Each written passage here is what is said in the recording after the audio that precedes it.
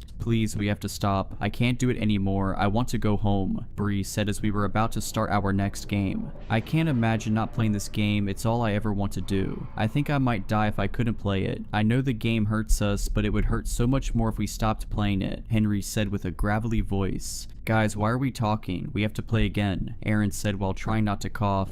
I know we have to. I've never hated something and loved something so much in my whole life, Bree remarked. We started the game with shaky hands, moving slowly and holding our breath whenever someone looked at their card. OJ went first. She reached down and picked a card, cringing to herself after reading it in her head. Next was Bree. She rolled her eyes and she read off the words. Public card, waterboard the player to your right for 5 minutes. Both players move 8 spaces. Bree timidly timidly said as she glanced at James sitting next to her. I can't say we really knew how to waterboard someone, but we laid him on his back with his legs elevated and dripped water over him. We let him take a card for his turn before Bree started the waterboarding, so we didn't have to wait for 5 minutes for them to be done. His card was a secret card. We continued the game with the awful background sounds of gagging and choking. Next, it was Aaron's turn. He read his card and winced. He closed his eyes tight and opened them again, as if he was hoping he was in a dream. As he opened his eyes, he slowly looked at all of us, making eye contact with each one of us. Just then, James was done being waterboarded and he and Bree came to join us. I was so glad they were done, not just because I was sick of the sounds, but because it meant they got to move 8 spaces. Aaron stood to his feet slowly. I prepared myself because I figured he was about to hurt us. In an instant, he ran out of the barn and into our stolen car. We all looked around confused as to where we went, but kept playing the game as he drove off. Next, it was my turn. Public card, jump off the roof of the barn, 9 points. I said out loud nervously. Henry and AJ jumped up and started to walk outside, not even questioning if I would do it or not. They weren't wrong in the assumption. Before I could even think I was on my feet trying to find a way up to the roof, I found my way to the top of the 10-foot tall building. I took a deep breath and leaped off and was met with a hard thump as I hit the ground. I felt a gut-wrenching pain in my right ankle as I landed. I knew I broke it. I had no doubt in my mind. I was thrashing in pain, grabbing my ankle as my friends dragged me back into the barn. We knew we had to keep playing. Next, Henry took a card. He picked it from the pile with his eyes closed and brought it to his face, while peeking just enough to see the words on the card, then closed his eyes again, trying to pretend he never read the words in the first place. Next, AJ took a card. Even though it was a secret card, I knew it was about me. She glanced down at my ankle right after her eyes left the card. Just as James was reaching for his card, we saw Aaron walk back into the barn. We all sat in shock as his silhouette became clear and vivid in the doorway. Blood trickled down his arms and hands, dripping on the dirt as we all stared at each other. His eyes were blank at first, but then turned to pain. We watched him as he walked from the doorway to the game board, blood dripping on the game as he moved his token 30 spaces. Aaron, what have you done? 30 spaces? AJ muttered in fear. James, I'm so sorry I had to. Aaron whimpered as sat in the dirt with his secret task card crinkled in his bloodied fist. Tell me what you did right now. What the hell does your card say? Show us, James yelled as he stood to his feet. Just as James was about to jump onto Aaron, Henry reached into his pocket and pulled out some matches we used to start small campfires while we had been on the run. We all stood still waiting to see what he was about to do as he lit 3 matches and threw them into the nearby hay bales, igniting the whole inside of the barn. Without hesitation, AJ saw the opportunity and stomped on my ankle as hard as she could. If it wasn't broken before, it sure was now. I looked down at it to see it now bent sideways. She then stomped on my other ankle, not breaking it but making it so I couldn't walk. She moved her token 12 spaces. Even though I was in agony from the pain, I still felt such an intense high from her moving so many spaces. Aaron dropped his card in the midst of everything happening. James fell to his feet to see the card and started to weep as he read it out loud. Secret card, kill James's mom, move 30 spaces, he said with anger bubbling up. I can't believe you would do that for a dumb game. How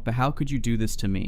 I couldn't control myself. Come on, you know what I mean. I couldn't control myself. Don't do anything you will regret, Aaron said cautiously. Oh, I think it's a little too late for not doing things we regret, James said as he jumped onto Aaron, choking him with all his strength. It seemed at that moment he was able to break free from the control of the game. He wasn't feeling the high of someone else completing a task. He just felt hate, red hot hate. I was overwhelmed to say the least. The barn was in flames. James was trying to kill Aaron, and to make matters worse, AJ out of nowhere jumped up and dug a pocket knife into Bree's stomach. Now Bree and AJ were in a fighting match too. Henry and I sat across from each other in disbelief at our surroundings. He looked at me with death in his eyes as he reached for a card. It wasn't even his turn, but I don't think he cared anymore. He knew the others would be occupied for a while. The fire was getting bad. I knew I had to get out of that barn as soon as I could. Because of the damage done to my ankles, I couldn't walk, so I dragged my body out of the barn, taking the game with me. I made it a few feet and looked back to see Henry not moving. He set his card down on the board before I started to drag it with me, and I read it as I continued to crawl, Secret card, let the fire overtake you. Move your token to the finish line and win the game. I was able to get out of the barn with the board game in hand. I sat and watched as the flames overtook Henry. He didn't even flinch when he caught on fire. As I saw it happen, I moved his token to the end space so he could win the game. I felt an intense high overtake my body as the game was complete. Only a few moments after Henry caught fire, the whole barn came down, with all my friends in it. I looked at the burning barn and then back down at the game. I'm ashamed to say that my biggest worry was not knowing who I play with now. I hate myself for thinking that, but that's how all the game is. I tried to start a new game by myself and drew a card, but that's when I saw the sirens of police cars and fire trucks pull up next to me. I was immediately surrounded by people trying to give me medical attention, taking me away from my game. I scratched and threw my body around like a toddler not getting their way. I remember them giving me some kind of sedative and waking up in the hospital. I was the only person to make it out alive that night. All I could say to the doctors and my parents was that I needed the game, that I had to play the game. It was the only meaning to life. It was the only reason I had to live. My parents got me a great lawyer and I got out of everything by pleading insanity. Our families all knew the right people and had the right money to ensure the word never got out about the deaths. They even managed to make the death of James's mom disappear. When they told me my friends were all dead, I didn't have much of a reaction. I just kept asking where the game was. When they eventually told me the game was gone and never coming back, that's when I lost it. They had to put me into restraints because I kept hurting the hospital staff from my meltdowns. I started to threaten the staff and told them all the horrible things that would happen to them if they didn't get that game back to me. I eventually ended up in a psychiatric hospital. I yelled and screamed so much that I never had my voice. I hardly ever slept because all I thought about was the game and how I craved to play it again. My skin was red and torn up from my insistent picking due to the withdrawals. After months I felt numb. Maybe from all the drugs they pumped me up with, or perhaps I was so used to the withdrawals I didn't feel it as much. It still felt like I had an uncontrollable urge inside my bones, but I was able to hide it. They then sent me home after a while. I knew I had to mask my emotions for the game, pretend I didn't care anymore, even if it killed me inside to say it out loud. I walked into my bedroom and I felt like I was being treated like a baby. My old bed frame was gone and it was just the mattress on the floor. All my sharp shelves were taken down, along with anything else I could possibly hurt myself with. I rolled my eyes but knew my parents had to make these changes for me to even come home. I sat on my bed and I looked around at my room, now with a doorknob that locked from the outside to keep me in, as well as bars on my windows. I searched my room desperately to find something to take up my mind. That's when I dug through my closet and I saw it. I saw that beautiful, colorful box that I came to know so well, just hiding in the back of my closet waiting to be found. I knew it came back the first time it was destroyed, but it was feeling like it was a one-time thing. But here it was, patiently waiting for me to come and play it. I ripped open the box, giving myself a paper cut in the process, and started to play the game by myself. With all that being said, I can finally say task completed and share what my first card said in that solo game. Secret card, spread the word about this game online so more people can join us. Move 20 spaces. So what do you say? Care to come join me for a game? I've lived with the voice for 11 years now. 11 years since I first heard the pained whispers drift up from the back of my mind. 11 years since the accident. I don't remember much from before the wreck. Probably about the same amount any person does from their first 7 years of life. But I do recall every detail of the day that everything changed for me. Maybe the trauma of it all seared it into my memories. My mother was driving me home from soccer practice and some of her hair was draped over the back of the headrest. I was seated behind her and when she refused to stop for ice cream, I grabbed a handful of the blonde strands and tugged hard. Distracted for a moment by the sudden pain in her scalp and turning to yell at me, she ran a red light. I'll never forget the look of terror on the young woman's face in the other car as she was about to T-bone us, nor her screaming expression turning towards the back seat just before the collision. My father was on the board of the highest rated hospital in the city, and he ensured that we received the best surgeons and the best treatment. The passengers in the other vehicle, a young mother and her son, were not so lucky. Still, it was a miracle that I survived. The impact was right behind our car's driver's door, right where I was sitting. I should have been crushed, but I did not emerge completely unscathed from the incident. My face was shredded by broken glass and twisted metal, my larynx battered to permanently alter my voice, my eyes damaged such that I was declared legally blind. Though losing the majority of my sight was probably for the best, as I was unrecognizable. With extremely powerful glasses, I was able to see just enough of my reflection to recoil in horror the only time that I ever felt felt brave enough to look into the mirror with them on. My parents found me sobbing in the restroom and calling myself a monster that morning. A few days later, they told me that we were moving away, that they were wanting to avoid me having to return to school and the onslaught of difficult questions or cruel ridicule from the children that knew me before. Clear across the country, we went from west coast to east, leaving everything behind, including all the photographs of me taken prior to the accident, which my mother and father explained they did as a kindness, to avoid any reminders of how I used to look. We were starting a new life, and they seemed intent on addressing the accident and my disfigurement from it as little as possible. In fact, it seemed at times that they wanted to pretend that it never happened. My mother sustained some superficial damage as well, but she became expertly adept at hiding her scars with makeup, and both of my parents refused to elaborate to anyone that inquired about my injuries other than to say we were in a car wreck, that I was a perfectly normal little boy whose physical wounds shouldn't define him, and that they would discuss it no further. Often, I appreciated their attitude as they worked fiercely to ensure that my childhood was no different than any other, but there were days that I wished they would at least be willing to talk to me about it. Like the night that I first heard the voice. 6 months after the accident, we were settled into our new home, and I wasn't quite yet adjusted to my surroundings, so it was not a surprise when I awoke in the pitch black of my room at some point in the middle of the night. Without my glasses, I wasn't able to see the numbers on the clock to tell me exactly what time it was, but the chirp of crickets outside my window and the absolute absence of light told me that it was well beyond my bedtime, and it wouldn't have much mattered if I could see the clock anyway, as I was unable to turn my head to face it. My body was frozen. No matter how much effort I exerted, I couldn't even wiggle a finger. I was petrified. My breaths came rapidly, and I tried to call out for my parents, but my vocal cords refused to vibrate, and then I heard it. "Who are you?" A childlike whisper grated through my head, a voice simultaneously familiar and completely foreign, originating from somewhere in the depths of my brain. "What?" I replied in thought, still unable to speak aloud. "You shouldn't be here." It sounded just as frightened as I was, trembling near to tears. Then, without warning, my left arm moved. Absent my command, or me willing it to do so, I felt it raise up off the bed and ball its hand into a fist. Open and closed, open and closed. The fingers curled in and out as if trying to grasp something in the air. "You shouldn't be here." The voice screamed at me, and in instinctual self-preservation, I yelled back at it in my mind, "Stop, leave me alone," willing it to go away with every ounce of strength in my tiny body, and my arm fell back to my side. Then suddenly, as quickly as it had come on, my paralysis lifted. Sweating profusely, I threw my covers off and ran for my parents' bedroom as quickly as I could. One small benefit to my new condition was that I could navigate much more easily in the dark than others. Most days I didn't even bother with my glasses as they gave me a headache, and I got very used to finding my way without the benefit of sight. The route from my room to my mother and father's was already memorized, and I was shaking them awake less than a minute after regaining my mobility. It wasn't easy for me to explain to them what had happened, as they were having to translate the hysterical words I managed to gasp out through fierce hyperventilation, but eventually they pieced together my story of the voice, and how I briefly lost control of my body. I expected that they'd be scared too, that they might even take me to the hospital, yet I was shocked when they barely reacted. It's not as if they were cold and uncaring, they did comfort me. My mother rubbed my back while my father described sleep paralysis, saying that that was very likely what I'd experienced, and they kept repeating that it was a perfectly normal thing. Even as a young child, I could tell there was something wrong with their logic. Dad noted that sleep paralysis could involve hallucinations, accounting for the voice, and a loss of motor function, accounting for me waking up frozen. However, it didn't elucidate how my arm had moved on its own, or the strange grasping motion it kept repeating. He had no answers for that, other than to tell me that I was okay, that I was safe, that the voice hadn't hurt me, and that the worst part of the experience was only the fear it induced. But he did warn me that it might happen again, and with his warning he tendered some advice. If the voice comes back and you find that you're not in control anymore, just do exactly what you did tonight, okay? Tell it to go away and that you're in charge, he said. And with no other guidance or plans on how to deal with it, when it did return again and again, that's exactly what I did. As I grew, I learned to live with it. Neither of my parents were willing to discuss it beyond that first night other than to reiterate my father's instructions, and it only infrequently impacted impacted my existence. By the time I was 12, I had heard it on 9 different occasions, always at night, always awaking me from a deep sleep. The physical manifestations were identical each instance, complete immobility other than my phantom arm grasping at the air. But the phrases that wormed through my mind changed. Not fair, leave, your fault, stolen. However, every time it looped back around to, you shouldn't be here. And though on each intrusion I was able to fend it off by telling it to leave and that I was in control, every occurrence resulted in pure terror for me. No matter how many times my parents repeated that it was sleep paralysis and there was nothing to fear long term, I was still worried that one day it might take over for good. That one day I would become a passenger in my own body, especially considering that I didn't understand why it was happening. As I mentioned, I didn't have many memories from before the accident, but I was certain that it had never happened before then. I surmised that there must have been something about the wreck that triggered it, and it wasn't until 5 years after it happened that I first heard the term survivor's guilt. My mother was watching a daytime talk show and they were interviewing guests that had survived traumatic accidents, one of whom described something similar to what I was experiencing, a voice in their head nagging them for still being alive when others had died. Listening to their story, I found myself empathizing with them. Maybe subconsciously I was punishing myself for causing the accident by distracting my mother. Maybe, you shouldn't be here was the voice telling me that I shouldn't be alive when it was my fault that other people weren't. But it wasn't a perfect fit for everything the voice said. What did it mean when it told me to leave or said stolen? It was more difficult to view those words the lens of survivor's guilt, yet it was the best theory I had and the one that I carried until I was 15. Until I met my best friend Carl in freshman homeroom, the first real friend that I made after the wreck. He didn't care how disfigured my face was or that I couldn't see. A bit of an outcast himself, we quickly bonded and I shared everything about myself with him, including the details of how I received my injuries, and of the whispers in my head. My father had told me explicitly that I should never speak about the voice to anyone else. Really, he told me never to speak of it at all, but especially not to mention it outside of our house. However, I trusted Carl implicitly. He told me about his struggles at home, about his mom's drinking and his dad's neglect. I didn't think it fair to hold back any details of my life from him. So it was Carl that gave me my second theory on the origins of the voice, as he didn't agree that it was a simple case of survivor's guilt. He suspected an attachment. Carl was much more into the world of the dark and creepy than I was. He suggested that the spirit of the boy that had perished in the other vehicle may have searched for the nearest living body it could find after it had been ripped from its own and crept inside. In his words, inhabitation was a much better explanation for what was happening to me than survivor's guilt, and for the first time I considered that possibly what I was hearing wasn't a manifestation from my own mind but was someone else speaking with me. It would explain why the voice hadn't aged with me over time, why every night that it returned to me it still sounded like a scared and angry child, and I had to admit that every phrase the voice had uttered made more sense when viewed from that angle. We theorized that the boy's soul didn't understand what had happened to it, that on nights when I was particularly vulnerable, fast asleep and emotionally peaceful, it could push me aside and briefly gain control of my body, that it was confused and thought I was the intruder. Leave, stolen, you shouldn't be here. But though it illuminated why the voice might be saying some of the things that it was, our hypothesis also pointed to a grim conclusion. The boy wanted me out. My fear of one day becoming a guest within my own body grew. Previously, I'd worried that it was just my own brain that would disconnect its physical control from my mental directions. But now I pondered the frightful possibility that there was a spirit trapped within me that was actively trying to take over. However, in addition to the dread, the prospect also filled me with a deep sadness. As the voice had forcefully reminded me several times, it was my fault that it was in this situation. I had distracted my mother, I had caused the accident. It would still be happily residing in its original host if not for me. I asked Carl if there was anything we could do to try and free it, surmising that sending it on would be preferable for it than forever residing in an alien world. He recommended that we try a Ouija board, thinking that we could contact the imprisoned soul and help it comprehend what had happened, thinking we might even be able to get it to leave once it realized that it did not belong in this world anymore. Yet, over the next 3 years, we made more than 50 attempts to communicate with the spirit directly, resulting in more than 50 failures. No matter the time of day, the ambiance we set, the music, the scents, the incantations, incantations. The boy would not speak to us, but he still came to me at night. 8 more visits during those 3 years, each time angrier than the last. Leave, stolen, mine. And each time he became harder to push out, each time he held control for longer. Carl was sleeping at my house during the most recent episode, and was nearly killed when he attempted to stop the possession. He had awoken to the distressed noises of me struggling for power over my faculties, and saw my arm rise from the bed, making the repetitive, squeezing motion I detailed to him. Knowing what was happening, he tried to shake me from the trance, but was unsuccessful in rattling me free. And then I witnessed my own body attack him. Throttling blows landed on Carl's chest and face. I sprang from the bed and pinned him to the floor. Hands that I couldn't stop wrapped themselves around his throat and began to crush down on his windpipe.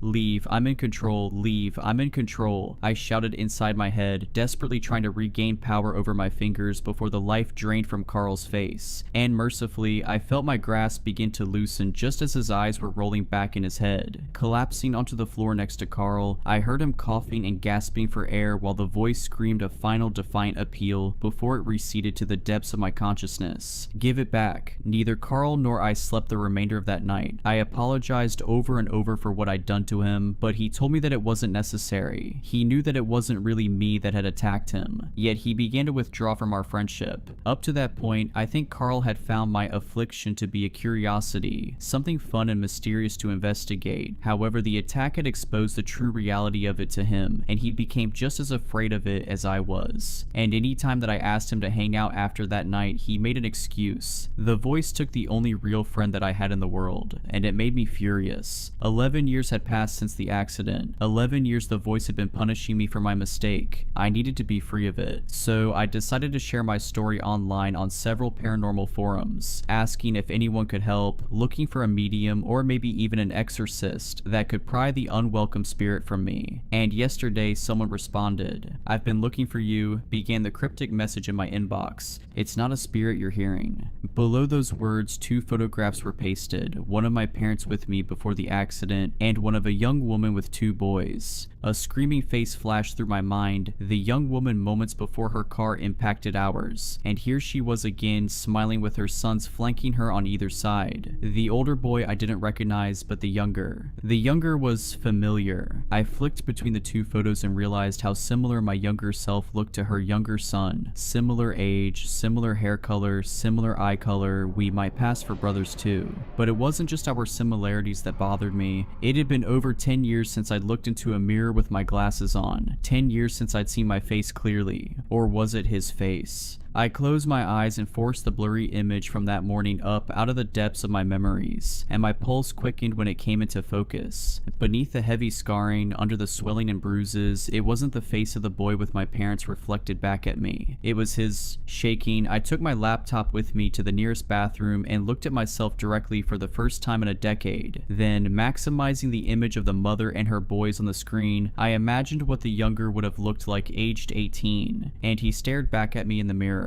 That moment, a splitting headache ripped through my skull, and I dropped to the floor. Grasping my head, I shrieked in pain while a series of images cascaded through my brain. I was seeing the accident again, though not from my perspective. I was seeing it from his. My mother's car flew into the intersection, and it was too late for his mother to stop. She screamed and reached for the back seat where he was seated, and he stretched forward with his left hand to grab her arm. He was closing his fist to squeeze it just as the impact threw her through the windshield, and an instant later, everything went black. He awoke in the hospital weeks later but was no longer the one in charge of his body. A new director had been installed. I'd been installed. The boy could hear my thoughts. He could see my memories. He knew an invader had taken control of his life, but he was powerless to do anything about it. And he watched as a man he didn't recognize shook hands with a surgeon, thanking him for saving his son's life, thanking him for being willing to perform such a radical procedure in order to do it. As the pain in my head began to wane and the scene from the hospital was replaced with the bathroom tile I'd toppled onto, I finally understood what the voice was. I understood what my father had done. I understood why my parents had never taken me to a doctor or to therapy to address the voice, why they had been so firm in their assertions that I'd tell it that I was in charge whenever it returned. They already knew what it was. In the boy's memories, it was a neurosurgeon that my father was shaking hands with. They were old friends. He was the one that saved my life, though he'd only saved part of me. The other boy hadn't perished perished that day as they'd all lied to me. I had, all but my brain, which they transferred to the surviving boy's body. He wasn't the intruder, I was. Lying there on the cold bathroom floor, my mind reeled with the horrifying truth that it was now burdened with. I'd made the boy a prisoner in his own body. Sobbing, I pulled myself to my feet and looked again at the anonymous message that had shattered my reality. And I found a few more short sentences beneath the photos. You killed my mother. You stole my brother's body. I will find you. I don't know what to do. I can't eat. I can't sleep. I crushed my glasses last night, never wanting to catch even a glimpse of my face again. I thought about trying to share control with my roommate, but beyond having no idea how to go about that, I'm terrified of what he'll do if I give him the reins, because now that I know for sure he's in there, now that I know the voice isn't survivor's guilt or a wayward spirit,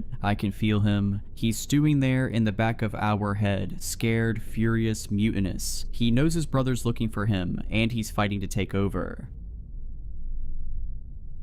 Please feed Mohan his dog food pedigree at 2 p.m. The packet is in the cupboard and his dog bowl is kept near the kitchen sink. I stared at the WhatsApp message, reading it again and again. My emotions were caught between bemusement and nervousness at the bizarre request. I know what you all are thinking, just feed the dog his kibble. But here are the facts. Mohan is not a dog, he is a 10-year-old. To give you all some context upon my situation, I had agreed to babysit Mrs. Sharma's son Mohan because my mother wanted our new kooky neighbor to feel at home. And no, this was not a paid babysitting job. It was just an endeavor to build neighborly relations by my over-enthusiastic mother. But as I said just now, Mrs. Sharma was a kooky. I had only observed her twice, but both the moments left quite an impression upon me. The first one happened when I caught her cutting a bar of soap like a carrot upon my mother's chopping board. She had brought a pack of those as gifts when she first came to visit us. A brand new pack of expensive sandal soaps. At that time, I was reading a book from a position where she could not see me, but I could see her on the sofa chatting with my mother. But when my mother went to the terrace to fetch our drying clothes for 10 minutes, I surreptitiously watched her take one of the bars and start dicing it upon the chopping board my mother had just used for slicing radishes. I looked away after 5 minutes, but Mrs. Sharma had clearly left no trace of her actions because when my mother came back, they continued their nonsensical conversations while my mother once again picked up her knife and continued chopping the remaining vegetables. Needless to say, I refused to eat dinner that night and ordered from Zomato. The second incident happened when I caught Mrs. Sharma tasting Pedigree, a popular brand of dog food, when my mother and I were visiting her home. Mrs. Sharma went into her kitchen to pour some drinks and snacks for us while we were waiting in her guest room. At that time, I had a sudden urge to use the washroom. I silently walked past the kitchen, but my eyes happened to glance upon her for a few seconds, and there she was, taking kibbles out of a Pedigree packet and putting them in her mouth. I refused to eat anything she served to me and my mom later on. I also mentally grimaced every time my mom picked a bite to eat. The woman clearly had issues, and I wished that my mom would have stayed clear of her, but fate had other plans. The two had become fast friends, and now I was saddled with babysitting Mrs. Sharma's 10-year-old son Mohan. When I had questioned my mother about why we didn't see Mohan during our visit to Mrs. Sharma's house, Mom told me that it was because he had gone on a walk with a girl from our colony. My mom also gave me a list of written instructions on how to take care of that kid. I wished she would just WhatsApp me, but she just had to write it on paper in her terrible handwriting. Honestly, the only redeeming quality of Mrs. Sharma so far was that she was not as technophobic as my mother and had agreed to message me the instructions. The babysitting ordeal was to last from 12 noon till 6 in the evening. I had not even glanced upon the list my mother had given me, as Mrs. Sharma had promised me that she would text me the relevant tasks throughout the day. So, with an irritated look up on my face, I went to pursue the challenge. I first saw Mohan in the living room of their house, watching television. An episode of Doraemon blared from the television and I winced at how loud it was, but the kid was unaffected. Mrs. Sharma had just deposited the keys to her house with me right outside the house and left in a hurry, without even introducing me to her kid. Her craziness clearly wasn't going away anytime soon. I felt sorry for the kid for having such a weird mother without even having met him. So that is how how I had relaxed a little and entered their living room after safely locking the door. I was told by my mother that Mohan was 10 years old, and he looked exactly like a normal 10-year-old would. He was watching the television screen with his black hair combed back, wearing a red t-shirt and a pair of comfortable pants, munching upon Maggi noodles with a glass of mango juice nearby. I introduced myself to him, and he monotonously replied to my basic questions, his attention clearly fixed upon the television. But he looked comfortable enough, so I went into the guest bedroom of the house to watch Dairy Girls on Netflix after reassuring him to call me if he needs anything. I was captivated by the show until Mrs. Sharma's message notification came on WhatsApp. That is when the weird message that I had talked about earlier came in at 1:40 p.m. and reading the message made me wish that there was some version of CPS in India, because the entire event just screamed that something abusive was going on with Mohan and his mother. I wondered if Mrs. Sharma was joking with me, so I nervously went to the cupboard to see if I would actually find dog food over there. I was hoping that the last time I saw her eat pedigree kibbles in her kitchen was just some hallucination or glitch in the Matrix moment, but there it was, a yellow packet with a cute little golden retriever picture, a big packet of pedigree. I stared at it for a good 10 minutes, wondering what my next steps should be. Should I make a run for it and inform my mother about the incident, or should I grab Mohan along with me too? Or should I just ignore my conscience and feed him the dog food and finish my babysitting task? Because if the past events were anything to go by, it certainly would not be the first time he would be eating it. My mind was racing in all directions, until suddenly I heard scratching at one of the bedroom doors nearby. To say that my blood had turned to ice by now would be an understatement. I quickly ran to Mohan and asked him what was causing the scratching. Maybe it was just a pet that Mrs. Sharma had confused with Mohan, I thought nervously, but Mohan's reply caught me off guard. "It is the red man," he told me. What?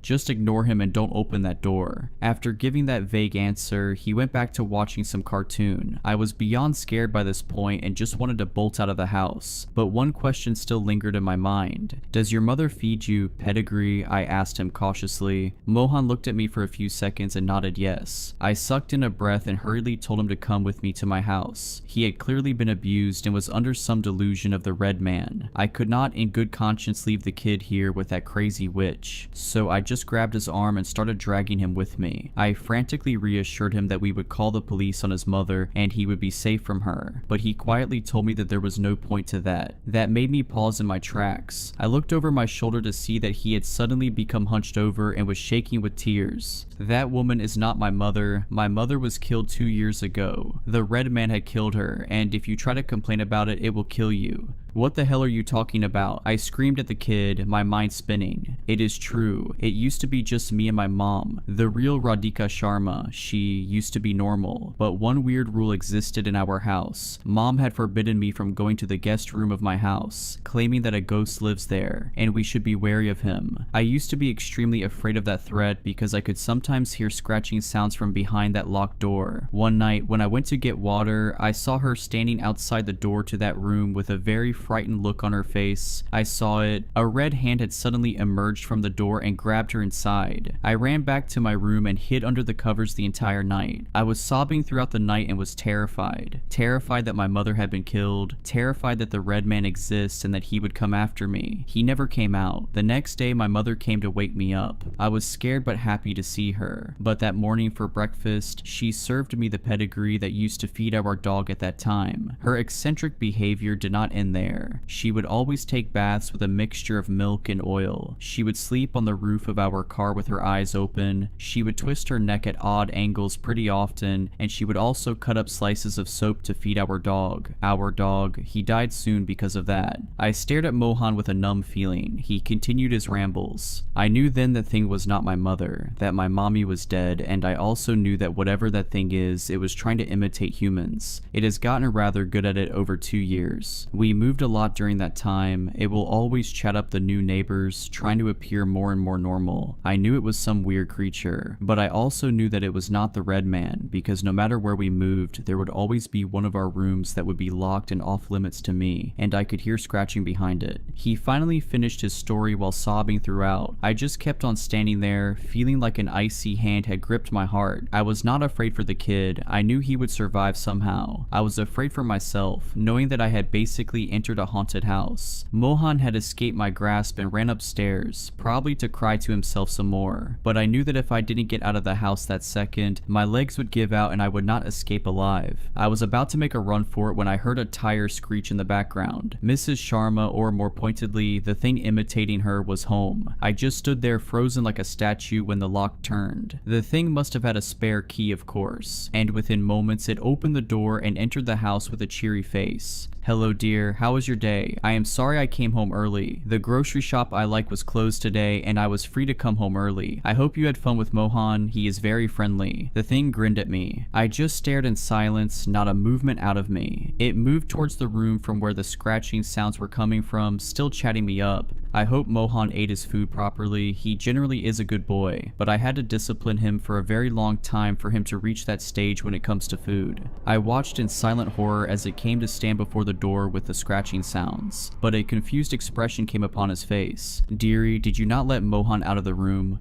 Huh? The inquisitive expression just escaped my mouth, the first prickle of curiosity coming over me. Without any warning, its hands turned the handle and opened the door. I screamed and tried to make a run for it, until I heard a bark from behind me. I just froze up on the spot, slowly turning my head around. I expected to see a grotesque red figure with a creepy smile coming at me with inhuman speed. Instead, a happy golden retriever ran up to me. I tried to collect my thoughts for a minute. I expected that this was all a show, and both the woman and dog would soon reveal their true paranormal forms, but nothing of that sort happened. The golden happily continued to hug me, and Mrs. Sharma watched with a worried look on her face. "Did you not feed him, dearie? Mohan must be very hungry now," Mrs. Sharma replied, pointing to the dog. "What are you talking about? Mohan is your son, isn't he?" "I refer to him as my son, but he is not my actual son, dearie. He is a dog. Why are you asking such a weird question?" "But were you confused all this time because you thought I had an actual son? I never had a child and I had never been married. I have only had one companion for 10 years. My beloved Mohan. Let me feed him now. He must be hungry." With that, she walked towards the kitchen. I just excused myself and ran to my home. I ambushed my mother as soon as I saw her. "Did you know that Mohan was a dog?" I angrily questioned my mother. "Of course. Why are you asking such an idiotic question? Was that not clear enough the first time you saw him? Mohan being a dog was literally the first thing I wrote in my list, but you did not read it."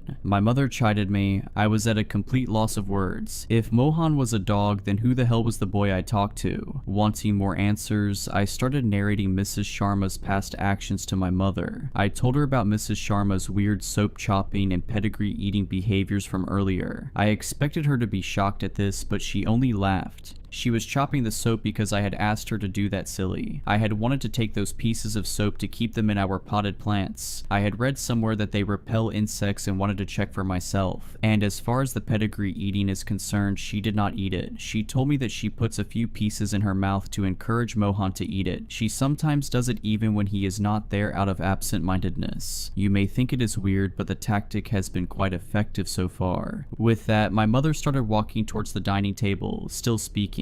"You have really disappointed me this time. I expected you would take better care of Mohan. You are lucky Mrs. Sharma is a sweet lady. She would probably forgive you. Mrs. Sharma had even brought a gift for you for taking care of Mohan." My mother kept on ranting. My mother pointed towards a painting kept on the dining table, but as soon as I saw it, beads of sweat started collecting on my forehead and I felt like I would faint, because the painting consisted of a picture of the same boy I had talked to earlier that day, and on the bottom right corner, it was signed as the Red Man. Since then, I have tried to throw out the painting multiple times, but it keeps on showing up in weird places in my house. So all I am requesting you guys is that if you ever end up babysitting a kid talking about the Red Man, just call an exorcist.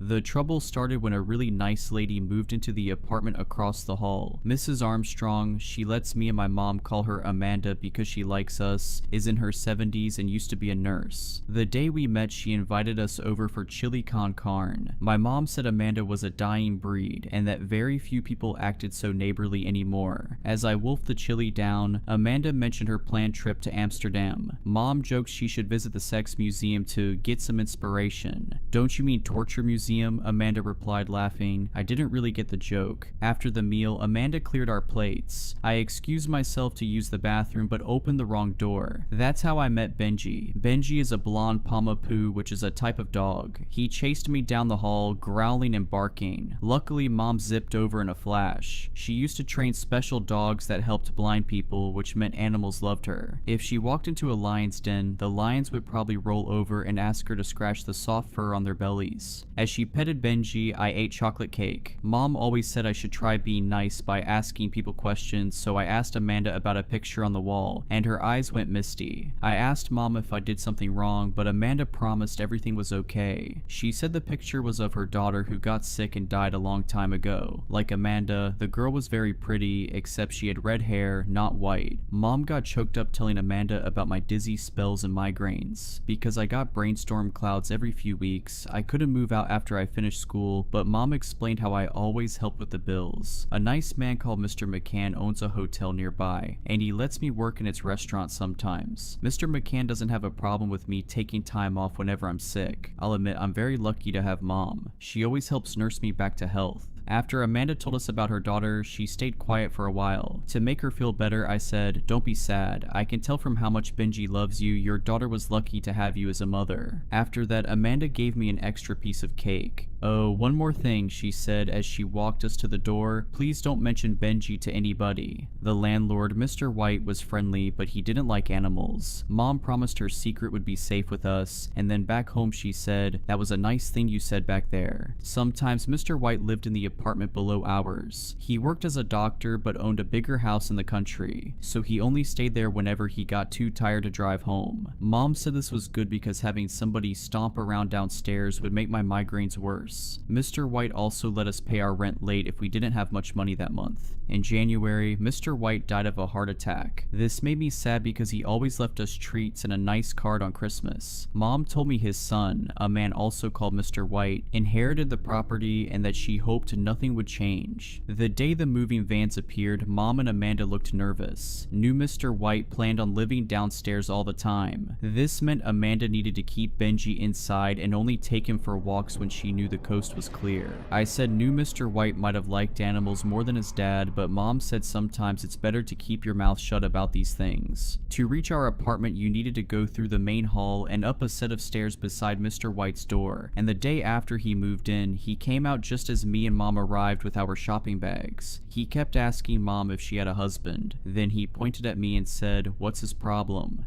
"He doesn't have a effing problem," Mom shouted, her face all red. Then she dragged me upstairs. I said Mr. White must be super friendly because friendly people ask people questions, but she said he didn't have friendship on his mind. I asked why Mr. White thought I had a problem, and she grabbed my hands and said, "There's nothing wrong with you, Danny." She explained because I was sick for most of my childhood, I never got to spend time with the other kids, which meant I still had lots to learn about communication. Mr. White started cornering Mom at the stairs a lot. She said he must have been listening for her. She started tiptoeing. This worked for a while, but then he started knocking on our door. He'd say things like, "Is the water pressure okay?" or "Did everybody's internet drop or just mine?" One afternoon I heard a commotion from my bedroom and went down the hall. Our apartment door opened onto the lounge. Standing there, Mr. White said, "You're busy watching him again? What's the matter with that boy anyway?" "Danny's very sick." "What, can't you let him off the leash for one night?" "I'm sorry." So he'd old enough to grow a mustache but can't wipe his own butt. After Mom slammed the door, we made eye contact. She asked how much I heard. I said everything. I could tell by her tone she was upset, so I gave her a big hug. I told her if Mr. White made her cry again, I'd beat him up, and that made her smile. Then I said I'd tear his stomach open and rip his innards out, and she told me I'd gone too far. A few days later, I got startled awake by somebody pounding the door. My brain clouds meant it was hard to follow what happened, but Mr. White kept screaming the word dog over and over. In the morning, Mom wouldn't tell me about their argument, but Amanda came over with a bottle of wine like the kind they serve at the hotel. Mom told me to go to my room, but I hid in the hall instead. Mr. White was annoyed about the yappy F word running around our apartment. He said he heard a dog's toenails click across the floor, which would be his roof. Amanda heard this and knew he meant Benji, but was terrified what would happen if Mr. White found out. "Benji's all I've got," she said through tears. Mom hugged her and told her not to worry. Mr. White started causing lots of trouble. Mom said she always smelled alcohol on his breath, and when people had too much alcohol at the hotel, that's when the doormen kicked them out. One night, I woke up to Mom screaming, "Do you see a doggy bowl anywhere around her, or how about a leash?" Blood was thumping in my ears and their loud voices were so painful. I squeezed my eyes shut and silently counted to 10, making my mind blank until my head stopped hurting. In the morning, Amanda brought us cookies. "I don't understand how he can still hear Benji," she said. "I've soundproofed the apartment." She offered to help with our rent, but Mom said no. She said Mr. White was probably just making excuses to be angry because she wouldn't F-word him. Later, she explained to me we needed to stay on our best behavior because that B-word would have used any reason to evict us.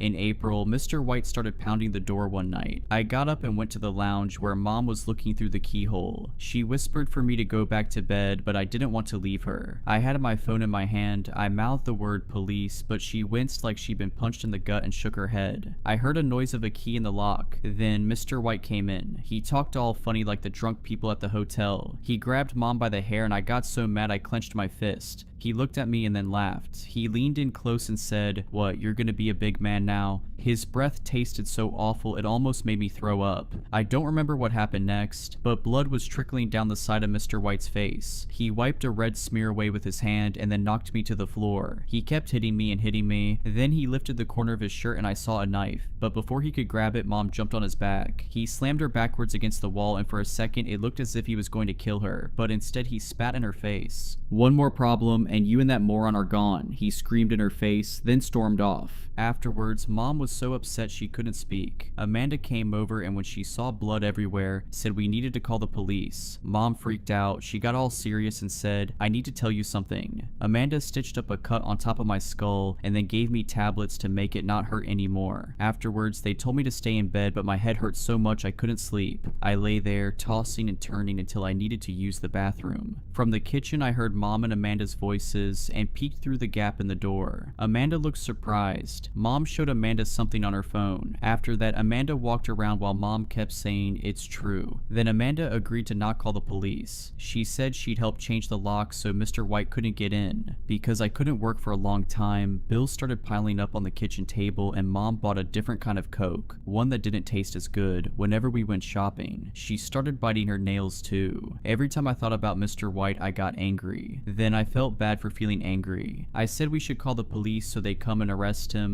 but she said nobody would believe us and we'd just get evicted anyway. So I had the idea to install a security camera. That way, if he caused more trouble, we'd have proof. After my bruises healed, I worked extra hard at the hotel until I'd saved enough money from tips. I installed the camera on the cabinet in the corner. I angled it so you could see the front door, the wall, part of the sofa, and the window at the front of the apartment. I knew Mom would be furious if she found out what I'd done, so I hid the power cable behind a row of dusty books she never read. It wasn't long before I felt the storm clouds setting in again. I spent several days in bed with Mom bringing me my meals until one night I woke up drenched in sweat, twitching and whining. From somewhere nearby I heard Mom scream. It felt like I might explode and the haze got way worse. After that, all I remember is darkness. I woke up in bed with vomit all over myself. I cried and called for Mom, but she didn't appear. I dragged myself into the lounge where her and Amanda mopped the floor. Mom reacted like she was watching a scary movie when she noticed me. The front door wasn't sitting right and a lamp was broke.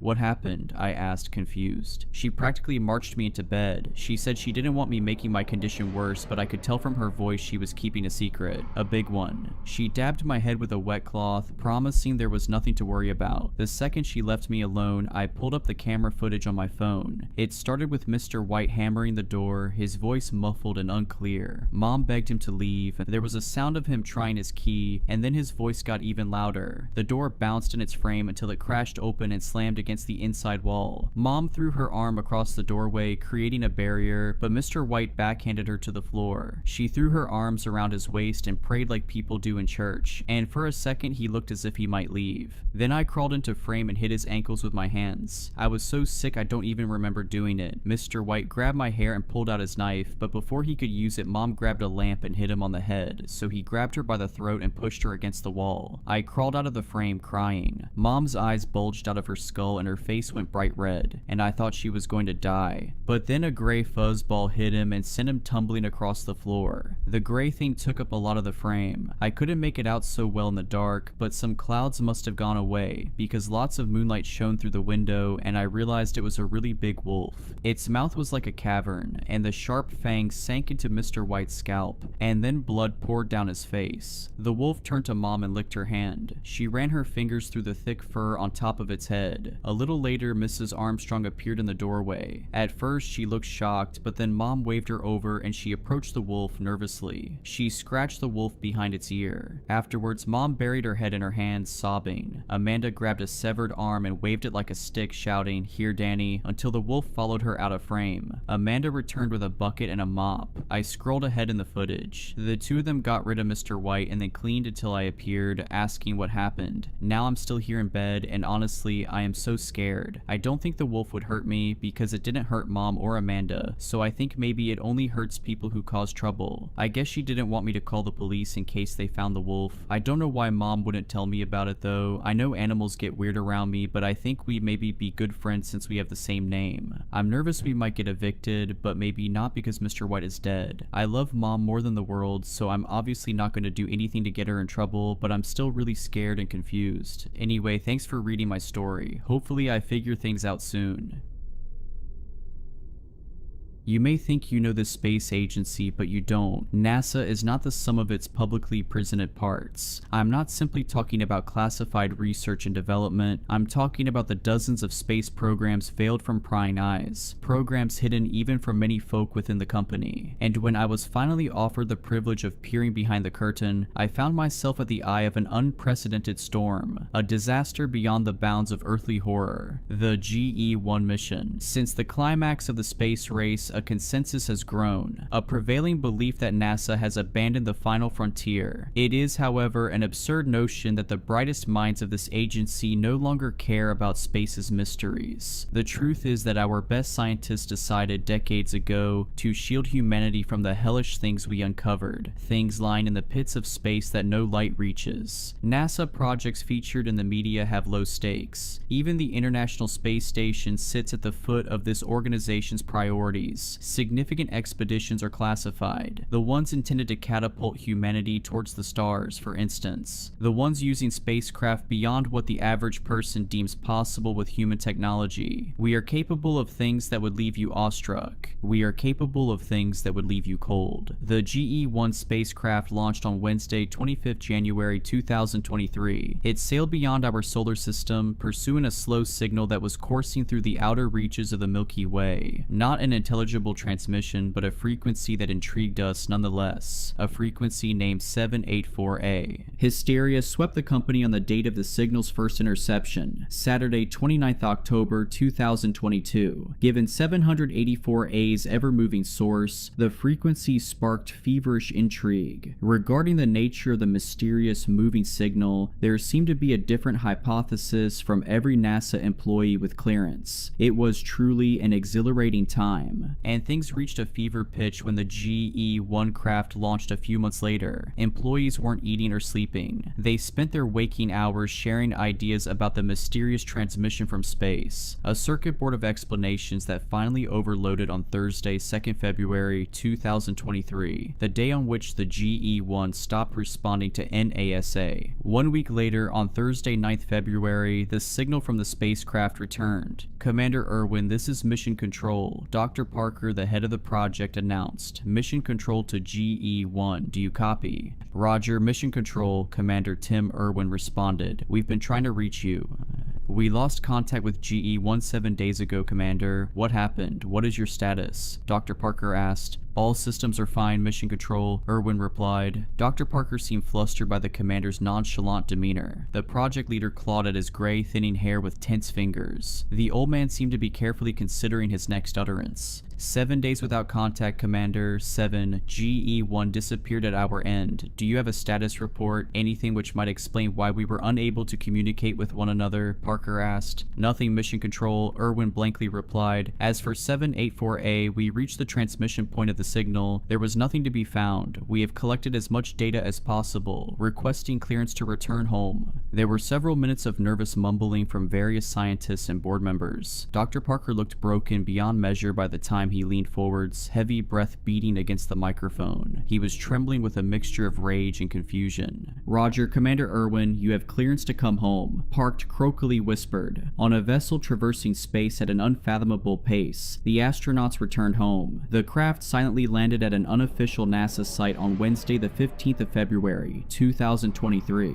The GE-1 crew emerged, greeted by a small, applauding crowd. Tim Irwin, Gianna Danes, and Matthias Olsen. Those were the three astronauts who supposedly emerged from the spacecraft. And at first, we had no reason to believe anything else. We recognized the three faces, the three voices, the three brilliant minds. However, it did not take long for slight oddities to slip through the cracks. I overheard something perplexing whilst Tim Irwin spoke to his wife, Melissa Irwin, in the break room. "I love you, Melody," the astronaut said. Melissa frowned, smiling awkwardly. "Melody? Who is Melody?" I didn't intend to eavesdrop. I'd been helping myself to a drink. Still, I slowed down when I heard that. Melissa was clearly teasing her exhausted husband, but there was a slight tinge of uncertainty in her voice. And I'll admit that I was a little too nosy. I pretended to weigh up 2 different drinks before I made my way out of the room. As a result, I managed to catch the tail end of the commander's strange fumble. Irwin cleared his throat. I'm sorry, honey,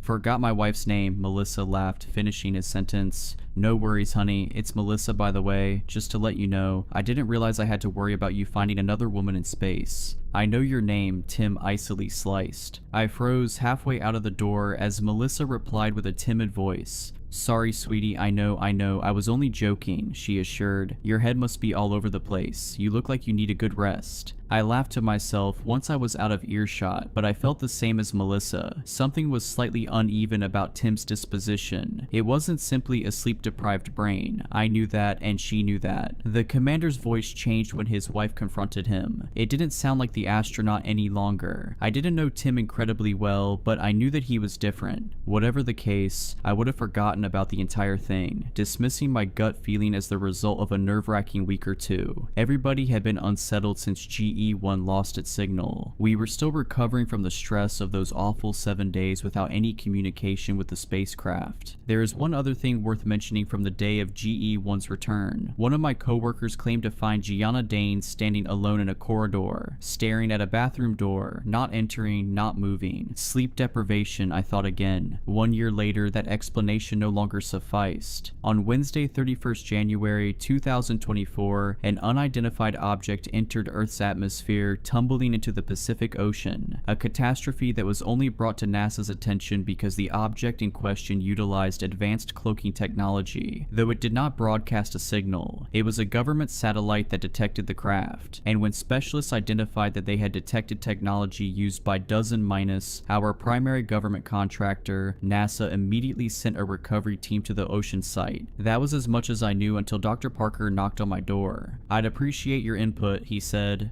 "Pardon," I replied, fearing for a moment that I'd have to join the exploration team. "You're one of only 24 people who were involved with the GE-1 project," Parker explained as if that were enough information. "I don't understand. That project ended a year ago," I said. Dr. Parker's brow furrowed. "Please come with me, Dr. Odell." And then, after following the man to the control room, I learned something which my brain, usually eager to embrace the unknown, wanted so desperately to unlearn. On the ocean floor, thousands of feet below the water's surface, NASA found the GE-1 spacecraft. "What?" I gasped. "We don't know," Dr. Parker replied. "I need your help, though." "Why?" I weakly asked. "I don't understand any of this. The GE-1 is sitting in a hangar, isn't it?"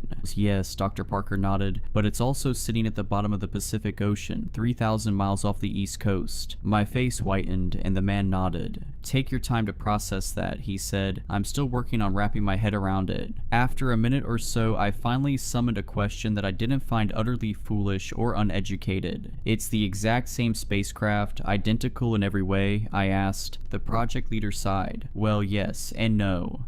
Why am I here, Dr. Parker?" I asked. "The recovery team has not explored the craft yet," the man replied, "but we have conducted a preliminary exploration with an unmanned vessel, UV-7. Movement was detected within the craft." Christ, I gasped, and Parker continued, it's unsettling. The room is divided. Some specialists think a living organism might be down there, but others think it may have been a dislodged piece of equipment. The UV7 didn't transmit any biological information. Anyway, that's why I wanted to bring you into the room. You're one of this organization's leading biologists, after all. I scoffed. I specialize in cell and molecular biology. This is, well, what is this? What have we even found here? And Shade, nothing, Parker said. That's my verdict, but Dr. Long disagrees. I mentioned your name to them, and I'm hoping you'll help me. How? I asked. By proving what the UV7 has already told us, he answered. Whatever moved down there, it wasn't living. It wasn't organic in nature unless a fish happened to... No, it couldn't have been. As I said, the UV7 would have detected a biological signal. I agreed to offer my opinion. I shouldn't have done so, but I did. It would have been easy to ask Dr. Parker to choose someone else. Give someone else clearance. I wasn't exactly emotionally invested in the GE1 program. It had been a year since the astronauts supposedly returned, and we'd found nothing at the source of the 784A frequency. Since then, I'd moved on to bigger and better things. Of course, everything changed when Parker revealed that an identical version of the GE-1 spacecraft existed at the bottom of the ocean. It was a discovery far beyond anything I'd experienced during 13 years at NASA. I needed an answer to the unknown. 2 hours later, with no more than 20 people in the control room, we watched live footage of the submarine's dive towards the GE-1 crash site. The mission was a joint venture between NASA and a privately contracted company, with all participating crew members legally bound to an NDA. After all, they were about to explore a spacecraft which, in the public realm, did not exist. After the initial flurry of breathtaking aquatic species, it took another 2 torturous hours for the video feed to display anything other than blackness. The vessel descended into the depths of the ocean, the part that light didn't reach. I thought about its similarity to space. I found it ridiculous to think about the fact that we have ignored a frontier on our own planet before exploring the one beyond it. So much of the ocean remains unexplored. Eventually, the contractors found the wreckage, and 2 divers, each fitted with a camera, left the submarine to explore the vessel. When they rounded the battered nose of the spacecraft, mission control fell silent. We all saw it at the same time. The bold letters printed on the crumpled wreckage of the sunken craft, which was half buried in the black seabed. GE-1. Hearing about the discovery was one thing. Seeing it on a gargantuan screen was something else. Dr. Parker was no liar. I knew that, but I still didn't believe him until I saw the footage for myself. Breaching the airlock now, the lead diver, Barton, announced. Disturbed water swirled into a stream of bubbles, clouding the lens of Barton's camera as he used a piece of specialized drilling equipment. It was a long and arduous process, during which Mission Control only had a limited view of the spectacle through the camera of Lee, the second diver. That'll do it, Barton's colleague said. The bubbles started to disperse as the drill ceased, and we watched the 2 explorers break the airlock's mechanism before pulling the hatch towards them. They revealed a void within the opening, and the lights on their headsets did very little to illuminate the innards of the craft. I sensed that the 2 men were apprehensive about entering the wreckage. They likely knew very little about NASA's GE-1 program. That, in the end, was for the best. We all longed for that privilege. Entering the vehicle, Barton uneasily said. The lead diver swam through the opening, followed a couple of seconds later by Lee, who may well have been on the verge of turning and retreating to the submarine. The split screen revealed 2 pieces of footage, barely different in perspective, 2 views of the same bleak, water-filled tunnel, the entrance to a vessel that had once traversed space, only to meet its end in a watery grave.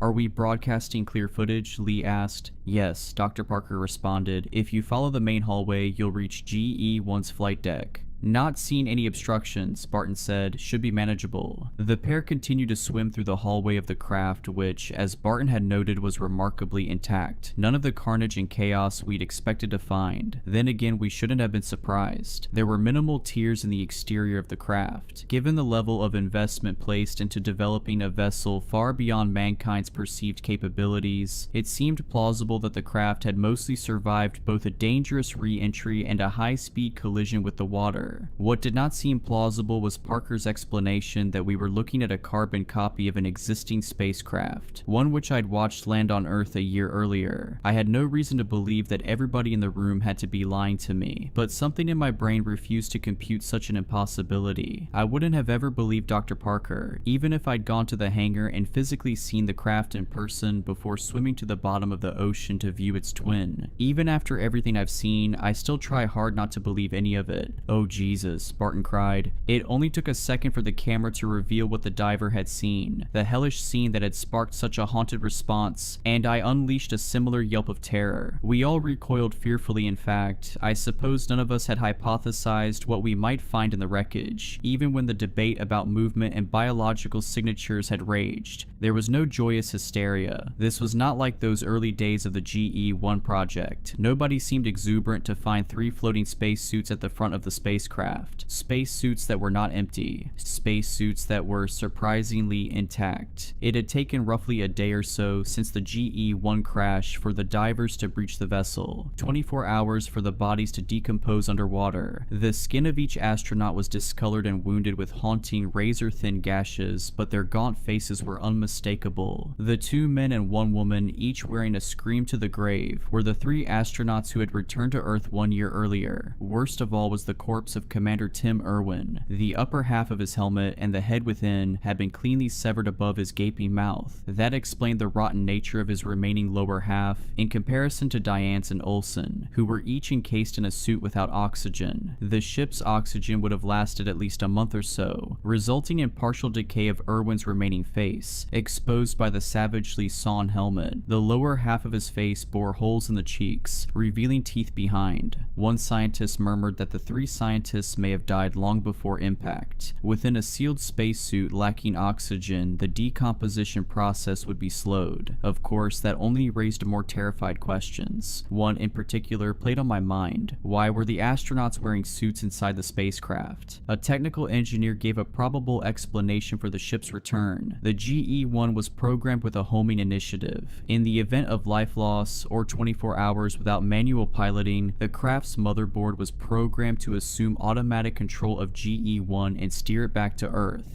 The re-entry might have failed because the ship was damaged. That might also explain why we didn't receive a signal from its transmitter. Honestly, it's a miracle that the GE-1 made it back to Earth at all, the engineer said. "We'll know more when we look at the ship's log," another engineer added. Dr. Parker sighed. "Barton, we need you to— We have to get out of here," Lee yelled, shouting over Dr. Parker. "I didn't sign up for this. Look, we did the dive. You've seen what you needed to see." I understand that this is a terrible situation," Parker continued. "You were, however, briefed. You signed a contract, Mr. Lee. The nature of the expedition was made clear to you, and we don't have all of the information that we need. We need you to recover as much of the ship's data as possible. Do you have the drive?"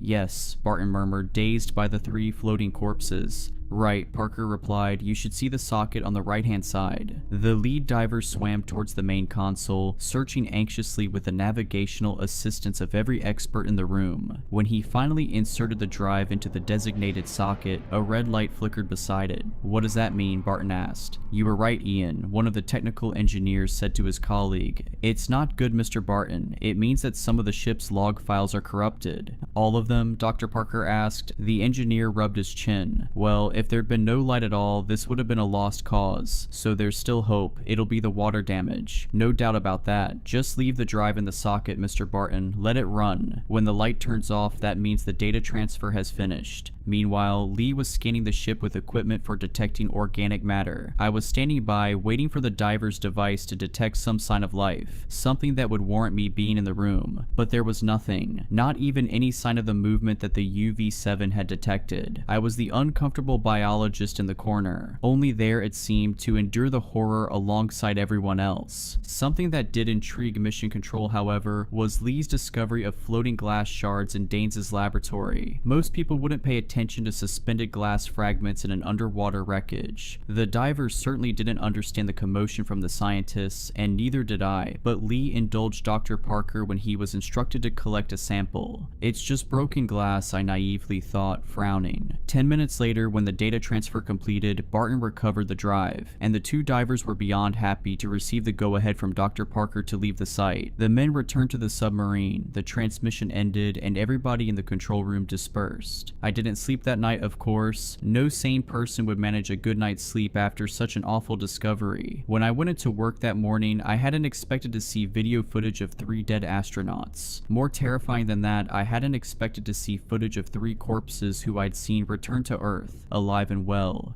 Earl, Dr. Parker half barked. I was sitting in my office, boring into the wall with a 1,000-yard stare. It took the man 3 attempts to catch my attention. Using my first name had triggered something in my brain, taking me out of myself for a moment, reminded me that this was all real. No matter how hard I tried to dissociate and detach myself, I was excruciatingly intertwined with the horror. Dr. Parker, I replied, unable to say anything else. I'm afraid I have to ask you once again to come with me, the man said, seeming far paler than usual. We just reviewed the data from the GE-1 wreckage. What did you find? I whispered, voice breaking. Parker sighed. If you come to my office, you'll see. I really need your opinion. That seemed like a lie to me. Dr. Parker had been talking about the importance of my opinion as a biologist since the start of the GE-1 program. In the end, I'd simply been a limp, lifeless limb. Hardly even a backup appendage. Just some excess fat that somebody had forgotten to trim. As it would transpire, however, Dr. Parker had finally found something that required my input.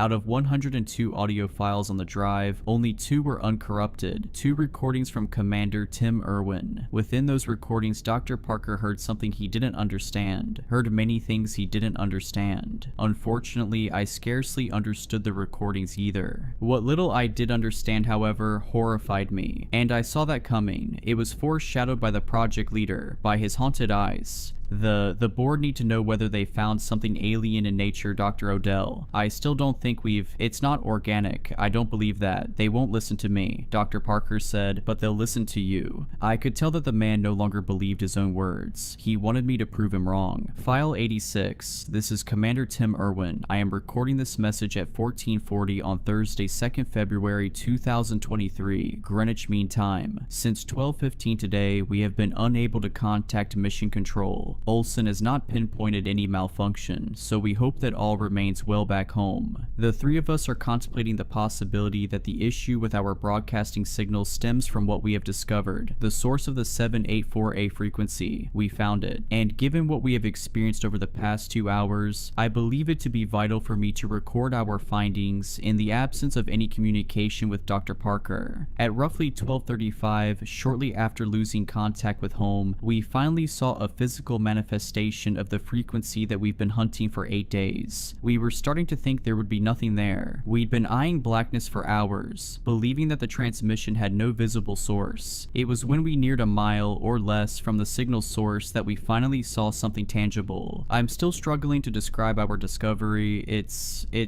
Well, at first we didn't know how to put it into words. Now, however, I suppose I'd say that we were pursuing an ever-moving belt of glass shards. Yes, glass shards. You heard me correctly. Thousands of small, glass-like fragments hurtling through the cosmos. Jagged pieces of some unknown material. No sign of biological life, no sign of foreign technology. Just a near-transparent substance with no technological or organic nature, somehow transmitting the 784A frequency. That revelation might disappoint some people back home, those hoping for signs of alien life. Still, I know that Dr. Parker and other minds behind this mission will be extremely fascinated by this discovery. At 12:55, after a brief preparation period, we used the B-1 craft to retrieve a sample of glass from the moving belt. I understand that, though we were cleared to use the equipment without approval, Dr. Parker may be a little disheartened. I know he wanted to experience this with us. I just hope he'll understand. We didn't want to wait for the line of communication to reopen. After all, we didn't know whether we'd have another opportunity. We had no way of knowing how the mysterious belt of glass would react react to our presence, even though GE1 still wasn't picking up organic or electronic signatures. Diane keeps talking about the possibility of something sentient lurking in the shards. Until we detect something organic, I doubt that. The belt was and still is moving at a rather glacial pace of roughly 6,000 miles per hour. We will have no trouble pursuing it in the GE1. As I speak, we are trundling alongside the glass stream at a crawl. It stretches for hundreds of miles. Who knows how many shards are contained within the stream? With regards to recovering glass pieces from the belt, the B1 craft suffered catastrophic damage, which intrigued us. No form of glass on Earth would be powerful enough,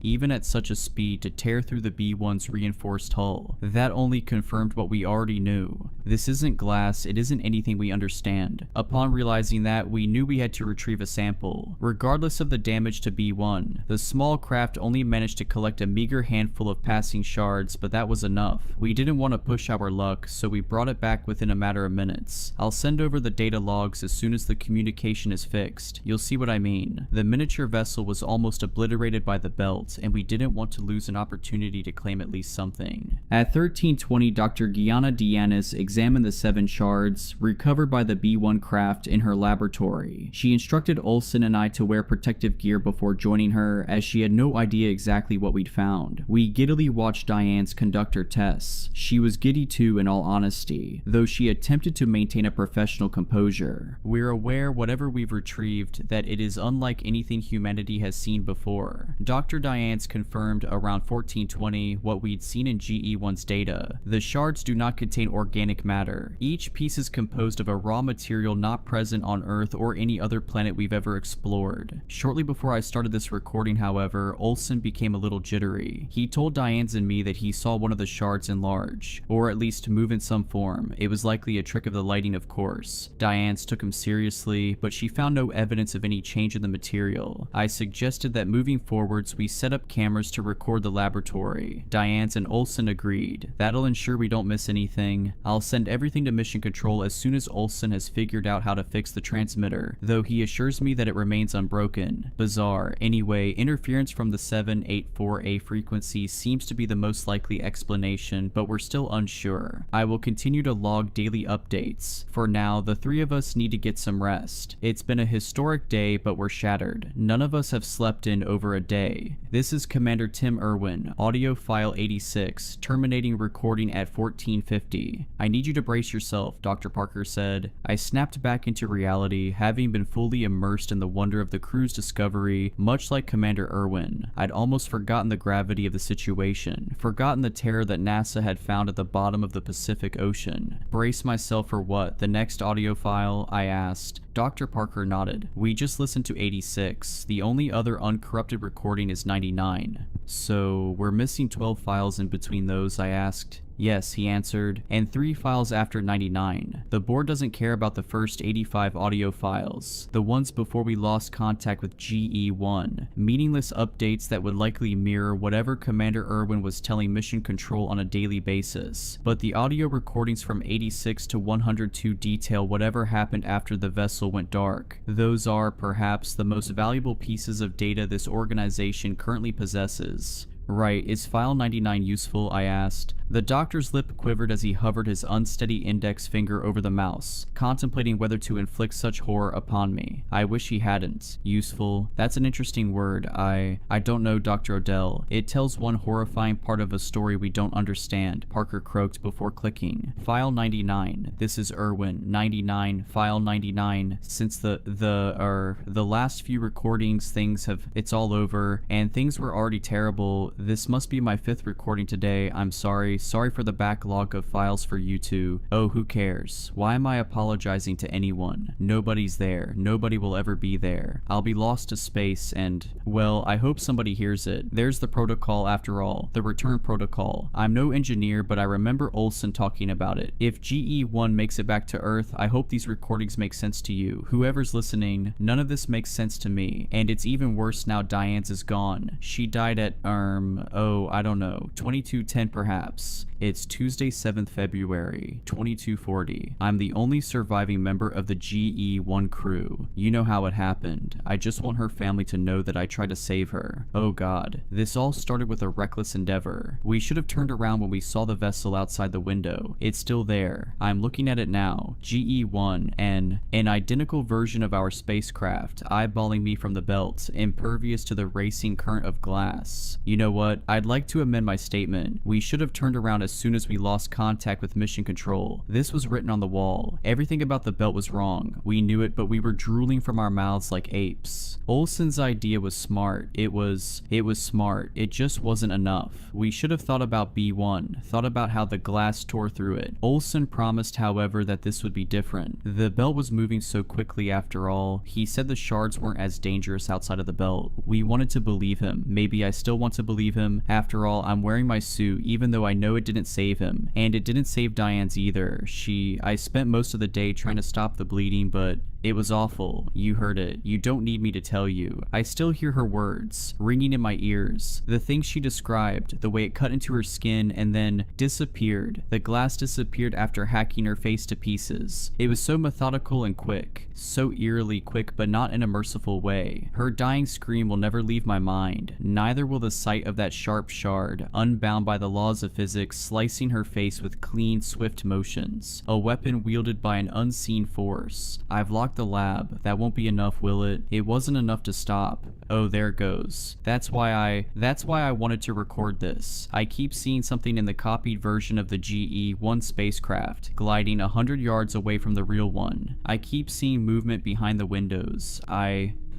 Oh God, God, God, God, God. No, there's no God, not in the... I see them so clearly now, but they're dead. Olsen and Diane's are dead. Their bodies are still sitting in the control room. I'm looking at them and they're across the way, surveying me from the flight deck of the copied craft. What is happening? What is this? They won't stop looking at me. They won't stop, and I want to turn around. I want to stop following the belt. I've wanted to abandon the mission for days, but Diane's made a good point. After Olsen passed, she said that we shouldn't head back with the shards on board. We were just too frightened to go near the glass after he died. Without Diane's, I don't see myself solving this. I just have to soldier onwards, keep tracking things, keep moving. I'll record an update tomorrow, but I won't abandon this mission. Not until I talk to somebody from Mission Control. Whatever material we found, I don't think I should come home unless I get rid of it.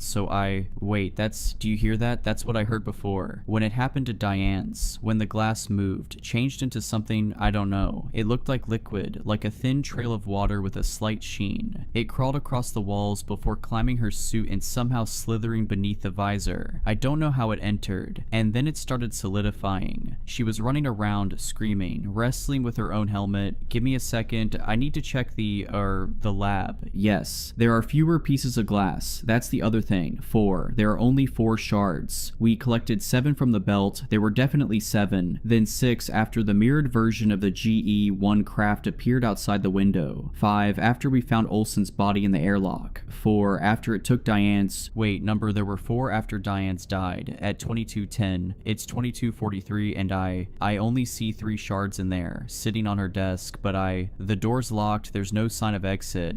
Where did the 4th one go? Where did it go? I don't know how much longer I'll be able to wait. I want to come home more than anything. See Melissa, see the little ones, but that's exactly why I won't come back. It would be selfish. It wouldn't be right to let them live on an Earth with the risk of these shards. Stop looking at me. Both of you. Stop it. What are you? You're not them. They're dead. I'm sorry. I'm so sorry for recording all of this. It would have been better not to know, wouldn't it? It would have been better not to know. Commander Tim Irwin, audio file 99, terminating recording at 22:45. After the audio ended, Dr. Parker and I sat quietly, not silently. I could hear my own heartbeat in the quaking canals of my ears. I could hear the project leader hyperventilating, failing to hide a fearful murmur that sounded at the back of his throat. He'd already heard the 2 files, of course. I had no idea how he'd managed to maintain any semblance of professionalism. He knew what was coming, he knew what I was about to hear, but he said nothing, did nothing. I was crumbling from the haunting revelations in the last surviving recording of Commander Irwin. I hated Dr. Parker for involving me in the GE-1 program.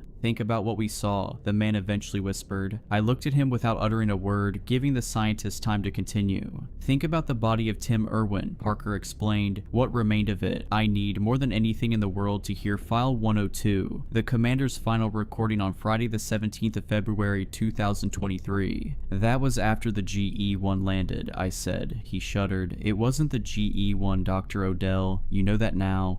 I'm thinking about the shards recovered from the wreckage. What happened to those? I asked, gripped by a fresh wave of terror. Dr. Parker lowered his head. Scientists are examining the fragments. Dr. Zealand's team. Now you've listened to the audio files, I'd like you to lend your expertise in his laboratory.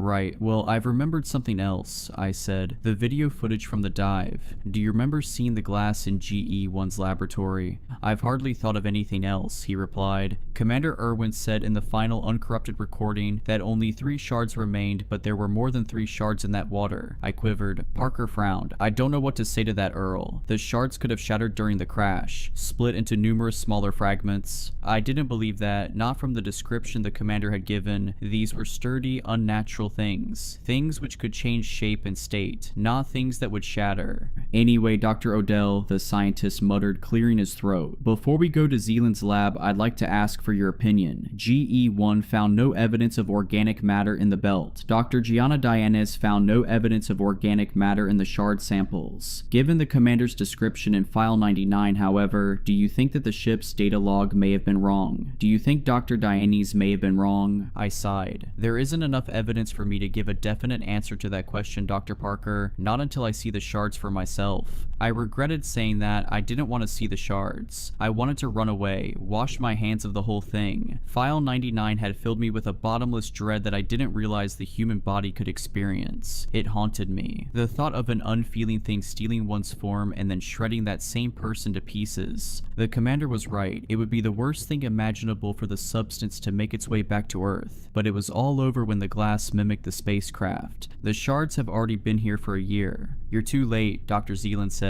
That line snapped my mind into action. I had zoned out of the earlier conversation with the scientist, still trying desperately to process the horror of the past few days. It was nearly impossible to process something far beyond our world, something the human mind has not evolved to process. Dr. Parker scoffed. Dr. Odell needs to... Dr. Odell is too late, Zealand interrupted. We disposed of the shards this morning. I beg your pardon, I asked. The fragments were dangerous. The audio recordings made that abundantly clear. Dr. Long ordered us to destroy the samples, Dr. Zealand said. At that moment, Veronica writing emerged from the lab, which was being barricaded by Dr. Zealand's hulking form. The sheepish woman was pushing a trolley of black waste bags, and she seemed to be trying to avoid detection. Regardless, hope sparked in my mind, as Veronica was a close friend of mine, not just a colleague. I hoped she would clear up the strangeness of the situation. The idea of NASA discarding such an important historical find seemed unthinkable to me. It was a lovely thought, there's no denying that. I wanted to entertain the possibility of the agency putting mankind's safety before mankind's progression, but I'm not a moron. Veronica, I called, is it true? What was that, Dr. Odell? She asked, stopping to face me. My body temperature lowered. As I eyed the face of my dear friend, I felt the shift. I didn't see a physical difference in Veronica's appearance as such. The shift in my fractured mind was more subtle than that. It was a feeling that whisked the contents of my gut. Veronica always called me Earl. Olduvai Gorge, Tanzania, 2024. The excavation has gone smoothly these past 3 weeks, but today we've encountered something so strange that it warranted the creation of this entry you're presently reading. As of this moment, I'm not sure whether or not to officially publish these finds, as I fear for the repercussions it may produce, and I do not wish to tarnish my professional legacy. The reason I'm even writing this entry to begin with is to keep a personal record of these recent events while they're fresh in my mind, but I also intend to post it anonymously to the internet, where it will likely be swept away and disregarded as a hoax or urban legend. I'm fine with that, I just need to get it off my chest. I know it's not rational or even a good idea to share this with strangers, but I just need to tell someone. Maybe someone will know what is going on. Until I have fully decided on whether or not to publish, I will keep this as anonymous as I can. I'm a paleoanthropologist at an esteemed university in the States, and I've been leading a small excavation team here in Tanzania at one of the oldest sites of hominin occupation in the world, Olduvai Gorge. Our excavation site was located on the eastern stretches of the gorge, in a particularly hilly area, as scouted by our surveyors. They chose this spot due to the presence of a series of small and seemingly undiscovered rock shelters hidden away behind thick shrubbery and debris. It is nothing short of a miracle that they were able to be located by our team. Over these past weeks, we have found here an abundance of lithic assemblages, most of them consisting of Oldowan scrapers and cores, but we also found a pair of Aculean hand axes and a few bifacial points. Deep in one of the rock shelters, we even unearthed the partial remains of what is most likely an Australopithecine upper skull, though further osteological analysis is pending. All seemed to be going well until today, when my lunch break was interrupted by one of my students. I will refer to him as Edward. He came rushing over from the easternmost rock shelter, nearly stumbling over all the pebbles and sticks in his way as he hurried down the hill toward the tents, calling my name. I rose from my seat to greet him, fearing that some sort of accident had happened. "What is it?" I anxiously inquired. I had never seen him this upset.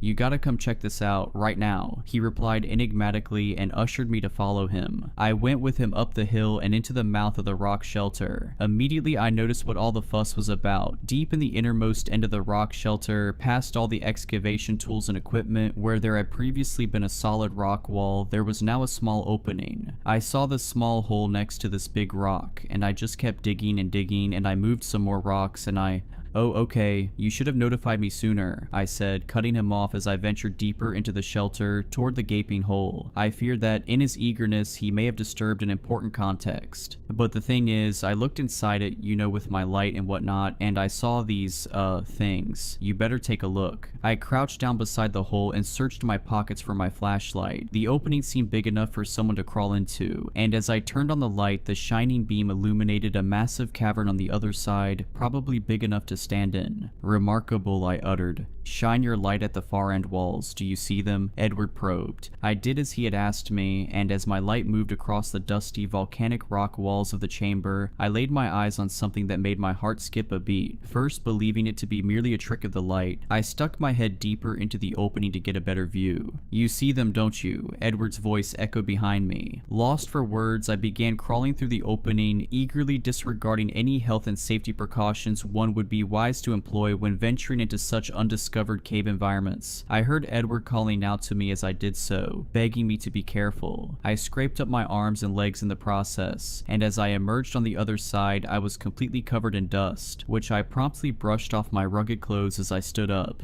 On the far end wall were a series of rough carvings onto the rock. Carvings in the Latin alphabet, carvings in English. The whole wall was full of them, as if it was a page in a book. Behind me, I heard Edward grunting and shuffling as he made his way through the opening to join me in my astonishment. I scanned the rest of the cavern with my light and saw that the inscriptions continued on the other surfaces and walls of the chamber. Not only that, but I noticed a series of strange artifacts scattered about, seemingly undisturbed for millennia. Among them were several aforementioned Oldowan stone tools, and a ring made of mostly pure gold judging by its pristine condition, as well as some bones randomly strewn around. My immediate thoughts were that the cave must have been used in modern times, perhaps recently. I hadn't yet actually read the content of what was scribbled on the walls, but even still, something about that explanation immediately felt off. The strata next to where the opening had been was undisturbed and had naturally accumulated for millions of years. I should know because I monitored it closely yesterday when we started digging in that part of the rock shelter. I realize some of you reading this might not be familiar with stratigraphy and thus not fully understand why this would be an issue when regarding the date of the inscriptions, but those well acquainted with the law of superposition should know exactly why this shouldn't be possible. If you don't, I urge you to Google it. But to make a long story short, however, the law of superposition states that geological layers accumulate over time, and that under normal circumstances, the layers that are the oldest are those found further down. Now, assuming the entrance we came in is the only entrance into the cave, and taking into consideration the opening was buried under a dozen stratigraphical layers, it means that it was last sealed around 1 million years ago at the earliest. earliest. Everything about this was strikingly anachronistic, but I saw no other explanation. There seemed to be no other way to enter the cave, and there was no sign of a previous collapse. "What is this, Edward?" I asked him, who was now full of dirt and standing beside me. "Are you pulling my leg here? Is this some kind of elaborate joke?"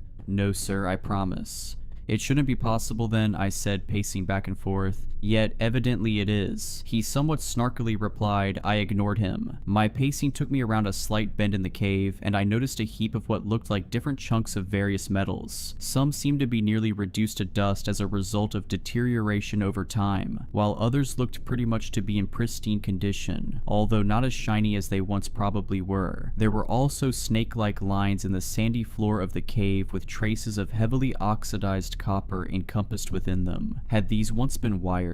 If they were ever covered in plastic, as most wires today are, it must have broken down millennia ago, leaving no trace. Quite remarkable. "Doc, you should see what's written on these walls." Edward's voice echoed around the bend. "Just a second," I replied, carefully observing the strange assemblage and analyzing it as best as I could. I had never seen anything like it in my life. Was this a machine? "Whoa, like you really need to come right now," Edward again urged me. I emerged from behind the bend to see what all the fuss was about, and when I did, I noticed the dusty visage of Edward looking pale as a ghost. "What's the matter?" I asked, looking at where the beam of his flashlight was illuminating the inscribed wall. "Read what it says," Edward urged me, and so I did. In the following section of this entry, I will recount word for word what was inscribed on those walls. Where there is significant erosion or other obstruction of the text, I have filled in the gaps. From what I interpreted to be the beginning, the upper left corner, it read as follows. "Upon arrival, the machine broke down almost instantaneously. I am the only living Homo sapiens in the world, and there won't be another like me for at least 2 million years. There is an overwhelming hopelessness to it all. There is no hope for me. I have accepted it. These things, these devils, have left me no other choice than to seal myself into this tomb. I can hear them at night digging and scratching." Thus read the first section of the text. Beneath it, the next one read, "My name is Bill Hartnell, and I was born on the 29th of September 2029 in Exeter, England, and this is my full story. I'm stuck in here for the foreseeable future, so I might as well tell my tale in as much detail as I can. I have got nothing better to do to pass my remaining time. Apologies if I don't get to finish it. Writing on this wall is somewhat tedious, however, so I will be concise. Forgive me. I studied quantum mechanics at Exxon and graduated with my PhD in 2058. The machine I built subsequently took me 10 years to complete and was operational by 2068, which is also the year I traveled here. I have now been here for a total of 2 weeks, and fear this may be my last. If you find this message, Patricia, you were both right and wrong. Right in that it would end badly, but wrong in that it wouldn't at least work." The writing ceased as this wall had met with the ground, but it continued on another, larger register to its upper right. My goal was to travel through time and witness every significant human benchmark in chronological order, starting here with the earliest use of tools and ending my tour with the 2029 Mars landing launch. But now it seems the beginning of the human story will be the end of mine. There is something else here, something that doesn't belong. One moment I was in my garage in Exeter, ready to go, and in the next a blinding white glare surrounded me, and as I opened my eyes I found myself on the prehistoric African continent. I immediately felt the scorching heat of the sun burn into my skin, and in that moment I cursed myself for not bringing sun protection. Such an obvious oversight, I thought. My pale British skin would be the death of me. The first thing that stood out to me was how humid it was compared to the present. If my calculations are correct, I should be at the site of Olduvai Gorge, but here there is neither a gorge nor the arid shrubland it is known for. This place is ripe with vegetation and fauna. As I stepped out of the machine, I noticed it had broken, and I dragged it off into a nearby cave for protection until I could get it running again. I spent my first night inside that cave, sheltered from the elements and wildlife, and trying to repair my device. It was a futile effort, as I do not possess the parts necessary for such a repair. Another fatal oversight. My first 4 nights were relatively normal, or as normal as you would expect them to be 2 million years in the past. On my second day, I cautiously ventured outside the shelter, and it didn't take long for me to make contact with the locals. Presumably they are Homo habilis, but it is hard to tell. I am a physicist, not an anthropologist. Seeing them in the flesh is a surreal experience. To think I am the first human to lay eyes on another living human species in 40,000 years is extraordinary. I guess this writing also technically makes for the earliest writing in human history, which is also neat. The other humans first greeted me with a sort of reserved curiosity. They carried in their hands various stone tools and looked bizarre, though to them I probably looked equally strange. If they had the cognitive abilities to form thoughts about religion, I must have resembled a god to them. They let me observe them from a distance and never posed any problems. If anything, they wanted nothing to do with me. I find it ironic how these people live in dwellings constructed between trees and shrubbery out in the open, while it is myself who is living in a cave like some troglodyte. On the 5th night, things got strange. Just as the sun was setting, I was heading back to my cave when I heard my name called out, almost like a faint whisper, coming from the tree line a short distance away. That voice, raspy and out of breath, I had never heard anything like it before. I am positive it was not made by any of the local hominins. I briefly decided to investigate, but when I heard rapid approaching commotion in the bush, I took off.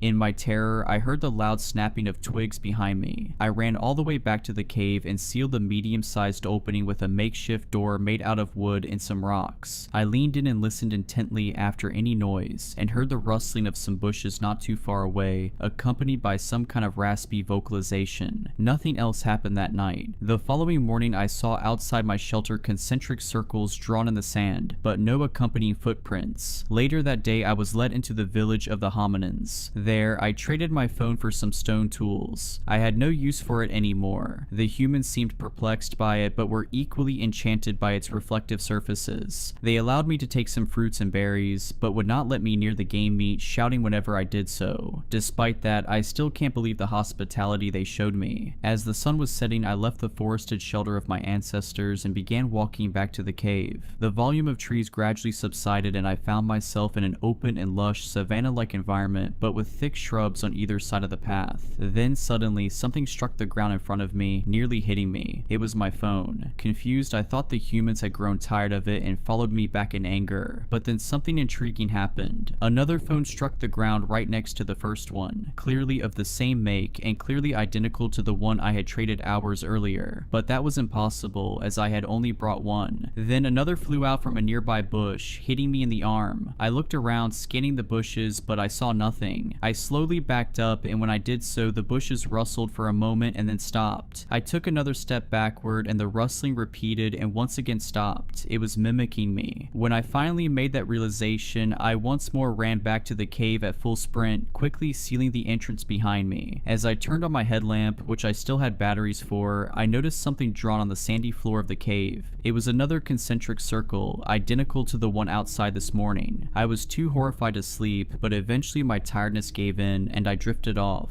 I spent the next day teaching myself how to hunt. Though I had some food rations from modern times back in the cave, eventually I would need to learn how to hunt if I were to survive out here, I figured. I had tried in the morning to hunt some lizards and birds with the stone weaponry I acquired the day prior, but with little success. I couldn't survive on berries and fruits alone, so I decided that the only way to get some protein around these parts would be to accompany a hunting party. I waited outside the village until the men left for their daily hunt, but as I approached them, they angrily detested my presence, denying my company. They waved their arms at me, ushering me to keep a distance, so for the rest of the day, I did exactly that. I lived in their shadow, observing but never interrupting their hunt. The following hours were spent watching the hobulists hunt some local megafauna. Among them was an animal that is now extinct, therefore I do not know its name, but it resembled some kind of elephant. As I, from a distance, watched my early ancestors secure the kill and slice off chunks of meat with their stone scrapers, the most eerie thing occurred. About 9 of the humans stood gathered around the elephantine creature when suddenly something pale sprinted out from the nearby tree line. It was bipedal and double the height of the other men. The thing was certainly humanoid in shape, but this was definitely no primitive hominin. Its marble white flesh glistened in the sun as it ran full force toward the dead animal. The hunters quickly noticed it and scattered, some even leaving behind their stone tools. The figure ran up to the elephant and began eating, tearing the animal's flesh off with its hands. It gorged itself on the meat and suddenly stopped. I laid low in the bush about 100 meters away, eagerly watching in terrified amazement. It was hard to make out details at such a distance, but what I saw next I am certain of. The thing slowly reared its head and looked directly at my direction. I'm not sure if it saw me or not, but I could feel its piercing gaze. The wall of text ended, and Edward and I had to round a slight corner in the room to get to the next section. It was also during this time that he spoke out for the first time. "Do you think this could be real?" he asked gently, almost concerned. "I mean, you saw the strata, there couldn't possibly have been anyone else here for millions of years."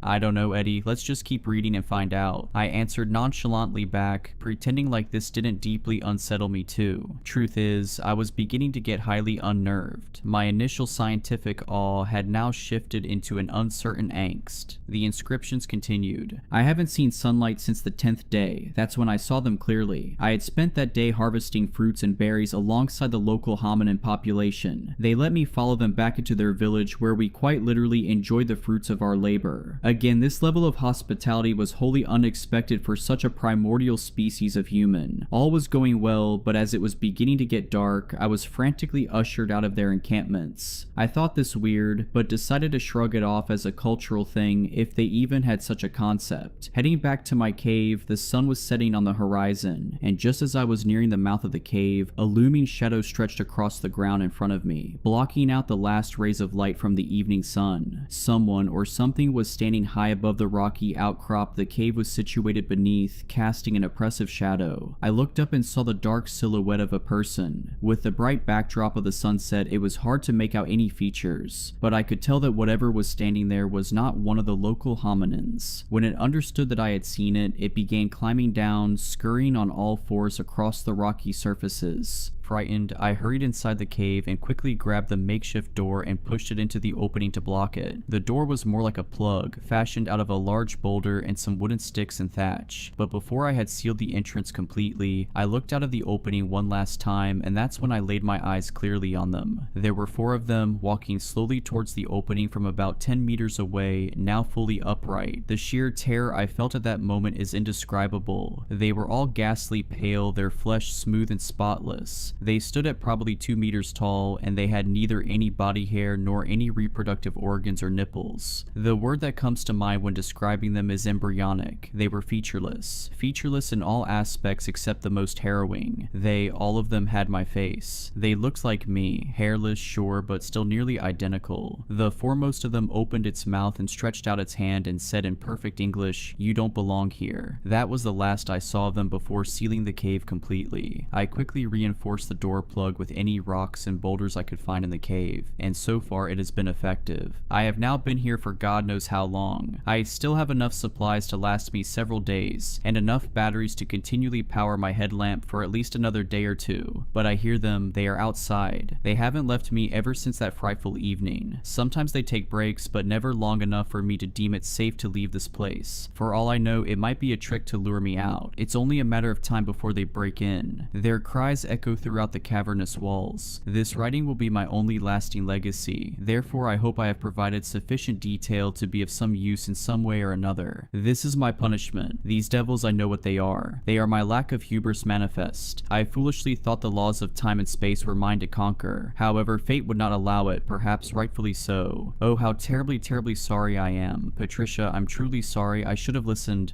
End of text, or well, not quite. The inscriptions continue beyond this, but they were of a different character. I won't reproduce the contents of the last wall, but I can tell you what it consisted of. The blueprints for Bill's machine and a plea to be saved. The power of time was now figuratively in the palm of my hand. I'm not saying I fully believe everything that was written, but on the off chance there may be some truth to it, I choose to keep this DIY recipe a secret. I walked over to the golden ring that adorned the cave floor and picked it up. It too was inscribed with the initials B and P. I pocketed it and asked Edward, "Where's his skeleton then?" "What do you mean?" he replied. "His bones. If he withered away in this cave, they should have been here." There are some bones here. Over there as well," he said and pointed across the cave. "I know, I saw them, but they don't make for a complete skeleton, do they?" I replied. "I suppose not." Edward acquiesced, aware of the implications. "This place is giving me the creeps." I spoke, suddenly getting an intense surge of paranoia. "What do you say we head back soon?"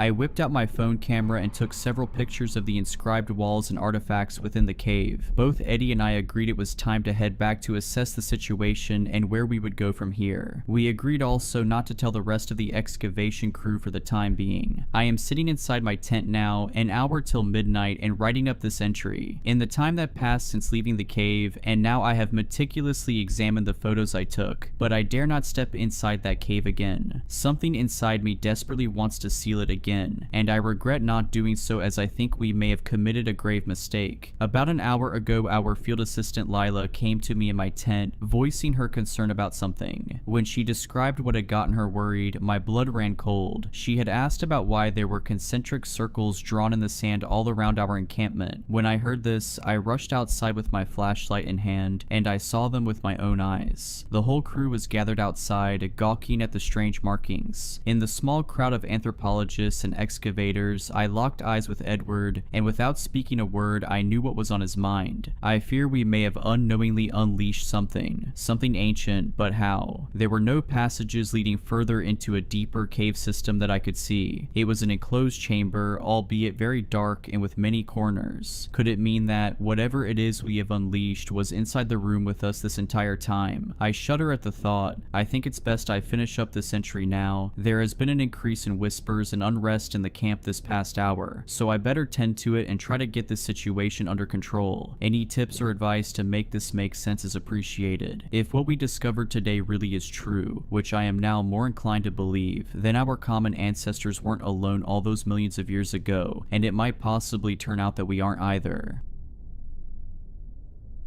It was 10:31 when my phone buzzed. Emergency alert, do not enter underground structures such as basements. Stay above ground until the all clear. My husband looked up from his phone and stared at me. Did you just get a...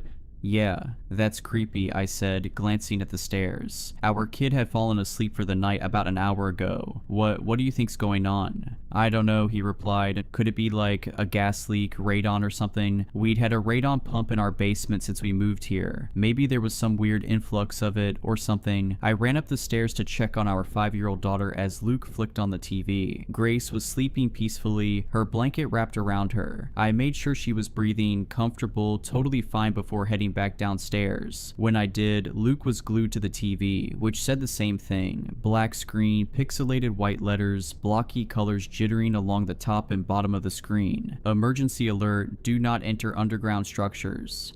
Maybe we should get out of here, I said, but it's late and Grace has school tomorrow. Yeah, so we'll miss school, we can go to my mom's. Luke crossed his arms and stared at the TV. He then flicked to CNN and other news channels, but whatever was happening here must have been local, because it was just the same political drivel re-airing from earlier in the day. There was not a blip of the emergency alert anywhere except the local news channel. I pulled out my phone and did some Google searches. Nothing came up, so I shot off a text to Lacey, the mom of one of Grace's friends, who lived in the next development over. We'd only lived here since the school year started, so it's not like I had a whole network of people to ask. She didn't respond. I think we should go, I said, grabbing a duffel bag out of the closet. What about work? Don't you work remotely on Mondays anyway? Yeah, but I walked over to our basement door. The chain was latched. I hurried into the kitchen, opened the drawer, and pulled out some postal tape. What are you doing? If it's radon or something, I don't want that stuff all in our house, I said, crouching along the bottom and taping the crack under the door. I think they'd evacuate us if that were the case. I looked up at him as I yanked another long piece of tape off the roll. Okay, so what do you think it is? He shrugged. When I'd taped all the cracks, I brought the duffel bag upstairs, filled it with a few random outfits for me and Grace, along with my laptop and a few of her favorite dolls. Then I grabbed the cooler and loaded our leftover pasta and yogurts into it. Within 10 minutes, I was ready to go out the door. I'll pack up the car. Can you grab Grace? I asked. Luke went upstairs. I walked down the driveway, weighed down with bags. It was a chilly, clear night. Stars twinkled high above me. The street was exceedingly quiet. The tall, scraggly pines of the surrounding pine barren stretching up to the sky. I heard the echo of a dog dog barking somewhere. If everyone got the alert, wouldn't there be more people deciding to leave? I glanced at the house across the street. It was completely dark, except for the light above the garage that flicked on when I came out of the house. I opened the back hatch and threw our stuff in. Luke came out after, carrying Grace, wrapped in blankets. She blinked sleepily. I strapped her in, Luke grabbed some stuff, and then we were pulling out of the driveway on the road to my mom's house an hour away. She fell back asleep, I told Luke, watching her face flick into view with the light of the passing street lamps. Good. My phone buzzed. I reached for it. Emergency alert. Your phone's GPS indicates you are leaving city limits. We do not recommend evacuating. Please return home and stay above ground. What the? I whispered. What? Luke asked. There's another alert. It's saying it knows we're leaving. It's tracking our GPS and it's telling us to stay. Luke glanced at my phone. Seriously? Yeah.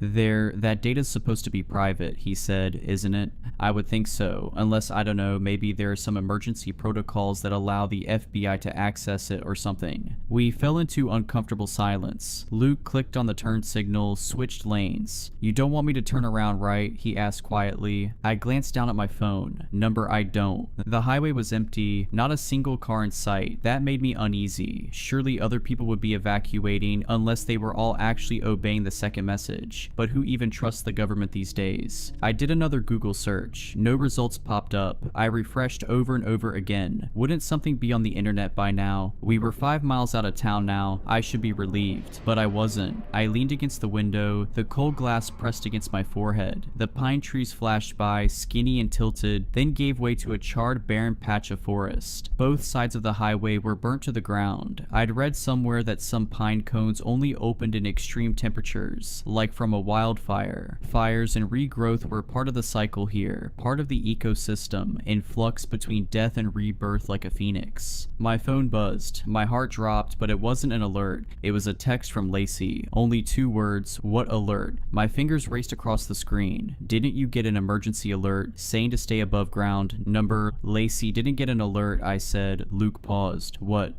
if the alerts were only sent to our phones? I asked, my voice shaking. I glanced back at Grace, still peacefully asleep, head lolling softly with each bump of the car. Luke shook his head. That's crazy. No one can send messages like that, just the government or whatever. What if it's a trap? My voice shook harder. What if the only safe place was our basement? That's just your OCD talking, he said softly, empathetically. We're doing the right thing. There's something weird in town like a gas leak and we got out. That's obviously the safest thing to do. I stared out at the charred pines. There were a few that hadn't burned up, standing tall and stilted in the darkness. I stared out at them, wondering why they were spared. One of them moved. The car screeched to a stop. My body lurched forward, the seatbelt locked, keeping my head from hitting the dash. Sorry, that deer just darted. His voice died in his throat. We both stared at the lower legs of something illuminated in the headlights, thin and spindly, but definitely not a deer's. They ended in twisted toes, not hooves, and extended several feet up into the darkness. Silhouetted against the starry sky, beyond the reach of our headlights, I could see something. Something tall and spindly, skeletal, crisscrossing lines of bones or sticks or something else entirely. As I stared at it, as it stared at me, a wave of dizziness washed through me. The world seemed to tilt on its axis. Weight pressed down on my head, and immense pressure bearing down on me. Thwack. Something hit the side of the car with incredible force. The entire car rocked on its wheels. I screamed, thwack. A mess of lines, bones, sticks outside my window, empty air between them, the stars and the pines rippling strangely behind it. Luke stomped down on the accelerator. The car shot forward, we swerved around the thing, then past the burnt section of forest and continued down the dark, twisting highway. My phone buzzed. Emergency alert, all clear, please return home immediately. We got to my mom's house around midnight, a squat brick ranch on a residential road. I glanced warily at the pines behind her house, stretching up to the sky before picking up Grace and carrying her inside. Mom was sitting at the kitchen table waiting for us, her fingers wrapped against the mug in her hand. The entire house smelled like that familiar mix of coffee and dust. I started for the guest bedroom and then got a better idea. The ranch had a lower level that was half underground. It had been finished into an office, but there was a couch down there. I could have Grace sleep on the couch and we could sleep on the floor.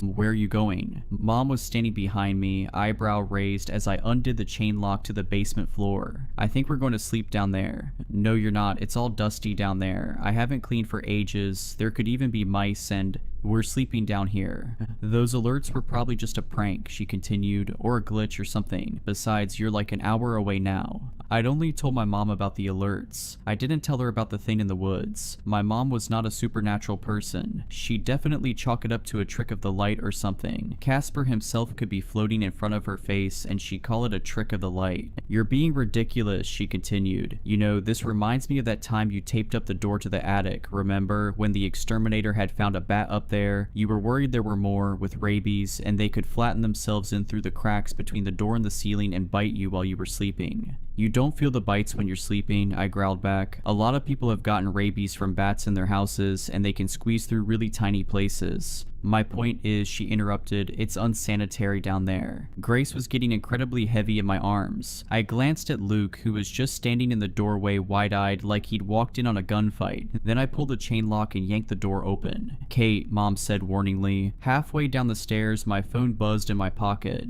I got Grace settled on the couch, then pulled it out. Emergency alert. Your phone's GPS indicates you have stopped in redacted New Jersey. Disobeying an emergency alert is a federal offense. Please return home and stay above ground. I lifted my phone to show Luke, who was coming down behind me. His face looked ghastly pale in the white light. Mom was right behind him and craned her neck to read the alert too. Oh, that's BS, she said. It's not a federal offense, it's a state offense, and that would be an evacuation order like for a hurricane or something. She shook her head. You know what this sounds like? One of those scammers. I got a call from someone claiming to be my grandson. It's not a scam, Luke interrupted without elaborating. Then he worked in silence, putting the blanket over Grace, getting her comfortable. I flicked on the light and checked for mouse droppings, but I didn't see any. I'll get the rest of our stuff, he said, leaving my mom and I alone. Her expression softened as she looked down at Grace, at her perfectly cherubic little face. Do you need anything else? No, I don't think so. She nodded and went back upstairs. I glanced around. The office stuff was in the leftmost corner, the desk covered with papers and a single photo of my dad. He'd been gone 7 years now, and it seemed like every year, more and more of his stuff got tucked away, moved downstairs, shoved into storage. I swallowed down the feeling and glanced around the rest of the room. The door next to the desk led to the unfinished storage area. On the other end of the basement was a sliding glass door that led out into the backyard. I didn't like that at all. We were technically underground where we stood, but the rightmost corner with the door was above ground. Did that mean we were still vulnerable? Those things couldn't fit through a glass door, I thought, but they couldn't fit through a normal door either, and apparently we wouldn't have been safe in our own home. I stared out the glass door, afraid I might see one of them out there. Maybe this was a bad idea to stay here. We were an hour away, sure, but the pines were still right at our door. Not officially the Pine Barrens, but the surrounding Pinelands ecosystem, which was almost the same thing. If those things came from the Barrens, they were only in the burned areas, I reminded myself. I imagined a pine cone spiraling in midair, petals opening as fire raged around it, and skeletons made of sticks prying their way out of the thing, creeping along the ground, stretching and growing towards the sky. Were there any maps of the burned areas? I pulled up Google Maps, looking for the blackened areas, but the information would be out of date, wouldn't it? My phone buzzed. I expected another alert, but it was a text from Lacey instead. My friend Rochelle got the same alert you did, BTW, it read. Super weird. My heart dropped. Did Rochelle, whoever she was, listen to it? Tell her not to listen to the alert. I started typing, it's a trap. Then I realized how unhinged that sounded. I didn't even know Lacey that well. I thought for a second, then typed a new message. Can you give me her number? I want to ask her about it. Pretty weird that it targeted both of us, no one else. Sure, let me ask her, was the reply. As I waited, Luke came back down the stairs, carrying our stuff, computer cords and stuffies nearly falling out of his arms. Someone else got the alert, I whispered, one of Lacey's friends. Really? Yeah, I asked for her number. A minute later the number came in. I dialed it immediately. On the third ring she picked up. Hello? Hi, this is Kate, Lacey's friend, I started awkwardly. We got the emergency alert too, but we think it's a trap. There's something off about it. A pause. But it came from the government, she replied. How could it be a trap? It seems like no one else is getting it. When alerts are sent out like that, they're sent to all the phones in a certain location. It doesn't make sense. Yeah, I don't know, it's weird. Another pause. Well, we were just about to go to bed here, so I'd better go. Wait, I think the basement is safe and everywhere else isn't, I said quickly. I think someone's trying to lure people into staying above ground. Okay, maybe, she said unconvincingly. Look, I gotta go, sorry. A few seconds later the call ended. Well, crap. She didn't believe me, I said, looking up at Luke, my lip trembling. She and her kids and her family, they're all going to... You tried, he said, wrapping his arms around me. That's the best you can do. I couldn't help it. I cried as we lay a blanket on the floor, got ready to sleep next to Grace. I looked down at her perfect little face, and then Luke and I snuggled under the blankets together. Hey, kiddo. I woke up with a start. For a second, I thought I was in my own bed, but then the roughness of the carpet, the aching in my back, brought me back to reality. My father's voice, rough and warm, lingered from the dream. I could almost feel his arms around me, the summer sunlight beating down on us as we played at the creek behind the house. I rolled over to check on Grace. Her eyes were wide open. She was staring behind me at the sliding glass door. Slowly, she raised a hand and pointed over my shoulder. I turned around. There was something twisting and turning, contorting itself, trying to get in through the sliding glass door like a dog through a cat door. It did it silently, except for a low clicking sound like the popping of joints. All the blood drained from my face. Dark, sinewy legs like spider legs, twisting and turning in the moonlight, squeezing itself ever so slowly through the hole it made. I now saw the shattered glass scattering the floor. I grabbed Luke and shook him. Luke. The thing fell still. I couldn't see eyes or a face, but I felt it in my gut. It was staring at me. Dizziness swept over me. I stumbled forward, losing my balance. It was like I was standing on the deck of a boat. The ground seemed to shift and tilt underneath me. I just wanted to lie down until the world stopped turning. No, I screamed internally. You can't let that thing get Grace. I glanced around the room, looking for something that could be used as a weapon. Anything. Go in there, I said to Grace, pointing to the storage room, or at least I thought I was. Everything was tilting and moving around me. Go, hide. I stumbled forward, but all the colors were bleeding together now. Everything was hazy as a dream. My father was standing in front of me, standing there in the basement, but his face was all wrong. His eye drooped out of his socket, like something had squeezed his skull. His grin was crooked. Hey, kiddo, he said in a voice that sounded off-key. Nausea filled me. I started vomiting. Warm liquid down my shirt, splashing on my feet. My dad, not dad, stood tilted, like gravity had suddenly changed. One arm was too long and hung limply from its socket. I miss you so much. Stop, I sobbed. Please stop. Come with me, we can be a family again. Stop.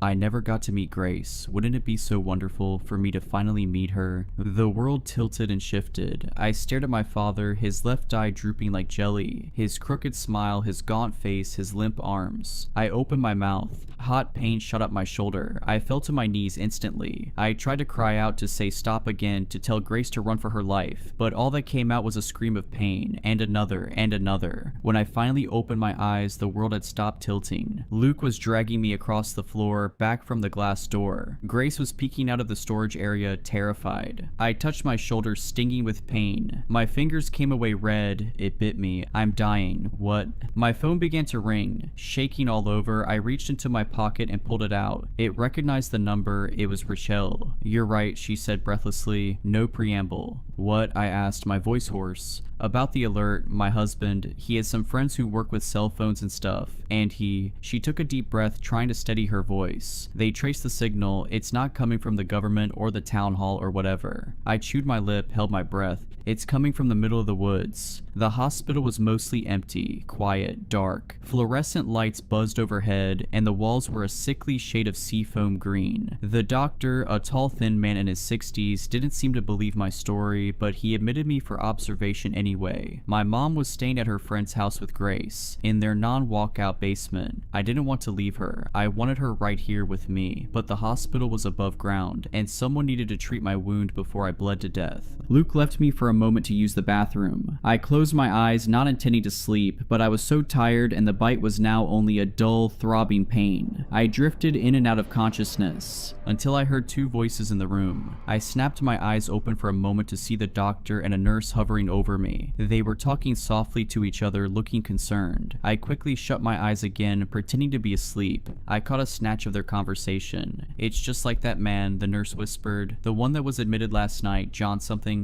A pause. I know. What do you think this is? I don't know, Rita. I really don't.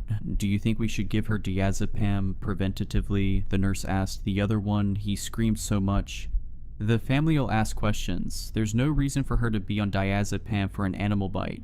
They'll ask questions when she's dead too. The nurse snapped back. The least we can do is make her comfortable. Shh. Oh crap. I didn't open my eyes, but I jumped when the nurse said dead. I now could feel both of them looking at me, their eyes boring through my closed lids. Let's talk somewhere else, the doctor said. Hurried footsteps on tile, and then nothing. I opened my eyes. I'm going to die. I don't know how long I lay there, wallowing in my own misery, but footsteps jolted me awake. Luke was walking back in. How's the pain now? Bad. I told him what I'd overheard, my voice quavering. That doesn't mean anything, he said, but I could hear the concern in his voice. We're going to get out of here and everything's going to go back to normal. The mayor or whatever will release some statement about a faulty alert system and... Stop. He looked at me warily, but shut up. The two of us sat in silence. A few times Luke opened his mouth, looking like he was going to say something, but then quickly shut it again. Footsteps pattered by outside in the hallway. The tinny sounds of the TV droned on in the corner. I'm going to call Rochelle, I told him. The line rang 3 times before she picked up. I told her everything, about the bite, about the things I saw. I was afraid of sounding crazy, but when I'd finally finished, she sounded like she was crying on the other side. I saw my baby, she said in a low tone, barely above a whisper. I had a miscarriage at 14 weeks, and I saw this little basket with a tiny pink thing bundled up inside. And I heard her cry. Her voice broke. I knew it wasn't real, but I still went toward it, before Ravi pulled me back. I'm so sorry, I said, the phone trembling in my hands. Thank you. But it didn't hurt you, right? Bite you, claw you. No, I don't think so. The silence stretched out between us. So what do we do? I asked. Just run from it forever? I've been talking to someone who knows about this more than we do, she replied. Maybe I should come see you. What hospital are you at? She told me she'd be there in an hour. Rochelle was a short, thin woman with brown skin and thick frame glasses. She wore a t-shirt with some sort of video game reference on it and faded jeans. As she hurried in, she was wringing her hands, twisting them over and over again. Following after her was a woman in her 50s. Her salt and pepper hair was cropped short, and her skin was deathly pale, like she'd never seen the sun. This is Jamie, Rochelle said, gesturing to the older woman. She's a professor and specializes in this kind of stuff. I've been talking to her for the past few hours and she wanted to see you. This kind of stuff? The woman abruptly sat down and leaned in towards me, like I was some kind of specimen she was eager to examine. You know what's going on here? I asked as she stared at my shoulder in a way that made me extremely uncomfortable. Yes, sort of. Have you ever heard of something called speculative evolution? No, I replied. Okay, it's reconstructing what kinds of creatures would evolve under different circumstances. Maybe an amphibian would evolve to have wings like a bat, for example, if insects didn't hover around ponds. You see what I mean? I guess. No. We also try to construct what animals might look like millions of years from now, or humans. What kind of things will evolve under the pressure of modern humanity, modern technology? There's already some of it happening. The bed bugs in New York City are hundreds of times more resistant to pesticides than the ones in Florida are. Deer are more skittish than they were 10 years ago because cars kept hitting them. Okay, I had no idea where she was going with this. You haven't seen that image of what humans would look like if they were evolved to survive car crashes? The man has like no neck and lots of fat to cushion the impact. No. Okay, she shook her head. The point is, some people in this field believe that at some point, creatures would evolve abilities that mimic technology, like birds that look like drones, or bats that can sense electromagnetic fields. Who's to say this thing that you and Rochelle have described hasn't evolved the ability to send out radio signals, hack our entire mobile system? That's ridiculous, Luke interjected. So what, this creature's like texting in English? No, nothing like that. States, local governments, they often have pre-programmed emergency messages, like a protocol for hurricanes, earthquakes, nuclear threats, etc. This thing, it just hacked a signal to send a particular protocol. Same thing with Rochelle, she said, looking sympathetically at her. We're all sending little electromagnetic signals in our brains all the time. Neural impulses, sharks, 400 million year old living fossils can detect them. These things, they can hack them. So when I saw my dad, I glanced at Luke. That thing was hacking my brain signals. Jamie nodded. It's a little more complicated than that. I believe this thing sends out a chemical in the air too, at close range, that messes with some neurotransmitters. But essentially, yes. Okay, but why's the basement safe then? Because it's too big to get down there? Luke asked. I'm glad you asked, Jamie replied with a big victorious smile on her face, like she was just about to tell us the secret to the universe. They chose that emergency protocol with the basement because their abilities don't work if you're underground, just how your phone reception goes out when you're underground. A heavy silence filled the room. Luke and I looked at each other. For one, this sounded pretty out there, conspiracy theory level stuff, more unbelievable than Roswell. On the other hand, nothing I'd experienced in the past 24 hours made sense. How do you know all this? I asked. This isn't the first time this has happened, she replied, her face grim. Almost 10 years ago, the same thing happened out by Woodland, on the border of Wharton State Forest. I studied it then too, but there weren't as many of them. Okay, but the text didn't get sent to everyone, Luke said. Only us and Rochelle so far that we know of. Right, so these things, I call them stick men by the way, they only target people with overactive imaginations, people who send out really clear, strong brain signals. It's easier for them to find you, and it's easier for them to hack your brain. They're not actually producing the image you see of your deceased loved ones or whatever. They're just knocking it loose from your memory, from something you've imagined. If you've imagined your kid dying 1,000 times because you have anxiety or OCD, that makes it all the easier for them to use it against you and lure you in. And of course, there's more for them to eat. More for them to eat? Yeah, they eat brains. I mentioned that, didn't I? More awkward, heavy, suffocating silence. Kate said she heard the doctor saying she's going to die, he said in a soft voice. Is that true? Jamie glanced at me but stayed silent. Richella jumped in, her voice full of heartache. Jamie told me once it bites you, it's linked to you, it will follow you and end you. It'll show you your worst nightmares first, Jamie interjected, absolutely unable to read the room. Show you everything you fear. But when it starts showing you yourself in these waking nightmares, that usually means you only have a day left. I swallowed a wave of nausea. Then I started getting out of the hospital bed. I needed to get out of here. Away from Jamie's stare, Luke's concern. Just a moment of silence. Maybe I get a Coke from the vending machine. Not even a diet one. I hadn't had a full sugar one in ages. I tried to keep out the memory of my dad before me in my mom's basement. I had imagined him saying those exact words. When I was at my lowest point years ago, when a flicker of suicide showed itself in an ocean of postpartum depression, and that guy, the stick man or whatever, had used it against me. Another wave of nausea. I pushed towards the door.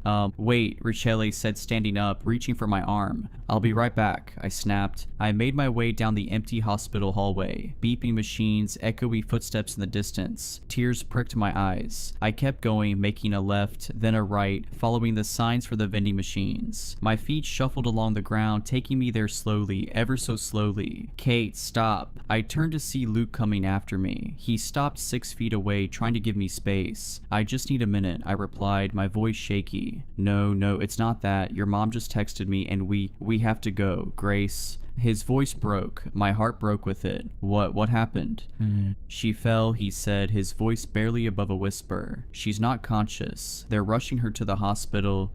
To the hospital. You mean here? They're taking her here? I asked frantically. They're taking her to the hospital, he repeated. Something twinged inside me. That doesn't make sense. That's not an answer. I looked down, number on the floor, something black, slick and wet on the green linoleum floor. A tendril like a long umbilical cord attached to Luke's foot and leading down the hallway. I felt dizzy. The world started to tilt. Kate. I turned around to see Luke behind me, frozen, eyes wide. I looked back. Other Luke was no longer standing there. It was me. I was staring at my own face. I wish I could say it looked different, one eye popping out, skin all blistered and pink, but it wasn't. It looked exactly like me, like looking in a mirror. I looked down. Other me was holding a pillow. She held my gaze for a second, then looked down at the floor. I followed her gaze. Grace was lying at my feet, eyes closed, hands resting neatly under her head, fast fast asleep. No, no, no. I knew this intrusive thought. I knew how it ended. It's not real. It's not real. I turned and ran back down the hallway, reaching for Luke's hand, rustling behind me. I couldn't look back. I couldn't. Luke pulled me into the room and I followed, breathless. We have to get underground. It's here. Richella and Jamie looked at me. Then they looked at the floor. For a second, I thought I was going to see my worst nightmare, but instead I looked down to see blood dripping off my arm, seeping through my shirt, traveling in wet, soaky rivulets, dripping to the floor. Drip, drip, drip. Jamie shot up and walked over to me. Gently, she pushed back the cloth of my shirt, exposing the wound on my shoulder. Necrotic tissue, she whispered. She shook her head sadly. It's begun. I can't die. I can't. My shoulder pulsed with pain. I continued running down the hall towards the big red exit sign. The hospital hadn't released me. Stop. Luke begged, catching up with me, but I forced myself to run faster, despite the pain. I wasn't going to just sit in the hospital room and wait to die. Obviously, from what the doctor said, that's what happened to the last one. I was going to get underground. Maybe I would have to stay there forever, or until they found a way to kill these things. I would not leave Grace without a mother. I wanted more than anything to go to her, hug her, tell her I loved her, but maybe that thing could follow me even into a basement. I didn't think so, but I couldn't risk it. The best thing I could do was get underground, buy time. Grace was as safe as she could be with my mom underground. I ran towards the exit. The red sign glowed brightly in the darkness of the hallway. One of the lights flickered overhead. My bare feet slapped against the floor. The floor felt sharp. I kept running, but it didn't seem like I was getting any closer to the exit sign. What the? I glanced back. Luke wasn't following me anymore, nor Rochelle or Jamie. The hallway extended behind me, stretching back into the darkness infinitely. I kept running. The exit door was open now, still so far away. A stiff breeze blew in, ruffling through my hair. It smelled of pine and wood and decay. Keep running. The ground was so rough under my feet. The air was so cold. The lights above me flickered wildly. The door didn't get any closer, no matter how fast I sprinted. A few leaves swirled by outside in the darkness. Keep running. The lights above me flickered out, and then I wasn't in the hospital anymore. I was in the middle of the woods. Pine trees stretched up into the darkness. The sand littered with sharp sticks and rocks bit into the bare soles of my feet. Silence rang in my ears except for a light fluttering sound somewhere in the darkness. No, it tricked me. I wheeled around. I didn't see any lights, any break in the trees. How deep in the barrens am I? How long have I been running? The darkness closed in, suffocating me. I felt my pockets, no phone, no way to call for help, no way to know where I am. I sucked in a breath, ready to scream into the darkness. But that would draw the stickmen to me, wouldn't it? Or did it not matter? Did they already know where I was? I looked up at the stars, at the slices of sky poking through the pines. I tried to identify them. Is that Cassiopeia? But I didn't know anything about how to tell directions from the stars. Besides, the pines blocked out most of the sky anyway. No, wait, that's not the way to do this. I ran in here. My legs didn't feel that sore, even though it must have distorted time. I'd only felt like I was running for a minute. If I'd run 10 miles into the barrens, I'd know. I just needed to figure out what direction I'd come from. I wheeled around trying to look for footprints, flattened vegetation, any sign of where I'd come from. But it was pitch dark out and I didn't have any source of light. There was moonlight, enough to see so that I didn't smack into a tree, but not enough to look for footprints in the sand. I stared at the trees, but the branches were up too high and too thin to support my weight. I couldn't climb them to get a better vantage point. I ransacked my pockets again, nothing. So I started off in a random direction, sticks stabbed at my feet, pebbles rolled underneath my toes. I kept walking forward, trying to keep a straight line. The Pine Barrens is 1,000,000 acres, but an acre wasn't that many square miles. I remembered that from somewhere. I tried to focus on doing the math. If I was in the center and walked in a random direction, how long would it take me to get to the edge? 5 hours? 10? More than that? And of course I'd heard the stories. Even without the stickmen, the Pine Barrens were deadly enough. Carnivorous plants, rattlesnakes, and a way of turning people around. It was easy to get lost in the infinite pines. I thought of Grace, Luke telling her I was gone, her crying, melting down. She needed me. Maybe years ago at that low point in my life right after Grace was born, I wouldn't have been quite so panicked at the thought of dying. But I was panicking now. I picked up the pace. Sticks stabbed at my feet harder. I tried to keep a straight line, but it was so hard in the dark. And for all I knew, I was just walking deeper and deeper into the barrens. Then I saw it.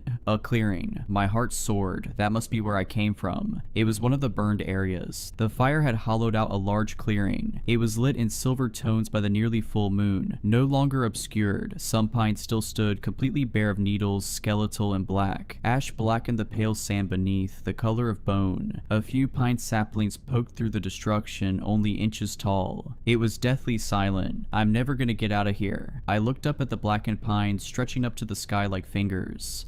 Snap. I whirled around. Someone was standing at the edge of the trees, painted in all tones of gray from the moonlight, barely visible among the trees. I took off into a run, but in my panic I tripped. It felt like it was in slow motion. The sandy, ashy ground rose up to meet me. Pain shot up my arms. My shoulders screamed in pain. Sticks scraped my cheek. Snap, snap, snap. I scrambled up to see myself standing there, arms hanging limply at my sides, hair grazing my shoulders. "Let me go," I screamed. My voice echoed and died into the forest. She stepped closer. I could hear too a wet smacking sound. There was another slimy black appendage attached to her feet, controlling her like she was a puppet. She canted her head at me and her lips split into an unnatural grin. I turned and tried to run again. An intense wave of dizziness hit me. The ground tilted, heaviness pressed down on my head. My stomach lurched and I was vomiting, stumbling, tripping in my own puddle of vomit. "Stop," I croaked. I was lying on my back, warm, wet vomit soaking through the back of my shirt. Twisted black appendages were filling up the corners of my vision, melting in with the twisted black pine stretching up to the sky. The stars above me looked like shooting stars, moving across the sky with how dizzy I was. The sky was replaced with my own face. Her hair hung onto my face, sticking to the sweat and the vomit.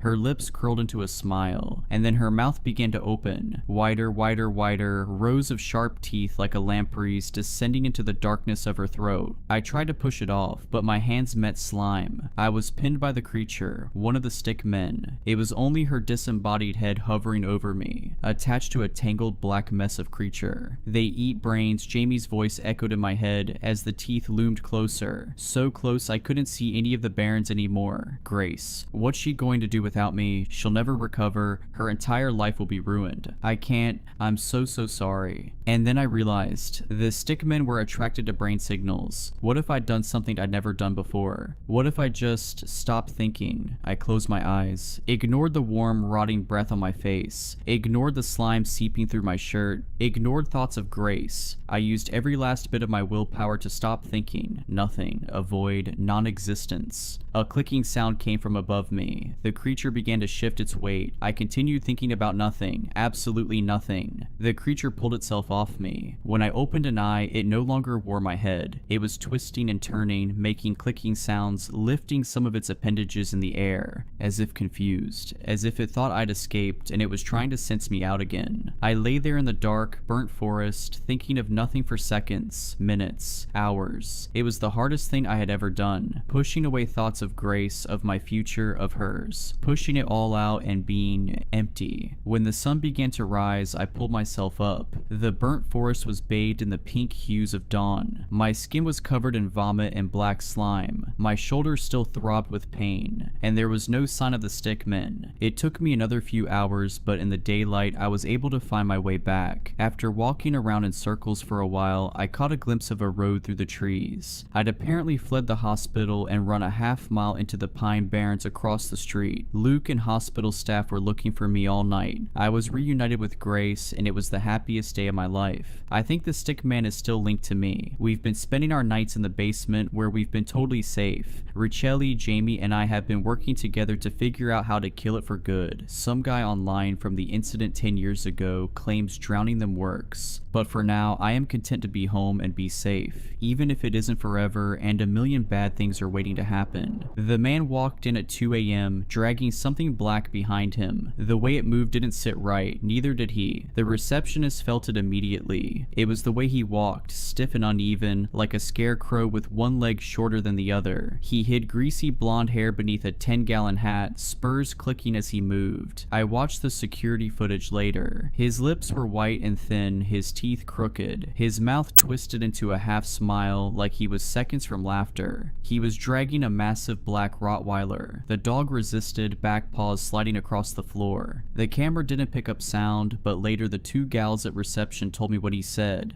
He's acting possessed. They handed him intake forms. He hobbled back to a bench. I watched through the camera lens as another client holding a cat carrier slid away from him. I looked up his paperwork. The address led to some warehouse out in the scrublands 3 states away. The name seemed fake too. Keaton, no records, no online presence. It didn't seem to fit him, but the dog's name, Mutt. That was the only detail I believed. You might wonder why I checked. It's not standard protocol. I don't usually do this, but the events of the last few nights led me to my search. When he handed the paperwork back, he sat down again, dragging the dog with him like a sack of flour. He leaned against the wall, arms folded, eyes fixed ahead. He moved like a corpse propped upright. His dog didn't move much either. It sat there, waiting. We see a lot of characters here, some aggressive, some kind. But this man, something about him was wrong in a way I can't articulate. I stepped into the lobby to bring him into an exam room. It took him a second to register me, like he was in a trance. And then the smell hit me. Stale cigarettes, gas fumes, and beneath that, something worse. A rotten, greasy stench that clung to the air. The dog sat still, vacant, a husk. It was like someone had lobotomized it. As it stood there, drool began dripping from its mouth, pooling on the floor. I introduced myself and got to work. So, what's going on with Mutt today? Keaton didn't answer right away. His eyes drifted to the ceiling, like he was staring at something that fluttered in the air above us. Oh, he ain't acting right, he ain't been eating much. This is usually where clients start rambling. Some could go on for hours if you let them. He had decided he'd given me enough information. He sat staring at the ceiling through those dirty locks of hair. When I knelt to take the dog's heart rate, the second my fingers touched its skin, a wrongness crawled into me. That tingle before lightning strikes. That creeping dread when something awful is about to happen. The vitals were normal, the heart rate, breathing, but its skin was cold, and its temperature was 97 degrees, lower than we like. I checked its skin, seeing how dehydrated it was, but when I peeled back its loose lips to check its gums, I felt a jolt of unease, like I was too close to something I shouldn't be. The gums were pale, the pupils locked onto me, dilated. That feeling of unease was sickening. "Don't turn your back on him," the man said. I paused mid-turn. "Excuse me?"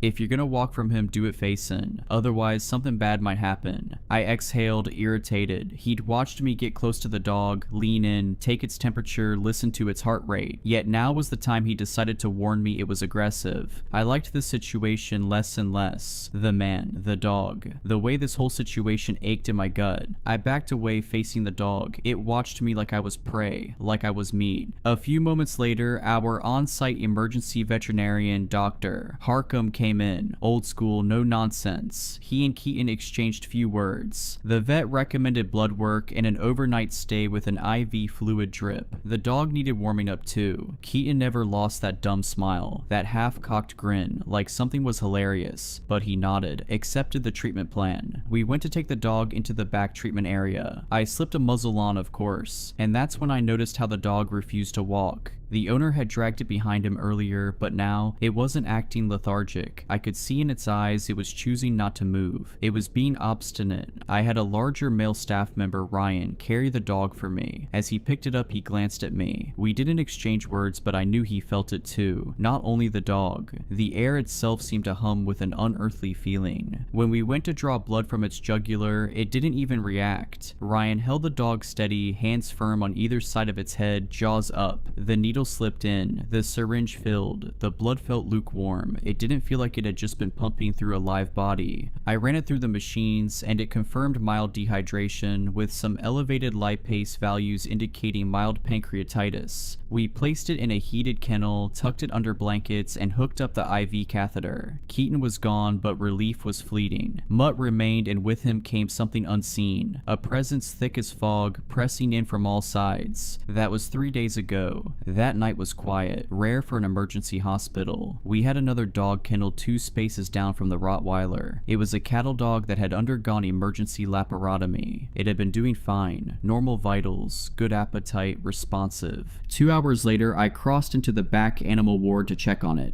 The cattle dog was dead. It had torn open its own incision. The cone lay discarded. It hadn't just licked or nibbled, it had utterly and completely dismantled itself. Even when coils of intestine unfurled from its abdomen, it kept biting at those guts. The dog had attacked his own innards as if they were coiled vipers waiting to lunge. The dog was in a wet slump, head limp against the floor. The blood ran in bright ribbons, swirling toward the kennel drain behind him. him. I heard the gentle slurp of the blood sucking down the drain. The kennel was a bloodbath. It streaked the walls, spattered the ceiling. His intestines had leaked a mixture of bile and digested sludge. The cattle dog's eyes were vacant orbs, glistening in the light. I stood still for a moment, taking in the horror, the scope of this violence. And 2 kennels down sat Mutt, eyes focused on my task, no expression on his stoic face. Fluid drip running, heater humming. There was only the sound of the blood in the pipes. Mutt didn't pant, he didn't whine. His eyes reflected the fluorescent light, and for one sickening second, they looked almost human. Dr. Harcum made the call, but I heard every word, every choked sob through the thin walls of our office. The owner didn't cry, they wailed. I'd seen plenty of death in this job, but this was different. This wasn't bad luck. Something else had its hands in this. The mood in the hospital shifted palpably. In all my years, I'd never seen a dog unzip itself like a gym bag and spill out its intestines. His eyes followed every movement, the bloody towels, the mop buckets, the cattle dog-sized body bag, zip-tied and labeled. That night was quiet, but it didn't feel like a break. I imagined I was in a field staring at thunderheads form like warships in the distant sky. That feeling was the promise of something worse to come. At some point, hours after the cattle dog's death,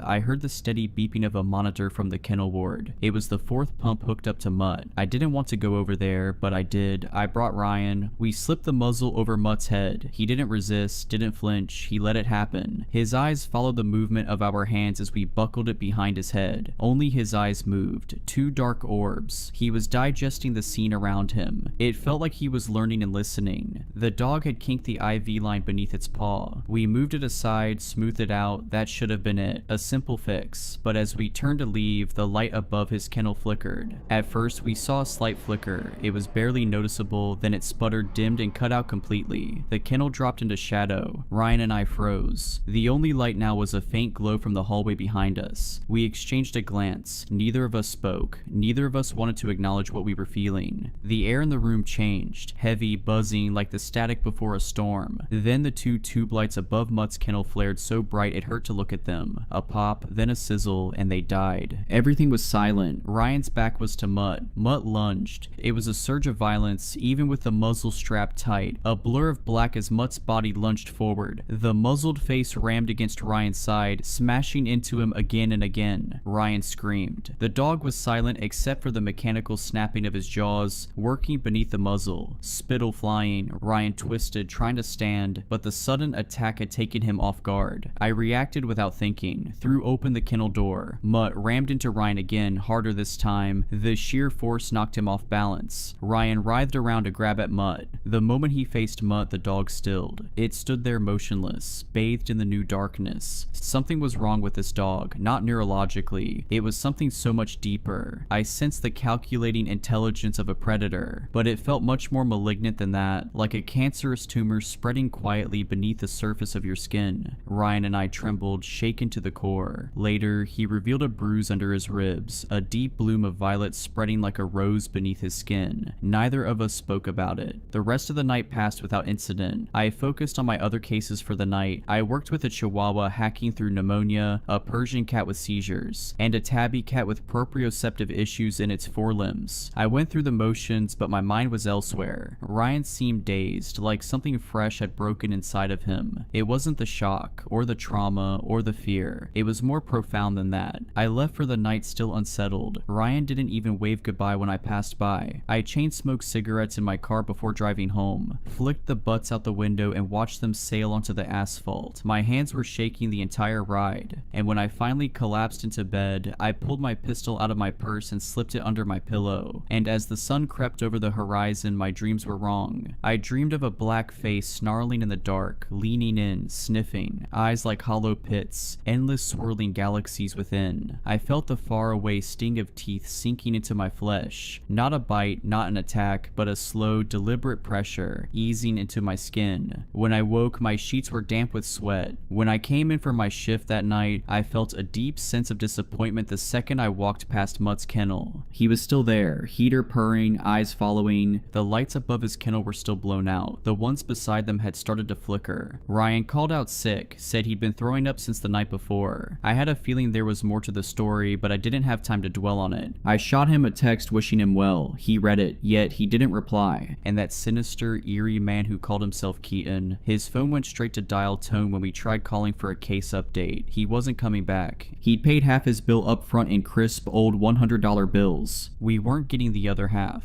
The night was busier. I told my manager we shouldn't put any other dogs in that ward, but we didn't have a choice. Our small animal ward was on the other side of the building, but for the larger dogs, they had to go there. We admitted a Great Dane with liver disease. There was nowhere else to put him, so I placed him in the kennel farthest from Mutt, 2 down from the cattle dog that had ripped itself apart. When I went back to check on them 10 minutes later, I stopped cold. Mutt's kennel was wide open. The latch was undone. The door swung open. He wasn't on fluids anymore. Someone must have taken him off. There was no beeping fluid pump, and there was no sign of how the door had opened by itself. This part of the facility was desolate this time of night. Mutt was sitting right at the threshold, slack-jawed and unblinking. I shut the kennel, latched it, and then I left the room. I returned with 2 plates of food. Immediately I felt nauseous. The kennel was wide open again. I hadn't heard a sound, hadn't seen the door move. The only way to unlatch these kennels is with hands, with opposable thumbs. I was certain no one had been back here while I grabbed the cans of food. I slammed it shut again, this time locking it with a makeshift carabiner clip. I slid 1 plate of food under each kennel. I gave low-fat wet food for the Dane and critical care wet food for Mutt. I was walking away when I heard it, a sound that froze me. Not a growl, not a whine. It sounded like someone trying to speak while gargling a mouthful of water, like a deep male voice gargling on words before spitting them out. It was the sound of a dog trying to talk. I turned. Mutt sat there, silent now. Something tingled in the air, a musical conductor guiding along an orchestra, because to my right the Dane had begun to cry. The Dane was the one making these ungodly noises. The Dane's plate of food lay spilled across the kennel floor. His hackles folded back. The Dane backpedaled until its body pressed against the far wall. I watched the Dane's gaze flicker up toward the ceiling. It became immediately apparent to me that the dog was feeling something, a deeply instinctual and inexplicable something. I knew it was feeling that way because I felt it too. When I reached for the kennel door, the crying stopped. The Dane's body trembled, then his whimpering changed. It deepened into a low, eerie sound like a tornado siren, changing in pitch and tone, high to low. Without warning, it stopped altogether. The dog went still, too still, gathering itself back to a normal pose. Then, all at once, the Dane began attacking his own leg. Not chewing, not licking, ripping, breaking. These were deep, pulverizing bites. Bone audibly cracked in the echo of the cavernous hallway. Blood spattered the kennel floor. It wasn't a dog in pain. It wasn't a dog in distress. It was something else. This dog was destroying itself with purpose. I couldn't go in there. If I did, he'd likely redirect this aggression onto me. He would send me to the hospital if I tried to intervene. I turned and ran, shouting for help as I sprinted through the clinic. Dr. Harcum and 2 other techs, Angie and Denise, came rushing out of an exam room, the hallway filling with the sound of my frantic screaming. I grabbed a rabies catch pole and beat them back to the kennels. The Dane was still biting, not a rabid and frothing frenzy, but instead an oddly calm and intentional one. The flesh of its leg hung in shredded tatters, tendon, and the suggestion of bone beneath. Blood spurted like pulsing shots from a water gun in rhythm with its heartbeats. I slipped open the kennel door and looped the catch pole around its neck, tightening it hard. In a wrenching movement, I maneuvered its head enough to stop it from lunging at its own body. It snapped at the air, frantic, without even a hint of pain or emotion behind it. Then it latched onto the metal pole, not out of panic, not out of rage, out of a bizarre corruption of instinct. The sound was unbearable, teeth breaking against metal, splintering, shattering. The flesh of its leg was gone, a ragged mess of meat exposed to the air that flapped as it chewed at the metal. I saw part of a fractured canine fall out of its mouth. The catch pole was bloody, dented, but holding firm, withstanding each powerful bite directed at it. The dog was weakening by the time Dr. Harcum arrived, slumping over in the drenched puddle of its own blood. By the time we managed to inject a sedative, it was too late. The blood loss was too severe. The Dane collapsed to the floor, body twitching, biting at the air. It wound down like a toy with dying batteries, its eyes glazing over before going limp. Out of the corner of my eye, I saw Mutt, lips pulled back in a snarl. "When is that dog going to leave?" I snapped, pointing at him. Dr. Harcum shot me a sharp look. Blood streaked his white coat. His eyes were dark, hollowed with an exhaustion brought on long before Mutt entered our lives. "Something is wrong with it," I insisted, "with him. All I see is a dog who mutilated itself in our care and then bled out. Mind you, this is the second one in 2 days. Don't worry about that dog." He gestured at Mutt emphatically. "We have bigger issues here. I have another owner to call. Another person I have to tell their pet killed itself. Under my watch. God, this is a mess." He flicked blood from his fingers, dragged a sleeve across his face. He was years past burnout, a shell of his former self. He couldn't see what I saw. He couldn't see the way Mutt watched, the way his eyes lingered over the carnage pooling beneath my feet, like he was enjoying it. Dr. Harcum sighed, rubbing a hand down his face. We tried calling that creepy bastard again. Numbers out of service. He ditched the dog on us. That meant we had to rehome it. It could take weeks. I couldn't take weeks with him. None of us could. And as I looked into Angie's eyes, I knew she felt the same. And over the next few hours, the hospital settled into an uneasy silence. The night shift pressed on, but something had shifted. We were all exhausted, hollowed out by what we'd seen. The cattle dog, the Great Dane, the blood. The 2 blood-drenched kennels we'd had to clean up. Mutt still sat in his kennel, untouched food sitting at his feet. The heater hummed in background. 2 more lights flickered out while I cleaned. I mopped blood from the floors, the thick iron scent clinging to my skin. The mess soaking the towels we used was a deep, ugly red. And through it all, Mutt never looked away from us. A shadow looming in the dark part of this corridor. I told myself I'd figure something out, that I needed time, but time wasn't on my side. I was dumping a load of bloody towels into the laundry bin when I heard it. I dropped everything. A voice, thick and wet, slurred in a way no dog's throat was built to produce. It wasn't a bark, it wasn't a growl. It was trying to speak, and what came out wasn't a sound, it was a name. My name. Allison. I turned, stomach lurching. Mutt was sitting in his kennel, still, muzzle slack, drool pooling on the blanket beneath him. His pupils seemed to swallow all the remaining light. I couldn't move. My brain was trying to rationalize it, trying to shove what I had heard into a box of normalcy. Maybe I'd misheard it. Maybe it was the pipes or a monitor. Then the stench of rot hit my nose like a sniff of smelling salts. It was not the usual smell of the hospital, not the faint antiseptic and animal musk that always clung to the air. This was meat left in the sink for weeks. This was something dead wedged into the unseen cracks of the world. It was a volatile and overpowering scent consuming anything else in the room. And I realized then that the smell I'd caught when Keaton first walked into the lobby, that greasy putrid stench, it hadn't been him, it had been Mutt all along. I felt a desire deep in my core to run, and so I did. I scooped up the blankets off the floor, shoved them into the laundry bin, and bolted. My hand shook as I crammed the lid shut. My pulse was a hammer in my ears. Don't turn your back on it. The memory of Keaton's words crawled down my spine like a cold hand. He's acting possessed. I knew what Mutt had tried to do to Ryan. I knew what he wanted to do to me. And now I knew I wasn't waiting for him to act. I was going to kill him. I kept my head down the rest of the shift, biding my time. My mind wasn't on the cases I took. I worked on autopilot. I went through the motions, but my body was moving without me. And when I got a moment alone, I pulled up 20 milliliters of pentobarbital sodium and phenytoin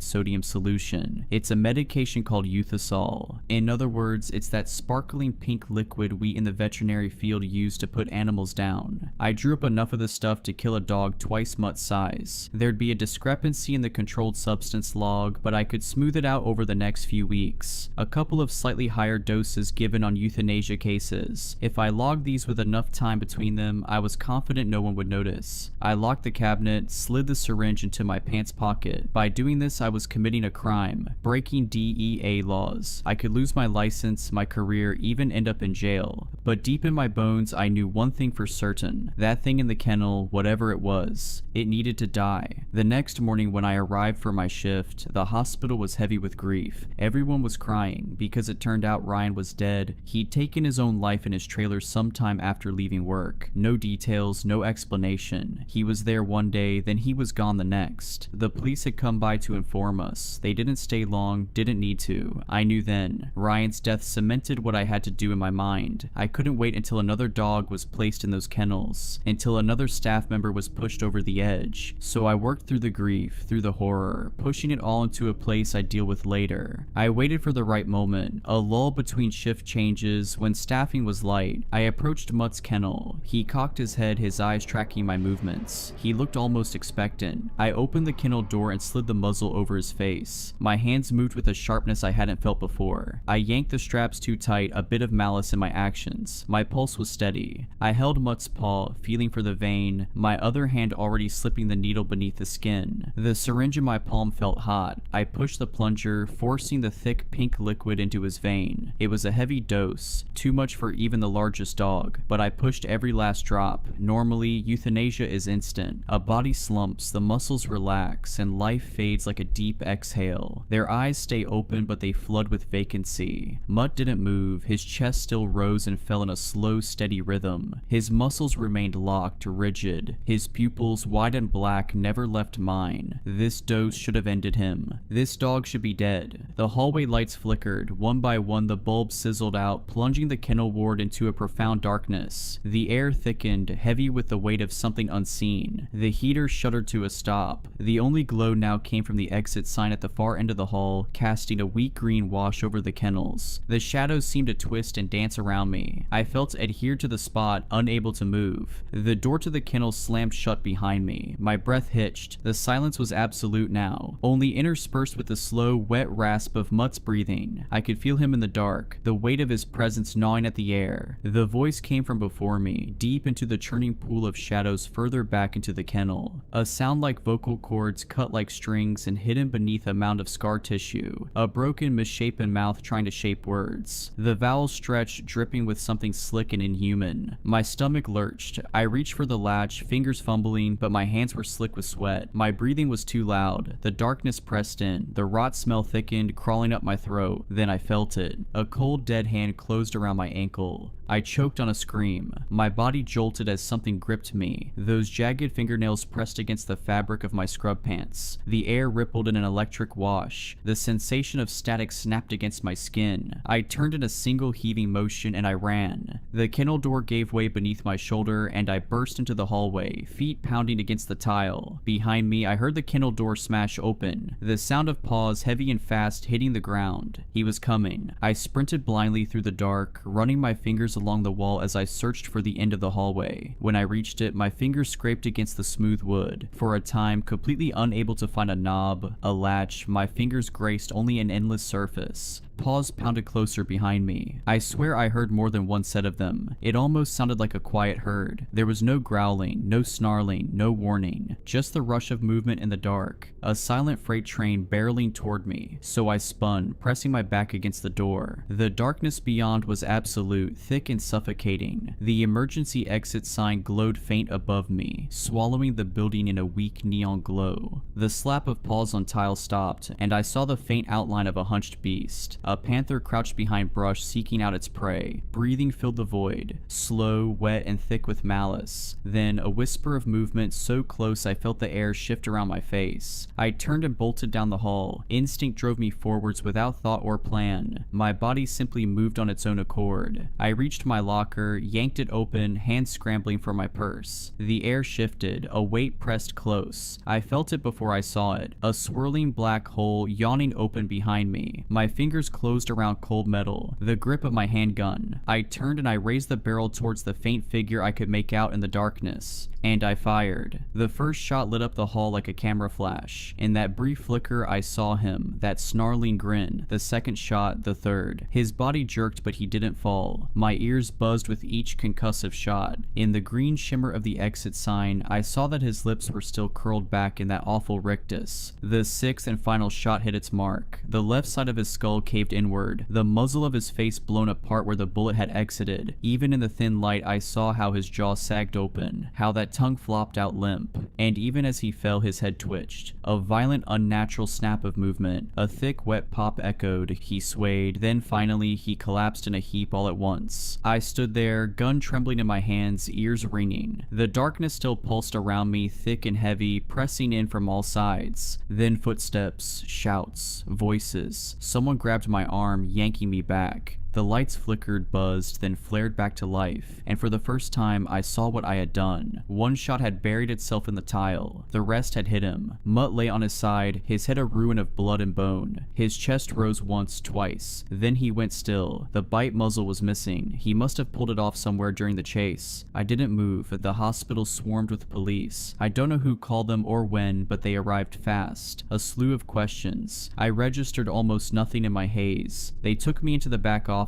my hands still shaking, my ears still filled with phantom echoes. I knew exactly what I had to say. I knew how to frame it. Self-defense. My uncle Philip was a defense attorney. He talked shop often with me on our fishing trip outings together, so I knew a little more than I let on, and I managed to play my part well, and so the police let me go. We wrapped, bagged, and stuffed Mutt in the freezer, awaiting cremation, and I took time off work, spent a few days in silence, trying to erase the memory of that voice, tried to ignore that palpable sound of my name in some twisted, malformed mouth. As you likely imagined, it didn't work. The phone rang on the morning of my scheduled return to work. It was a blocked number. Part of me knew the call was coming, as irrational as that sounds, and so I answered. Slow, shaky breathing filled the line. Then he began to laugh, like everything that had happened to me was a hilarious joke. Low, drawling, thick with something I couldn't name. Maybe it was a mouthful of tobacco chew. You shouldn't have killed it, little lady. Keaton. His voice slithered through the speaker, curling like a snake around my spine. His laughter built, rising, filling the silence. You've gone and made things so much worse. And as the laughing turned into hollering, the line clicked dead. I sat there, phone pressed to my ear, staring up at nothing. His words weighing down the air. Gone and made things so much worse. My first thought was confusion. How did he get my number? My second thought was frantic. Those words struck a chord deep inside my marrow. He said I'd made things worse. And for some reason, deep in the pit of my soul, I believed him. It started with a dog, or rather something wearing a dog's skin. I thought I was doing the right thing when I put it down, but now something far worse is stalking me. I had to clean up a few things first. The worst of it was the youth assault I used on Mutt. On my first day back, I staged an accident. I dropped the bottle and let it shatter across the floor. It complicated the logs, but it worked. I'm not proud of it. You shouldn't be either, but at the time, it felt like the only option. I was wrong. My first day back after a hiatus at home, I noticed that Mutt was still in the freezer. His frozen paws had torn through the tough plastic bag, carving grooves into the ice crystals, growing like miniature spears along the inside of our freezer. I didn't tell anyone his body had moved. That sick feeling rose in my chest again as I stuffed him into 3 more layers of bags. If you aren't familiar with the bags we in the veterinary field use after pets pass away, they're made from high-density polyethylene or polyvinyl chloride. They're tough, thicker than sin. It's uncommon for paws to break through the plastic, but Mutt was never ordinary. I think it was a final screw you. And well, right back at you, Mutt. Since Keaton wasn't picking up the tab, I offered to cover the cremation costs. I wanted those ashes in an urn. For some reason that felt important, something bigger than myself, something I couldn't explain. I didn't feel relieved when they hauled Mutt's body bag away with the 2 other dogs I'm convinced died because of him. I kept hearing Keaton's words ringing in my ears. You've gone and made things so much worse. His southern molasses drawl, mocking, laughing, a sick bastard. The clinic seemed to calm down at first, at least for a couple of days. I began to relax. Angie, my coworker and friend, approached me. Did you hear how Ryan did it?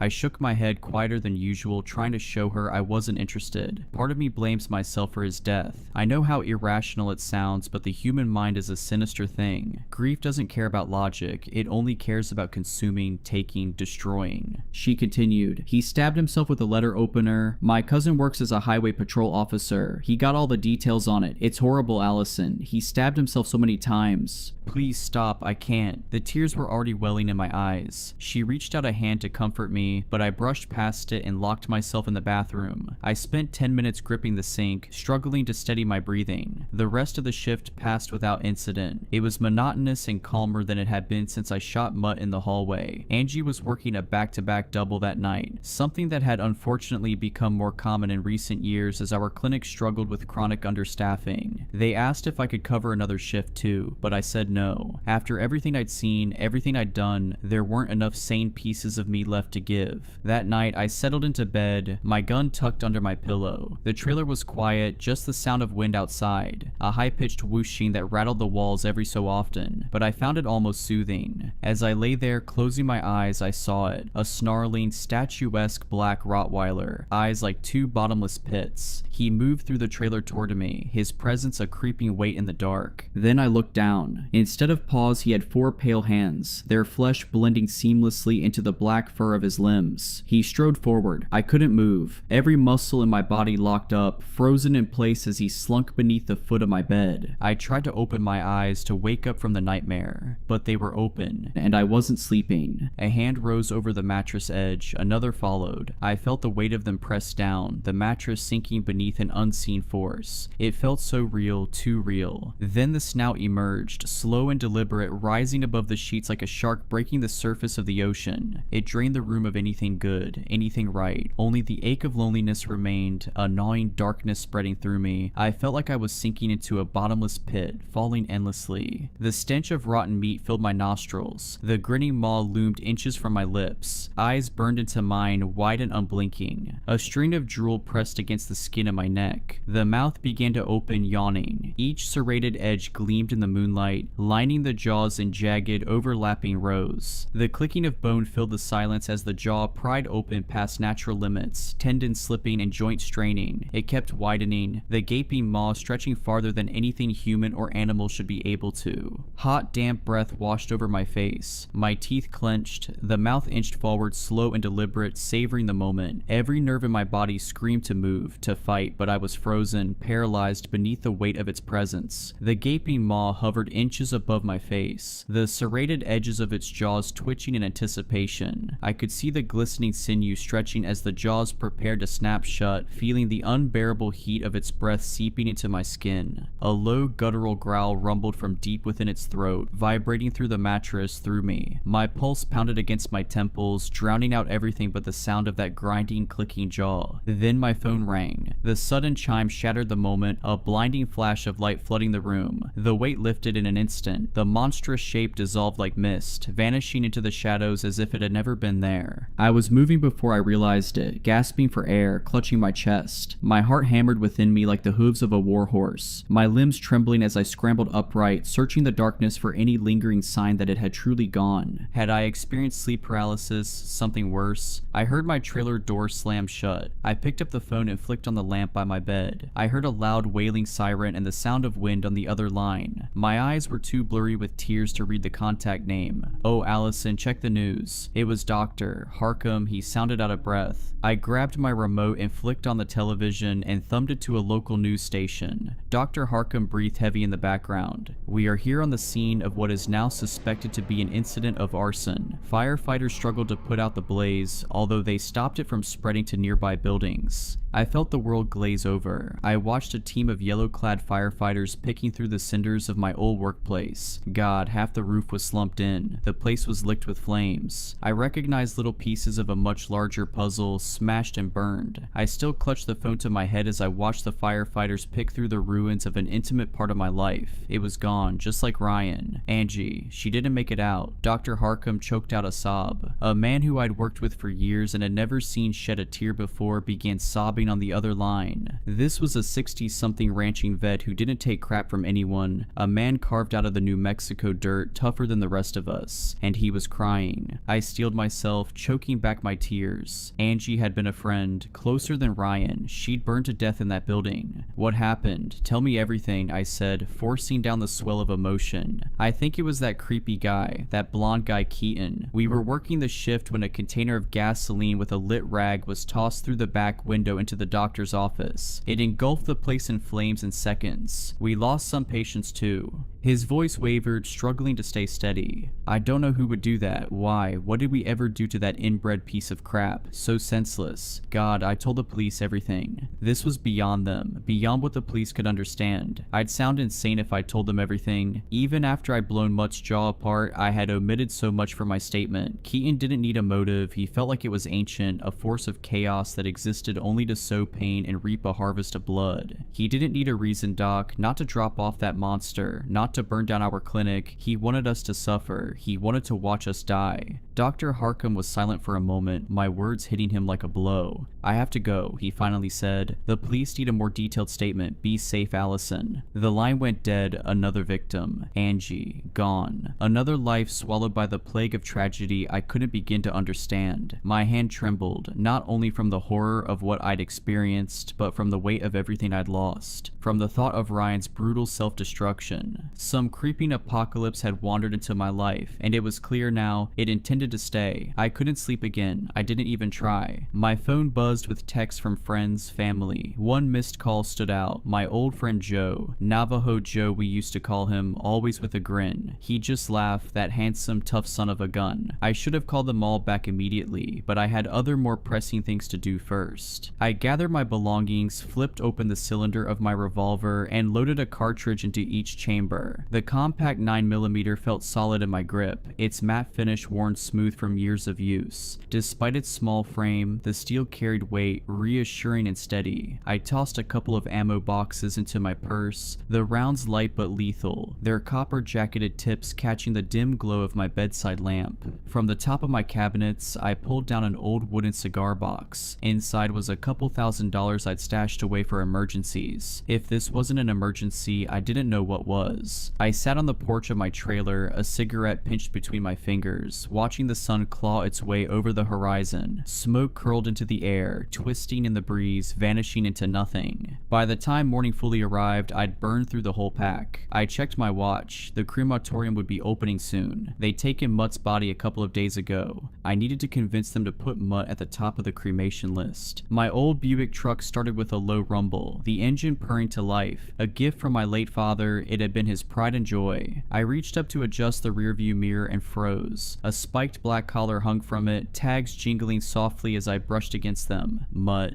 And below it, Keaton's number. I recognized it immediately. The same one we tried calling at the clinic when he abandoned that thing on us. Not a dog, a thing. Where my fingers touched the collar, a biting chill crackled against my skin, like dry ice burning on contact. I rolled down the window and flung it into the scrub brush. It didn't make me feel any better. He had gotten it back. I had placed it in the cremation bag with Mutt, but somehow it was here, which meant he'd been here, inside my car, inside my home. Maybe that thing in my trailer hadn't been Mutt at all. Maybe it had been Keaton. Mutt was just the beginning, and this was spiraling into a situation I couldn't contain, at least not alone. I pulled out of my small patch of land, kicking up a flurry of red dust. My air conditioner hummed. My fingers drummed against the steering wheel. 30 minutes later, I pulled up to the animal crematorium, a sunken gray cement building casting a wide shadow in the heat haze. I stepped out and tried the door handles. Locked. I pressed the doorbell and heard a faint jingle inside, but the lights were off. I checked my phone and swore under my breath. I'd been so lost in my own thoughts I'd completely forgotten it was a federal holiday. No one was inside. Veterinary clinics contract with crematoriums, sending euthanized pets in sealed black bags. We store them in freezers until the company's van arrives to collect them. They're packed alongside animals from other clinics, then stored in even larger freezers at the crematorium until it's their turn for processing. It can take weeks to complete a cremation, but Mutt had only been here for a few days, and somehow I could feel him inside the building, like I was standing too close to a live wire. The offshoot road I'd followed was empty. In the distance, I could see the glimmer of traffic, but it was far enough away that no one would witness what I was about to do. I circled the building, checking for an alarm system. Nothing. Peering through the windows, I scanned the interior. No cameras either. Crematoriums aren't exactly prime targets for thieves. Nothing to protect except frozen animal corpses. At the back, I found a window. Above me, only miles of empty blue sky, the air still except for a faint breeze curling through the scrub. I crouched and picked up a stone the size of my palm from its resting place beside a cactus, weighing it in my hand. Then I hurled it through the glass. The window shattered unevenly, jagged shards left clinging to the frame like teeth. I found a stick nearby and used it to knock away the worst of them before pulling myself up and climbing through. Glass crunched beneath my boots as I landed inside. The rock I'd thrown had skittered across the floor, coming to rest far across the room. The space before me stretched out like a cavernous warehouse. To my left, 4 massive crematorium units, metal doors dull in the dim light. To my right, an entire wall of freezer units stood silent and still. Steel girders loomed overhead, casting long, skeletal shadows against the walls.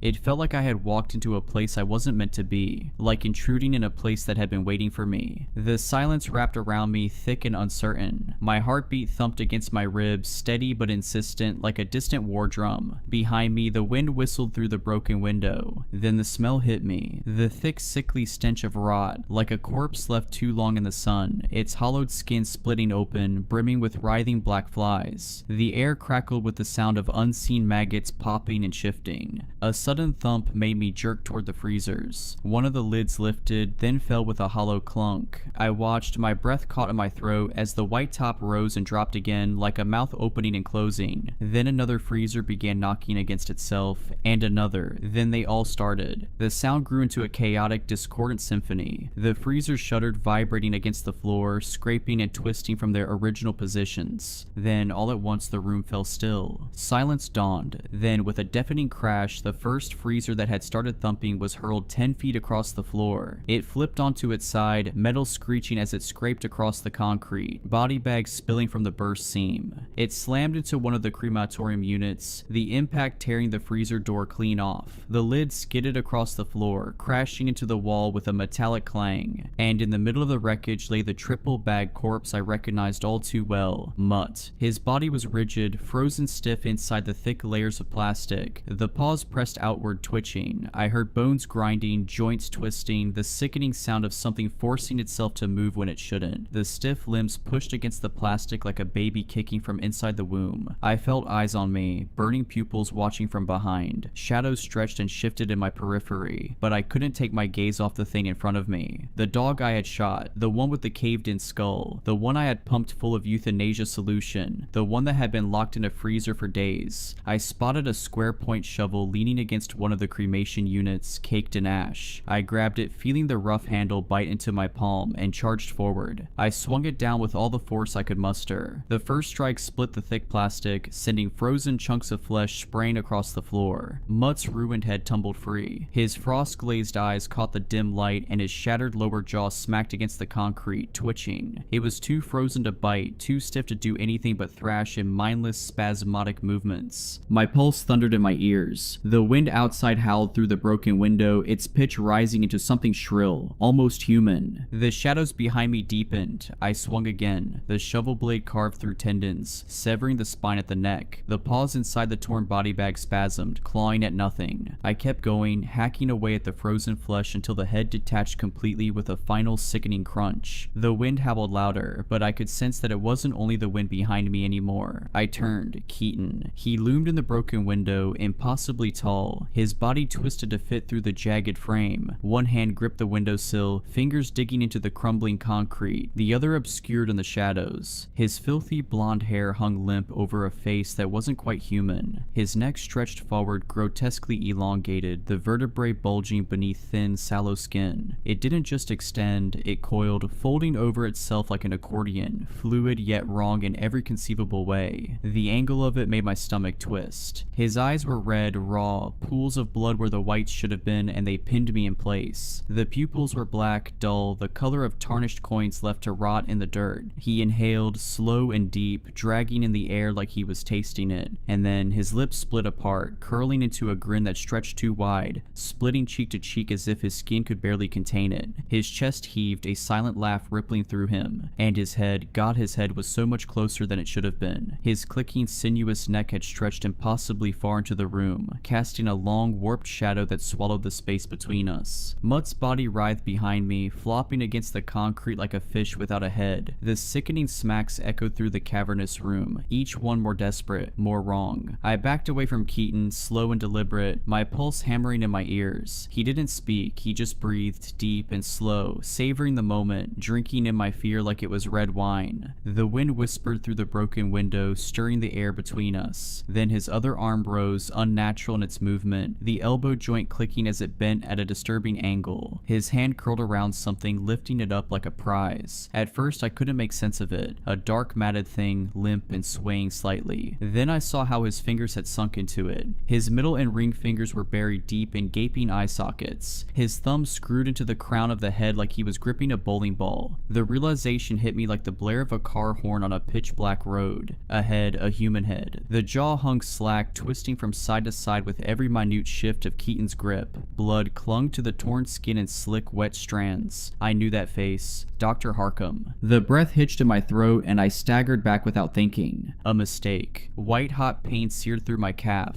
A vice clamped down on my leg. My brain scrambled to catch up with what had just happened. I looked down. Mutt's severed head clamped onto my ankle, his mangled jaw locking in place. Torn flesh barely held the structure together, but the grip was unrelenting, teeth buried deep. Pain flared through my leg, hot and immediate, the pressure tightening like a rusted bear trap. Keaton laughed. The sound curdled the air, high-pitched and jagged, warbling between something human and something that had never been. His entire body quivered with the force of it, his grotesquely long neck arching like a bridge, vertebrae rippling beneath stretched, paper-thin skin. The ridges of his spine pressed outward, shifting unnaturally, jutting like knuckles ready to crack. I swung the shovel down on Mutt's head, the impact shuddering through my arms. His jaws only clamped tighter, and I felt a fresh rush of warmth as blood trickled into my boot. Gritting my teeth, I pried at the head like opening a clamshell, peeling it from my leg. It took a strip of fabric and flesh with it as it crashed to the floor. Snarling, I wedged the shovel between its upper and lower jaw, pressing down with my full weight. Bone splintered, the jaw cracking apart with a sickening pop as the lower half disconnected completely. Keaton howled with laughter. It was a riot to him. He shook with it, body convulsing, that awful neck writhing like a snake. I swung the shovel sideways, aiming straight for his grinning face. But before it could land, his neck snapped back, recoiling too fast, retreating into the night. The shovel flew from my hands, clattering against the wall with a metallic clang. He lingered in the window, looming, watching, waiting. Shouldn't have killed it. You started something you can't finish, little miss. Should have let it feed until it was done. Then I'd have picked it up. His voice rasped like a snake's hiss, slithering into the space between us. His head retracted, impossibly smooth, that too long neck drawing back into the night. His hand peeled from the windowsill, talons scraping against the concrete, leaving behind deep gouges in the stone. Behind me, the thrashing body stilled, silence settled, thick and suffocating. I didn't dare turn around, not yet. I braced myself, waiting for the inevitable, for Keaton to slip back in through some unseen opening, to drive those jagged fingernails into my spine, to tear into me with his yellowed animalistic teeth. But nothing came. My breath left me in a shudder. My body screamed for me to move, but the lingering presence of him made my muscles coil tight, every nerve waiting for the strike that never landed. Finally, I forced myself to turn. Mutt's body lay still. Whatever had been animating it, twisting it into something beyond death, was gone now. For good, I hoped. I limped toward the nearest cremation retort, my leg throbbing with every step. My hands trembled as I fidgeted with the loading door. It clunked open, the hinges groaning, and I slid the roller tray out. Mutt's head went in first, his detached lower jaw following. His body came next, heavier than it should have been, dead weight sinking into the metal. The pain in my leg flared, sending hot sparks of agony shooting up my thigh, but I bit down against the pain and shoved him all the way inside. Fumbling with the control panel, I pressed the buttons, praying I got the right sequence. The burners roared to life, the chamber flickering with searing orange light. Heat pulsed outward, warming my skin as the fire licked at the corpse. I staggered away, limbs shaking, and made my way to the office break room. The drawers rattled as I tore them open, my hands shaking too much to be precise. Gauze, scissors, bandages. I grabbed everything I could, then hobbled back to the retort. Collapsing beside it, I pried off my boot, wincing as blood dribbled onto the floor. The sock beneath was soaked, the fabric clinging to my skin. I exhaled deeply, then reached for the scissors, snipping my pant leg above the wound before peeling it away. The damage was worse than I thought. Blood pooled in the puncture wounds, the torn flesh already darkening with bruises that spread outward like shock waves from each ragged tear. My calf throbbed in time with my pulse, sharp bursts of pain radiating up my leg. The bites might have been deep enough for stitches, but I didn't have time for that. The jeans had saved me from the worst of it, though the shredded fabric clung to my skin, soaked through. I pressed gauze against the wounds, wincing as fresh blood welled against the white cotton. I wrapped a compression bandage around my leg, tight enough to slow the bleeding but not enough to cut circulation. Antibiotics or lidocaine would have been a blessing. I could have stitched it myself if I had to, but a crematorium didn't exactly keep medical supplies on hand. I leaned my head back against the wall, exhaling through clenched teeth. My ears rang from the heat, the exhaustion, the pain. And then I heard it, a scream, distant, warped, twisting through the air like the high-pitched wail of logs splitting in a fire. I turned toward the retort viewing window. Inside, Mutt's body writhed as the flames engulfed him. The hairs curled first, blackening before catching fire, the flesh peeling away in layers. His limbs twitched, shuddering, the last vestiges years of unnatural life refusing to die easily. The stench of burning fur and charred meat turned my stomach. I forced myself to watch as the thing that had haunted me was reduced to nothing more than a skeletal frame. Eventually, there was nothing left but black soot clinking to the glass. The steady hum of the cremation unit filled the room. I let the heat seep into my bones before finally pushing myself upright, limping toward the control panel to shut everything down. By the time the retort had cooled enough to retrieve the remains, the sun was sinking below the horizon, the sky smeared with a hue like burnt orange. Keaton hadn't come back, yet. I grabbed a shovel and a garbage bag. The retort door groaned open, and I scooped out the calcined bones, brushing away the brittle black remnants until all that remained was pale dust. One by one, I fed the remains into the cremulator. The machine whirred, grinding the fragments down until every last piece of mutt fit into a bag just slightly larger than my hand. I stood there for a long time, gripping the bag in my blood-stained hands. Keaton had slunk away into the night, but I knew this wasn't over. I thought about Ryan, Angie, the dogs, my clinic, reduced to nothing but cinders and ruin. I'd lost so much in just a few weeks. Too much. Half my life was gone in an instant. I felt too hollowed out to even cry. Ripped out of my life in an instant, no rhyme or reason to it. He could have killed me, easily. He was toying with me like a cat slapping around a finch with a broken wing, each swipe landing harder than the last. Soon, I reckoned he'd start biting. I gritted through the pain as I pushed the freezer back into place, the weight of it straining against my injured leg. Plugging it back in, I reloaded it with black body bags, setting the torn-off lid back on top like a makeshift seal. The air reeked of blood and freezer burn, and of the dust blowing in from outside. I found a broom and a mop, doing what I could to clean up my blood and mutts, which had thawed into a dark, congealing slick on the floor. It wasn't perfect, but it was enough.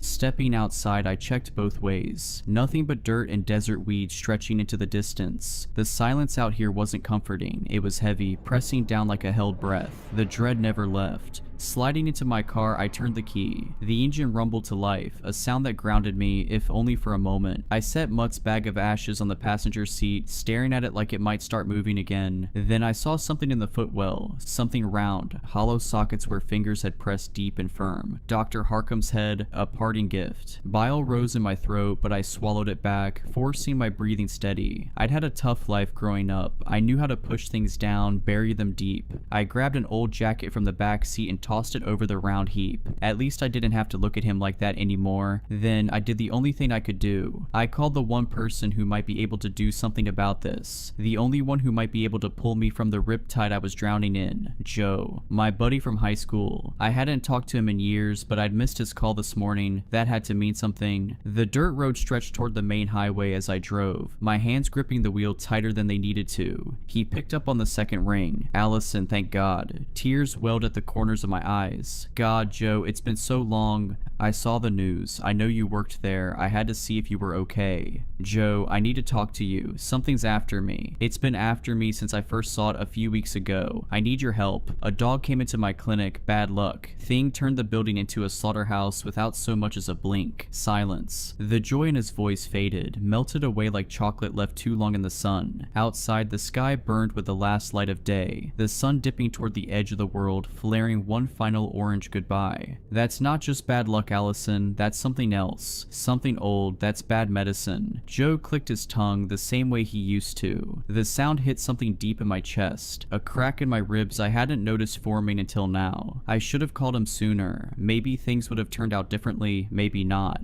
You got my address. Come down to the res. I'll make sure they let you in. His voice was steady, familiar, safe. He gave me directions. The Navajo reservation a couple hours to the southwest. I've got some ashes too, I said. My fingers tightened around the small bag beside me. I cremated his dog, the one he brought into my clinic before all this crap went south. Joe went quiet for a moment, then softer this time. Not a dog. He didn't elaborate. Not anymore. A sharp, blistering pain grabbed my calf. I sucked in a breath, my legs shivering, nerves screaming as if a white-hot blade had been pressed into my skin. I yelped. Allison, Joe's voice sharpened. The pain spread like fire, radiating from the bite wound, sinking deep. My pulse hammered as I clutched my leg, fingers pressing into the fabric of my jeans. But nothing stopped the burning. Then, from the darkness of the footwell, something shifted. A wet, gurgling croak, a jaw working. I froze. Joe must have heard it too. His breath hitched sharp over the line. A slithering rasp clawed up from beneath the jacket I'd tossed over the thing in the footwell. The sound of dry lips parting, of a raspy voice speaking through a mouth that shouldn't be able to talk anymore. His voice. My breath stilled inside me. A hollow, empty space opened in my chest. Keaton. He was talking through lips that didn't belong to him. Lips that once belonged to Dr. Harkham. The weight of his amusement pressed down on me, thick and choking. A grin curled in the dark, unseen but felt. The voice slithered through, dripping with something close to excitement beneath the folds of my jacket on the floor. Slightly muffled but clear enough to hear. I'm really starting to enjoy this game. I drove away from that animal crematorium in a blaze of rubber. No other cars were outside, so I have no idea how Keaton had gotten there. Did he walk? I never heard a car idling or an engine starting up. The sun had set, and that made me feel a deep, seething sense of unease, like the miles of surrounding red rock and highway were out to get me, out to hurt me. Dr. Harkham's head still rolled around beneath my jacket, but the ventriloquism act had stopped. I should have tossed him out into the desert, but that didn't feel right. A man who I'd worked with and grown to care about. He had a temper, but so did I. That's why we meshed. God, his poor wife, his poor kids. I felt like Joe might know what to do with the severed head sitting in my passenger footwell. Joe had tried to call back, but I didn't pick up. I had a sneaking suspicion that Keaton was listening through Dr. Harkham's ears. I drove along a cut of dusty road for almost an hour before I saw a rest stop. I saw the needle crawling towards empty on my gas gauge. I didn't want to stop, but I had no choice if I wanted to make it to the res. I pulled off the highway and saw an old pump stop that was desolate. A single produce semi-truck sat in the parking lot near the diesel pumps. The overhang lights looked like an oasis in a sea of dull black pitch. I settled into a pump and tossed a few more items of clothing down on top of where Dr. Harkham's head stayed. I heard a low chuffing sound beneath the layers of fabric. I ignored it. I needed to focus, to observe my surroundings. I stuffed Mutt's ashes into my purse alongside my pistol. I passed by a grizzled, overweight trucker sitting in his driver's seat, watching me cross the sidewalk. I wandered into the gas station and grabbed an assortment of jerkies, energy drink cans, and a steaming cup of coffee. Not road trip snacks, just things to keep me alive, thinking through the night, to keep me surviving until dawn. A scrawny, early 20-something burnout sat with his feet resting up on the countertop. I could hear the sound of a movie playing through his phone speakers. He casually ate away at a bag of popcorn. The coffee tasted burnt, metallic. The lights flickered overhead like they weren't sure they wanted to be on. 40 on pump 6, I said, sliding my assortment of items across the counter. He didn't say a word, just clicked away at the register with a hand absent-mindedly. I slipped him a handful of 20s and he tore his eyes from the phone long enough to pour change into my hand. I left without a word. I crossed below the blanket of light cast by the overhang shining down on pumps. I stopped walking when I turned over and saw that the semi-truck was empty. A wrongness crashed down around me, an all-encompassing feeling of doom. I surrendered to the feeling. I didn't walk towards the truck, didn't go to investigate. I had an idea that's what Keaton wanted me to do, what he was waiting for me to do. I kept my eye on the semi's cab, inching backwards with a bag in one hand, a coffee in the other, purse slung over one shoulder. My breath sounded pitched in the darkness, labored and heavy. I saw a glimmer of red across the inside of the semi's windshield, a glistening brushstroke. I didn't peel my eyes from the semi as I filled up my tank. As soon as I was done, I slid into my truck and started it up. The click of the locks engaging brought little to dissuade the rising tide of panic drowning me from the inside out. As I pulled around the pumps and across from the station, I saw the right side of the semi in the flash of my headlights. The cab driver's side door was cracked open, blood flung in congealed globs on black asphalt. I saw him then Keaton. He was perched between the semi's wheels like a spider hiding beneath a rock, his limbs like long wooden posts stretched with a thin layer of white skin. Pinched feet held onto the underside of the truck bed in a broken contortion. His elbows buckled in the wrong directions. Everything was so much longer than they should have been, neck like a tangled twisting vine. His eyes refracted the light like two glowing yellow orbs. The bite wound on my leg began to itch, then burn. I saw thin fingers of smoke clawing out of my purse, and I pulled out the warm ashes of mud and set them on the passenger seat. I heard a faint crackle like embers in those ashes. The car began to smell like singed hair and cooking flesh. I noticed a sharp smile on on Keaton's face, his mouth drenched in rivulets of blood. The trucker sitting in his cab earlier lay in a twisted heap beneath Keaton. The trucker's rib cage was cracked open like a crab shell. One of Keaton's sharp hands was digging around inside the man like a woman digging around inside her purse for her keys. Keaton's stare lingered, piercing as I swung my car around, kicking up a shiver of dust, and I flipped my truck into a higher gear. Keaton pulled a dripping red hand out of the trucker's sucking chest cavity and began waving at me. A friendly hello. I revved up the engine, blowing down that road back onto the highway faster than I should have. It wasn't until a few minutes later that I remembered the cashier, sitting alone at his post, unaware of the broken thing feasting just outside his doors. God, I hope it didn't come after him next. I thought about calling the police, I really did. But God, I had a severed head in my car. I couldn't get involved with the police. They'd have asked for info I simply couldn't provide. The head of Dr. Harkham was letting out a low drone in the footwell as I tore forward down the highway. I sipped the coffee as the mile markers slipped past, the hum of the highway loud in the quiet. The head in the footwell let out a faint groan under the jacket. I hit Joe's name on my screen and waited. He picked up on the second ring. Allison, he said, "You still breathing?" "Barely," I said. "I can't talk long and I can't say much, not out loud." A beat of silence. "It's with you." Not him, but it's listening. "I brought something I probably shouldn't have. I think it hears through it." "Alright," Joe said, calm but clipped. "Just talk around it. I can follow." "I'm heading your way. Should hit the basin in a couple hours, give or take." "We're setting up now," he said. "Called in a medicine man named Despa. He knows that old stuff. Said what you told me last time was a bad shadow. Said that thing you shot might have been a mask, not a real dog." "It wasn't a dog," I said, my voice wavering just a hint. Joe exhaled through his nose. I could picture him standing outside his truck, wind tugging at his sleeves, oiled gator skin boots kicking at the weeds. "We set the line near the arroyos. You'll see it before the road curves west. Cedar, ash, pollen. Despa's been blessing it himself. That thing steps through, it'll feel it, might even stop it. I'll drive through, I'll lead it in." He paused. "You sure it's still behind you?"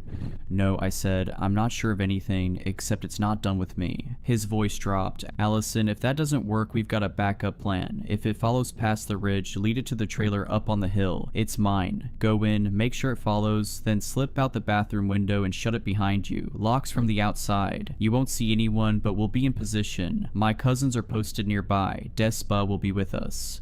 Good. Another silence passed between us, the kind that holds everything neither of us wanted to say. "I don't know what this thing is, Joe," I said finally, "but it's not a man, not anymore." "I figured that much." "I hate that I'm leading you into this, Joe." He chuckled. "I'd do anything for you, Allie. Just hate it took something this awful for us to reconnect." I winced. I should have reached out sooner, but time has a way of slipping through your fingers. "You sure your people are ready for this?" "No one's ready for something like that, but we've dealt with worse than dogs wearing skin." "Joe," I felt a tear streak down my cheek. For the first time, it wasn't an unkindly shed tear. "I know, just get here, we'll take care of it." I stared at the horizon where the last light had slipped away hours ago. The jacket in the footwell twitched and a low, warbling breath rattled through the fabric. Listening, clicking teeth together. "Soon," I said, "just keep the fire burning." I hung up. The road stretched on for miles. I fought the pull of sleep, guzzling caffeine and chewing jerky to stay alert. I was flying toward a violent conclusion. Keaton felt drawn to me, like I was his muse and he the artist. Maybe it was because I killed Mutt, maybe something deeper, some unseen thread tying us together. He killed my friends and coworkers, he beheaded the vet I worked for, burned down the clinic, even murdered a trucker just to send me a message. This was more than cruelty. This was personal. A few miles out from the res, I saw a wash of blue and red lights behind me, followed by the chirp of a police siren. If my sanity were a spool of thread, it was unraveling fast. This night felt like a nightmare unfolding slowly, like a dress billowing on a clothesline. I pulled calmly to the side of the highway, though my heart thundered in my chest. I kept my hands on the steering wheel and stared into the rearview mirror. The officer approached from the right, walking the shoulder with caution. He came to the passenger window and motioned for me to roll it down. I did. "License and registration, please," he said in an authoritative tone. "Yes, 1 second, officer." My eyes dropped to the bundle of clothes on the floor, and I forced myself to look back up at the glove box. I pulled out some crumpled insurance paperwork and my registration, then grabbed my license from my purse and handed them all over. His face stayed blank, maybe a little annoyed. He had just started walking back to his cruiser when Dr. Harkham's head began to moan, a low, drawn-out sound that grew into a wail. My heart stopped. The mood shifted instantly. The officer turned, clicked on his flashlight, and swept the beam across the truck's interior.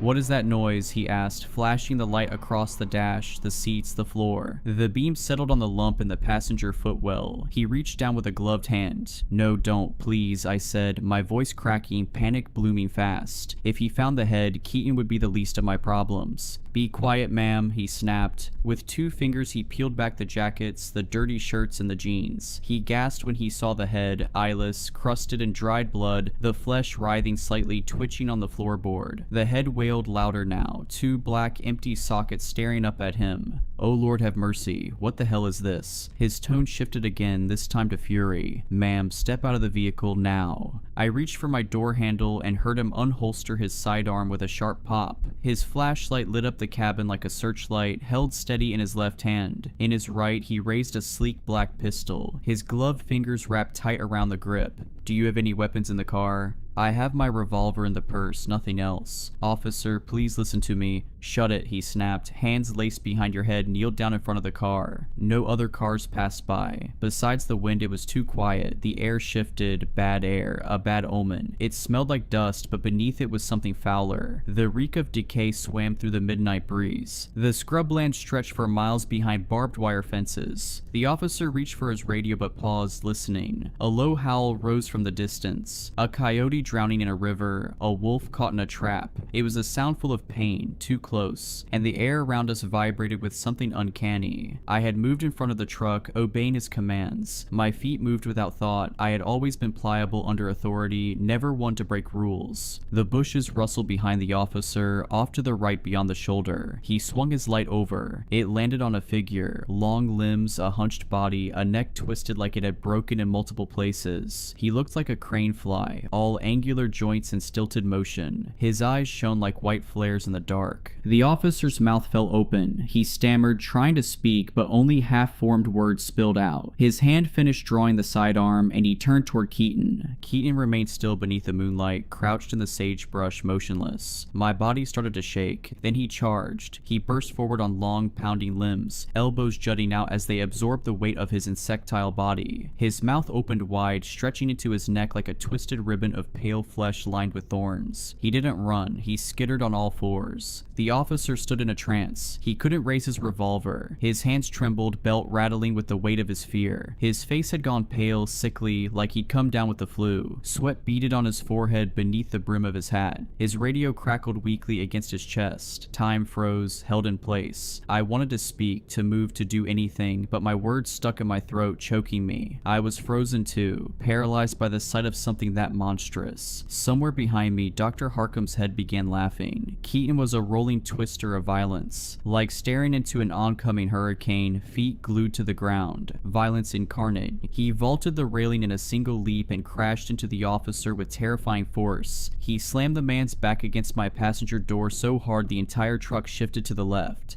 That broke my paralysis. I scrambled back into the truck and turned the key. My passenger window was still rolled down, and through it I saw the officer's limp body smashed against the door. His weight bent the metal with a few sharp, hollow pops. Keaton's jaw opened wide, stretching all the way to his throat, a mass of twisting yellow teeth. He was chewing through the officer's skull, tearing flesh, stripping it clean. The flashlight and pistol clattered to the pavement. Then Keaton's eyes came into view, slitted, swollen like 2 overripe grapes. A predator's eyes, empty, starving. I slammed the gas. The car lurched forward. Something on the officer's duty belt scraped against my paint. I felt a thud as both bodies tumbled off my truck and hit the pavement behind me. In the rear view, I saw Keaton's naked body wrapped around the officer, limbs grasping and tearing. His skin crawled with motion, like the organs inside him were alive and shifting. The flashing lights from the squad car bathed them both in red and blue. One of the cops' boots rolled into the road, its laces dragging behind like it was trying to crawl away without him. Keaton paused, then began pulling the corpse behind him, dragging it like a child pulling along a favorite blanket. When I was a few yards away, Keaton snapped his head sideways at a breakneck speed.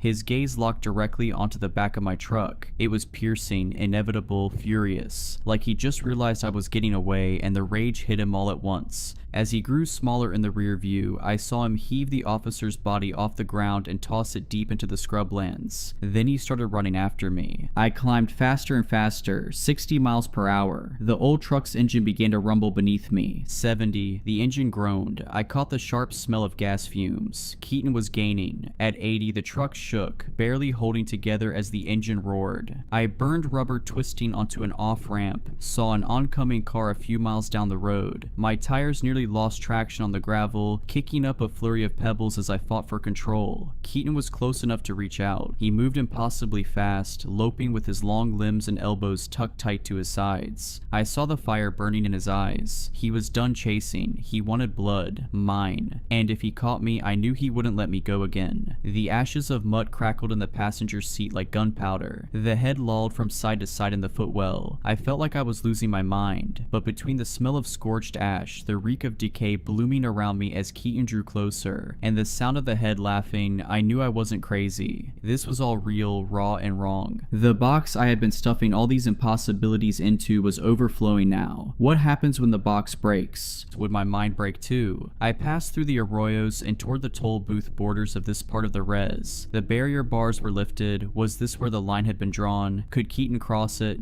He was halfway up the roadside, nearly level with the side of my truck. He wasn't looking ahead. His neck was twisted toward me, his body pounding forward with a mindless kind of purpose. His mouth hung open, eyes wide. Behind me, Dr. Harcum's head shouted with laughter. The engine rattled with speed. Keaton was so close I could smell death. I could see the dried blood of so many victims caked across his twisted, nude body like a suit of crimson armor. Right as I crossed the border barricade, Keaton veered sharply to the left. I watched him clear the fence and crash down in a heap, thrashing on his back like an insect, arms curled toward the sky. The head stopped laughing. The ashes stopped crackling. I slammed the brake pedal to the floor. Keaton writhed. I saw Joe's trailer on the hill, half swallowed in dust, lit by the hard glare of floodlights. I focused the headlights on him. His thrashing slowed, then stilled. My tires thumped over uneven ground as I crept forward, heart burning like a live wire. I stomped the gas, aiming to crush him beneath the weight of the truck, but he leapt at the last second, sprawling across the roof and smashing through the back windshield in a burst of glass. I flung the car into reverse. One tire crunched over his leg. For the first time, I saw pain in Keaton's eyes in the rear view. I clenched my teeth until my jaw ached. Keaton clung to the frame, screeching. He yanked and pulled, his foot pinned like a plank beneath the tire. I slammed into drive. He flew backwards off of the car, his limb bending and snapping like a brittle branch. As I climbed toward the hill, I saw him rise again on all fours. One leg was twisted into broken segments, the foot dragging unnaturally across the dirt. And still he came after me. But now there was a break in his stride. He was slower, he was wounded, and if it bleeds, it can die. At least I hope so. I rounded the rise. The area was desolate, not a soul in sight. I hoped that was part of the plan. I prayed it was. I slid my car into park on the ridge and pulled the parking brake. Behind me, I heard the pounding of hands on earth, getting closer with every second. Keaton landed on my roof with a thud, the metal buckling under his weight. Then he threw himself forward, vaulted over the hood, and smeared blood across the windshield as he rolled and hit the ground. He stood facing me with those reptile eyes, blocking the way to the trailer. Its door was wide open. I pulled the gun from my purse and pointed it at him. He tilted his head and I felt my muscles tense. I wasn't pulling the trigger. Something inside me was pulling against it. I fired once. The bullet missed him entirely and buried itself into the trailer wall. Keaton charged. I dropped the pistol and ran around the car. He roared as his broken ankle slammed against the dirt. He scrambled onto the roof again, and I ducked to avoid a swipe from his hand. The spot where Mutt had bitten my ankle throbbed, and the pain lit sparks behind my eyes as I flexed and pushed through. The body will break itself to escape death, and the mind, drowning in adrenaline, becomes a weapon. But he was feeling it too. The adrenaline. His nervous system was short-circuiting. His mouth open like a wilted flower, tongue flicking through the air. He was tasting something. Could he smell Joe? The others, were they near? He leapt and I dove through the trailer doorway. One of his claws raked across my back. I shoved past a floral couch, knocked pans off a shelf in the narrow kitchen, and bolted toward the bathroom. Keaton thundered in behind me, screaming, "I'll rip out your throat." His voice scraped like rusted wire dragged across concrete, echoing down the narrow hallway. Play with your insides, eat them. The trailer rocked under Keaton's weight, metal hinges groaning. I slammed the bathroom door behind me and scrambled for the open window. My foot knocked over a toothbrush and a tube of paste as I shoved myself through. Pain flared along my back. The wound on my calf throbbed. Keaton was almost on me. I could feel his heat, the hate radiating off him. The door splintered just as I dove. My teeth cracked against desert stone when I hit the ground. A burst of white light exploded behind my eyes, and blood filled my nose, hot and thick. Something moved past me, fast, silent. I heard the window slam shut, arms wrapped around my torso and dragged me away from the trailer, around to the front by my car. Keaton's voice roared from inside, a storm of curses and blasphemy. He screamed like a trapped coyote, cornered and caged. He'd sensed something was off, but he couldn't help himself. His bloodlust had outpaced his instincts. Now he was trapped. I turned my face upward. The sky above the basin cracked with heat lightning. Purple veins crawled across the clouds. The air buzzed with insect calls and owl cries. The desert had awakened, and it seemed to know what was coming. A man I didn't recognize moved past me, wearing a bandolier of bundled sage and carrying a rawhide pouch that smelled of cedar and cornmeal. He approached the trailer with quiet purpose, opened my truck door, and retrieved the bundle of Mutt's ashes and the shrouded head of Dr. Harkham. With steady precision, he placed them both through a window into the trailer. Another man knelt in the dirt near the rear axle, an elder in a long shirt embroidered with turquoise beads and white ochre. He began to sing in a language I didn't understand. The words were low and heavy, his voice rolling like wind through canyon crests. He poured corn pollen in a slow arc around the trailer, his movements deliberate and unwavering. The others joined in. Their chant rose from the earth like the black smoke from the trailer. The song was older than Keaton, older than the desert. Then came the drum beat, deep and rhythmic. A taut deer hide stretched over a cedar frame, struck in time with the chanting. Inside the trailer, Keaton's limbs thrashed. A hand burst through the kitchen window, blistered and cracking. His skin was changing, splitting, leaking. Joe stood nearby, rifle leveled, his breath slow and focused. The bullets he fired were ceremonial, silver cast and marked with ash and pollen, each one struck with meaning. Keaton screamed like something dying. His voice scraped against the trailer's walls as flames began to rise from underneath. The tinder place below had caught. Smoke coiled into the night sky, carrying something foul and wrong. The fire grew, hungry and bright, fed not only by gasoline but by intention, by design. Keaton howled as the medicine circle tightened around him. His bleeding eyes gleamed through the flicker of flame, filled with disbelief and fury. He clawed at the walls, tried to find the door, but it had been sealed from the outside with rawhide bindings and sacred paint. He scratched at the windows, too narrow for his spider-like frame to slip through. The chanting never stopped, even when the trailer began to cave inward, even when the screams turned wet and animal. The fire consumed, the wind shifted. I watched Keaton stop fighting. I saw his flesh pock, blister, rupture, and burn. He looked at me through the window the same way Mutt had, with those vacant, unreadable eyes. Keaton sucked up lungfuls of empty breath. Joe watched his home burn to embers. For me, there wasn't a trace of regret in his expression, only that same ruthless, focused anger. I spit blood through my cracked lips, and then the world went quiet. No birds, no insects, not even coyotes, no Keaton, not anymore. Only the breath of the desert and the low hum of thunder threading the sky. We stood and watched the trailer's shell glow red, then crumble. Joe's cousins moved through the sagebrush with extinguishers, tamping out sparks before they could catch. I didn't look away until it was dark, silent, hollow. Then I broke, not cleanly, not quietly. My whole body shook with sobs dragged from someplace beneath grief. I screamed, raw and hoarse, and clung to Joe like a raft in a black ocean. He wrapped me in a musty blanket and said nothing, just held on. One hand pressed firm to my back. I wept into the chest of his shirt. So much gone, so much taken. It better be dead, I said between sobs.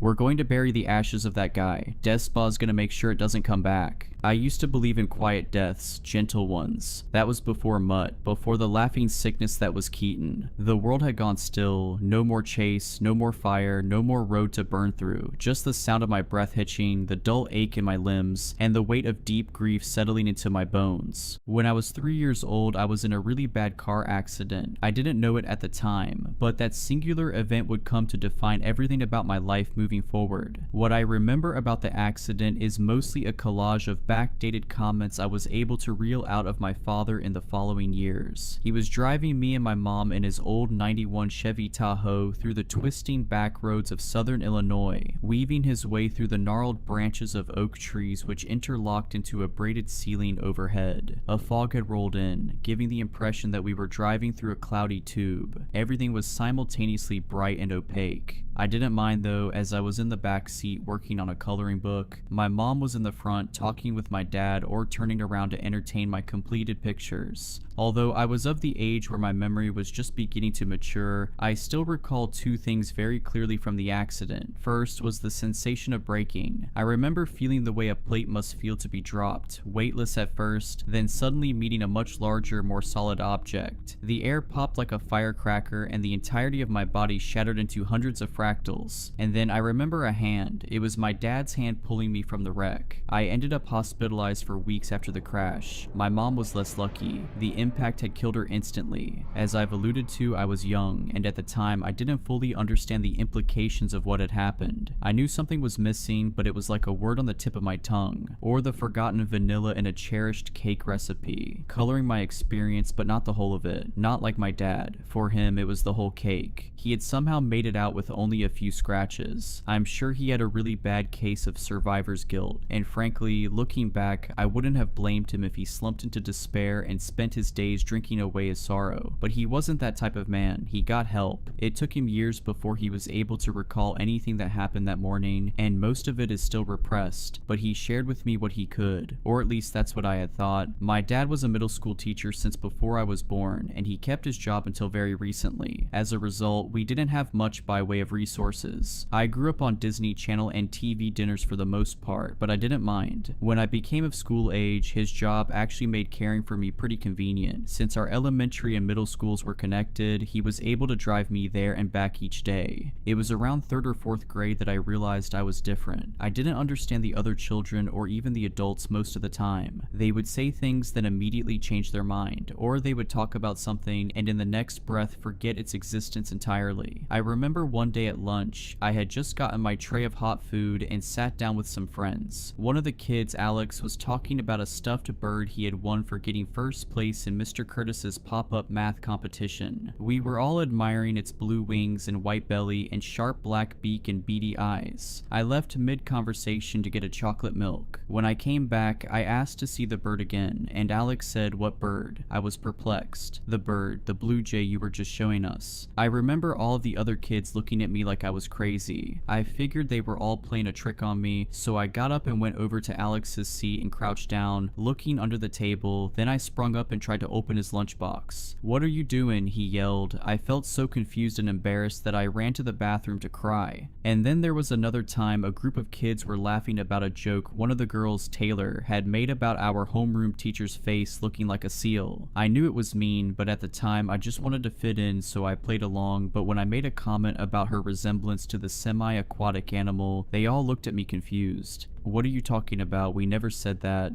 These misattributions kept happening, and it led to me being ostracized from most of the little childish cliques that popped up. I developed a quasi-standoffish temperament which I used as a shield against a chaotic world that I didn't understand. My dad eventually had me tested for ASD, autism spectrum disorder, but I passed the test. He asked if I wanted to move to a different town with different schoolmates, thinking that perhaps I was getting bullied, but I told him it was fine. Somewhere deep down, I felt like no matter where I went, this problem would follow me. You may think that I was simply coping with the absence of my mom, and while I'm sure that her absence has left certain holes in my life, kindly, no, that wasn't what was happening. You see, at first I didn't notice the instances of what I'll call blinking. I simply thought that I was misremembering things, objects, words, events. They were all little things anyway. A bird, a joke, my pencil box. It wasn't until 6th grade that I realized the magnitude of the phenomenon. I was in my dad's 6th grade social studies class, and we had just been assigned our Ancient Civilizations project, which involved creating a diorama of our chosen civilization and presenting its features to the class. My friend at the time, Claire, had taken my first choice of ancient Rome, which we had a heated argument about at lunch, so I was left with ancient Egypt. At the time, all I pictured for Egypt was a plate of sand. However, my dad and I went through some illustrated history books and pictures on the internet, and he really built up the project for me. Over the course of a couple months, he helped me shape 3 pyramids out of small wooden planks and a bunch of tan clay. We placed them in the center of a giant square shoebox lid, which served as the container for the diorama. Then he bought some small wooden mannequin puppets, and we dressed them up in cloth clothes, mostly kilts and tunics, and colored their eyes, mouths, and hair. We added a few obelisks and some small box huts which were collected into a little village around the Nile. Finally, we added a light glaze of glue where we felt would be necessary, and then covered the whole project with golden glitter. As we worked on each part of the diorama, my dad helped me understand what we were adding and why it was important to ancient Egypt. I loved the way he talked about history. He spun everything into a miraculous story. To this day, I don't think I've ever had a teacher who came close to his level of charisma and creativity. As a result, I became really proud of my diorama. I memorized all the little details and rehearsed my speech in front of the mirror for hours leading up to the last couple weeks of class. And then, 2 days before I was supposed to give my presentation, everything fell apart. First, I need to apologize for deceiving you about an aspect of my story. I thought it might help you to understand what I was going through at the time. What I'm about to tell you is going to sound insane, I get that, but please hear me out. The truth is that I was never assigned to present on ancient Egypt. Everything else about Claire taking my first pick and Dad helping me with the whole project and my excitement leading up to the presentation was all true. But it wasn't a project on ancient Egypt. It was a project on ancient Citizen, which was a civilization located on the 8th continent called Catalan, the same name as the spoken language but unrelated, which was due west of Australia in the Indian Ocean. I know this sounds incredible, and if you want to believe it's all in my head, I get that, but I remember clearly all sorts of facts about it. The Malagasy, the same people who populated Madagascar, were the first peoples to discover Catalan and settle it. However, about 500 years later, Indian ships would arrive and create the civilization known as Citizen, a pidgin language formed between the indigenous population and new arriving Indians called Hiesa, pronounced Hi-Esu or Hi-Su. Catalan had a warm climate with plenty of natural resources, but Citizen had a dense enough population to require agricultural production. They grew rice, grain, sugarcane, vegetables, and even tobacco. I remembered all of these facts and more. My diorama reflected the main features of the Citizen civilization, and then 2 days before my presentation, I woke up and my diorama was entirely different. The hilly grasslands were traded out for sandy dunes. The Hindu statues and stone palaces became clay pyramids and large spear-like pillars, and everything was covered with the ickiest yellow glitter I had ever seen. Tears stung my eyes as I trampled over to my dad's room and banged on his door. "Dad, what did you do?" I yelled. "Honey," he responded, rushing over to the base of the stairs. "What's wrong?" "The diorama, it's ruined." "It's what?" he asked and ran up the stairs, leading me to my room. He looked over it for a few seconds, checking to see if everything was intact, then said, "I don't see it, honey. Where is it ruined?"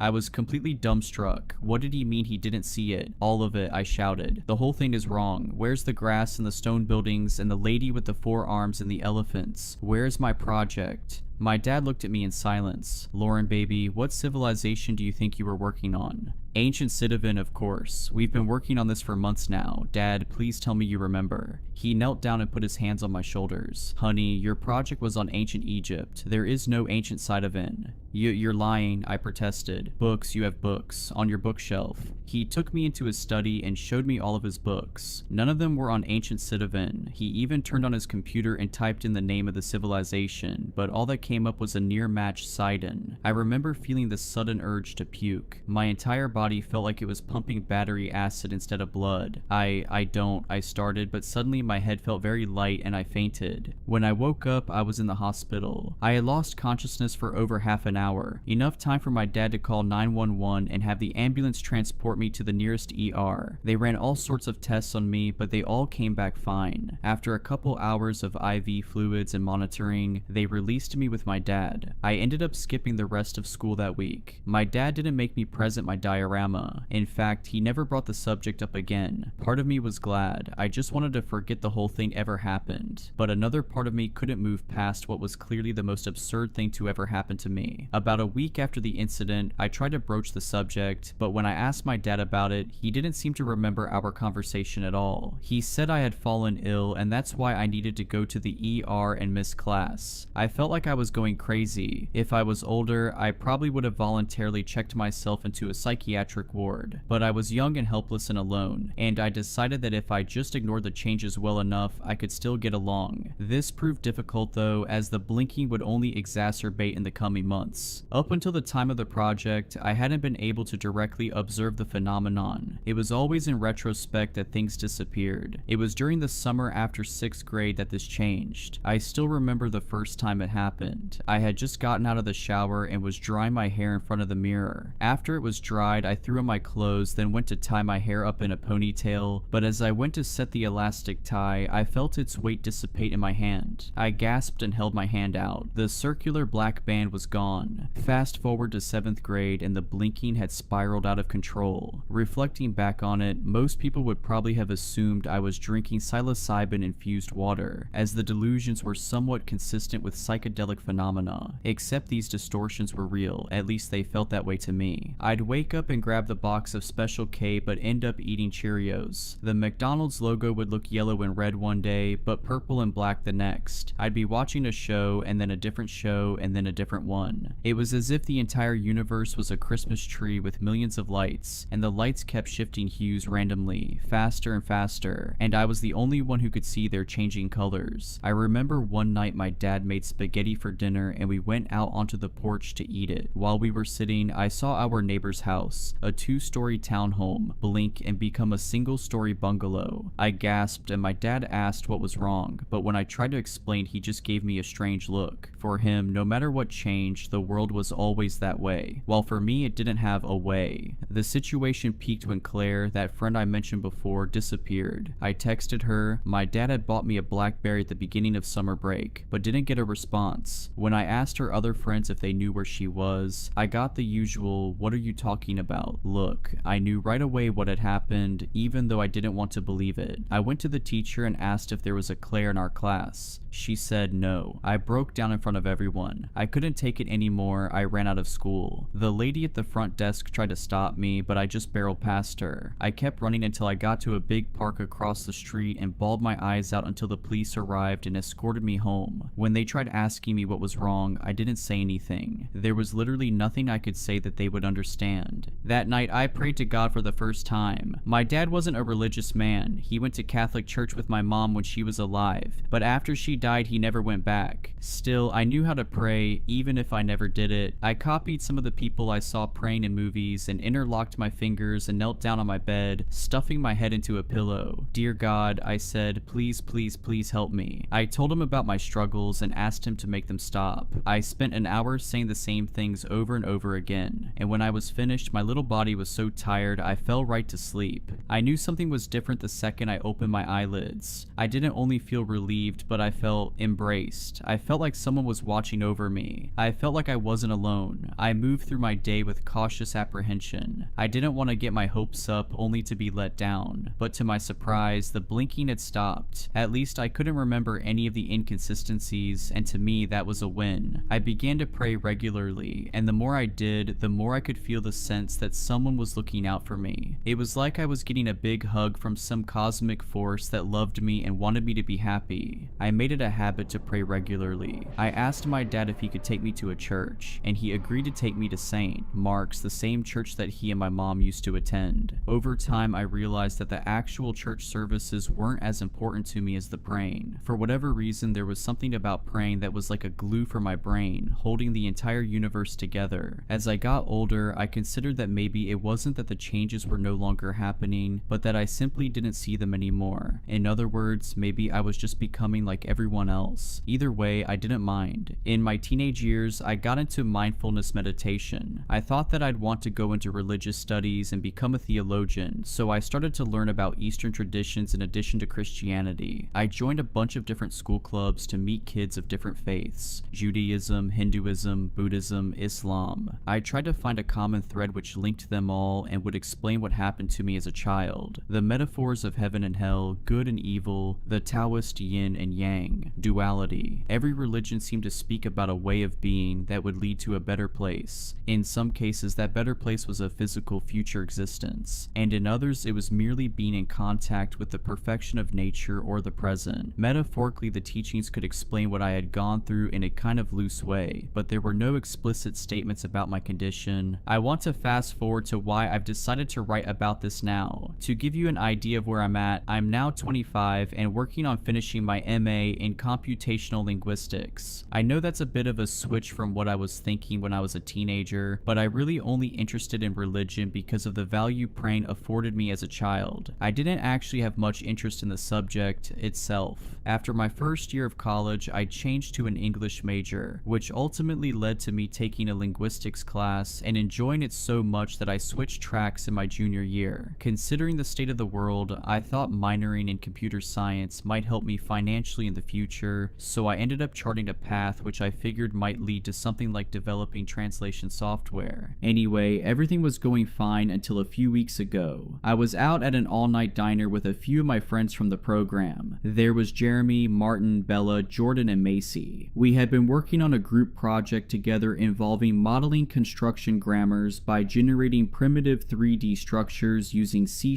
and running the code through a game engine. It's a bit weird, but essentially we were trying to create a multi-dimensional model for language using a similar but more advanced concept than other LLMs, and just had a breakthrough. It was 2 AM though, and not a brain cell existed between the 6 of us. So instead we focused on a different problem: Macy's ongoing breakup with her semi-long distance trucker boyfriend. We tried to explain why Mike wasn't going to work out as we ordered a round of milkshakes and waited for the lone overnight kitchen worker to scoop out 3 balls of ice cream from the Dean's carton for each of us, blend it, then have the server deliver the vintage diner glasses on a plastic tray. I dug into my thick strawberry shake with a spoon. It was delicious. I kept eating but focused back on the conversation. I remember feeling something odd about one of the scoops, but I was so entrenched in Macy's story that I didn't notice the metal shard in my ice cream until I felt it against my lip. Pita, I spat out the shard and ice cream all in one motion, then covered my mouth, which I was sure was bleeding. The silver blade was probably as large as my thumb, and it had 2 jagged edges, as if it was fastened for the purpose of causing damage. "What?" I yelled. Everyone at the table turned to see what was the matter. "Hey Lauren, you okay?" I spoke through a covered mouth, using my free hand to point at the table. That was in my, but it was gone. "In your shake? Was something in your shake?" asked Jeremy. I froze. In that moment, the stories of my childhood that I had only remembered as faint nightmares came back in a wave of crushing terror. How could I have been so stupid to think they would simply vanish forever? No, this isn't the same thing, I thought, but deep down I knew it was. I drew my hand away from my lips and saw that it was dry, no blood. When I looked back up, all of the blood in my veins went cold. My friends were smiling at me. Their lips were elastic like taffy, stretching to reveal their teeth. I could feel them radiating malevolence, as if the only thing holding them back from picking up their utensils and stabbing me to death was some thinly veiled force field. The moment lasted for what felt like half a minute, then Jordan said 2 words which made the hair on the back of my neck stand up. "Found you." The words ricocheted in my now adrenaline-powered skull, but just as he spoke them, the world blinked and my friends were back. Bella reached out and grabbed my hand. I pulled away, but when I saw her concerned expression, I relented. "Sorry guys, I think I'm going to have to call it," I said. "You sure, Elle?" asked Jordan. "You look like you just saw a ghost." "Yeah, thanks, but I stumbled for a lie, but when one wouldn't come, Martin stood up and said he'd walk me out to my car. "Thanks," I said as I got into my little 2015 Jetta. "It's just been a long day."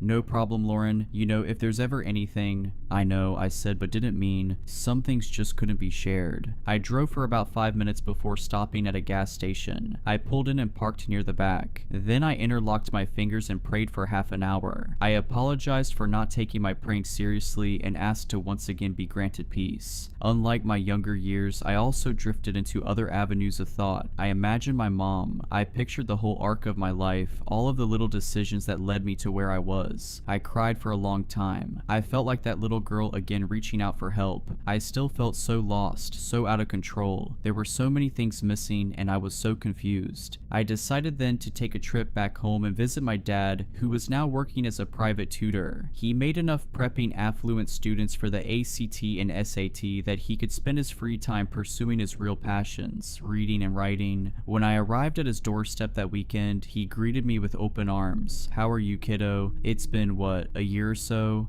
It was actually more like 2 years, but I didn't tell him. I just smiled and nodded. "Well, come in." The house was almost exactly how I remembered it. Linoleum floors, beige walls, a few scattered pictures, the scent of chamomile, everything minimalist. There was a quaintness, a prettiness to the way everything seemed to be well kept and in a perfect place. From the cherry wood chairs we'd sit in to eat to the cream-colored love seat, I felt at home. I spent the drive thinking of what I would talk to my dad about, but ultimately I wasn't sure what I'd say. I loved my dad, but I think growing up it was easy to see him as naive. After all, arguably the most important episodes of my childhood were completely unknown to him. In that way, I kind of loved him from a distance. Maybe losing my mom also played into that. Maybe I just had trust issues. And after what happened at the diner, luckily there hadn't been any blink since. I stayed for a couple days and he showed me around some of the different coffee shops where he'd tutor kids or write some of his stories. I met some of his friends, mostly other retired or part-time teachers who were in a similar place in life. I was happy for him. Then, on Sunday, he made me my favorite meal growing up, homemade carbonara pasta with chicken and broccoli. The sauce had a few different cheeses, butter, olive oil, and a raw egg yolk. It was the perfect blend of creamy, savory, and sweet. After we ate, he cracked open a scrapbook of some old photos and other clippings he had put together. We reminisced about the past and laughed whenever I'd cover up one of my awkward pictures. He brought up some stories from school that I had forgotten, naming some teachers that I hadn't thought about in years. Apparently I had started at the end because as I moved to the other end of the book, I kept getting younger and younger. I flipped to the last pages and noticed a couple pictures of my mom that made my heart sink. "She was beautiful, wasn't she?" said my dad.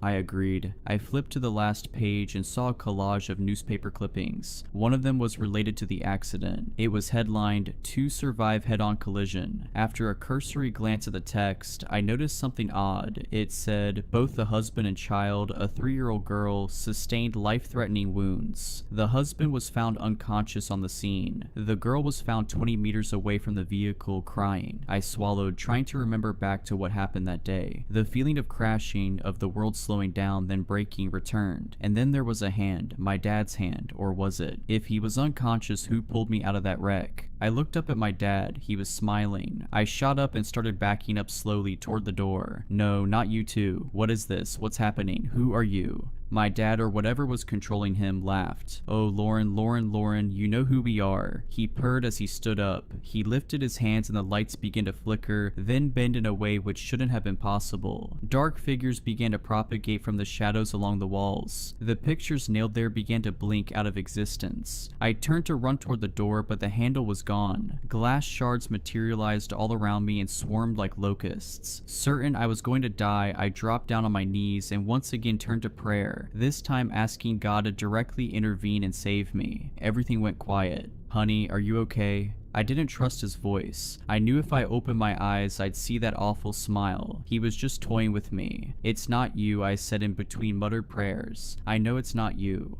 "Honey," my dad said closer. I felt his arms wrap around me. This was it. I was going to be suffocated. I waited for the inevitable crushing weight of my chest collapsing. I waited to break all over again. "I would never hurt you, Lauren. I love you more than anything in the whole world." I burst out in tears. "No, it's not you. I know it's not you. You don't exist." My dad's weight dissipated. I opened my eyes and saw that he was no longer there. "Dad," I called aloud. "Dad, where did you go?" I checked all over the house, but there was no trace of him. There were still pictures of him all over the house, so I knew he hadn't blinked out of existence like everything else, but somehow he was missing.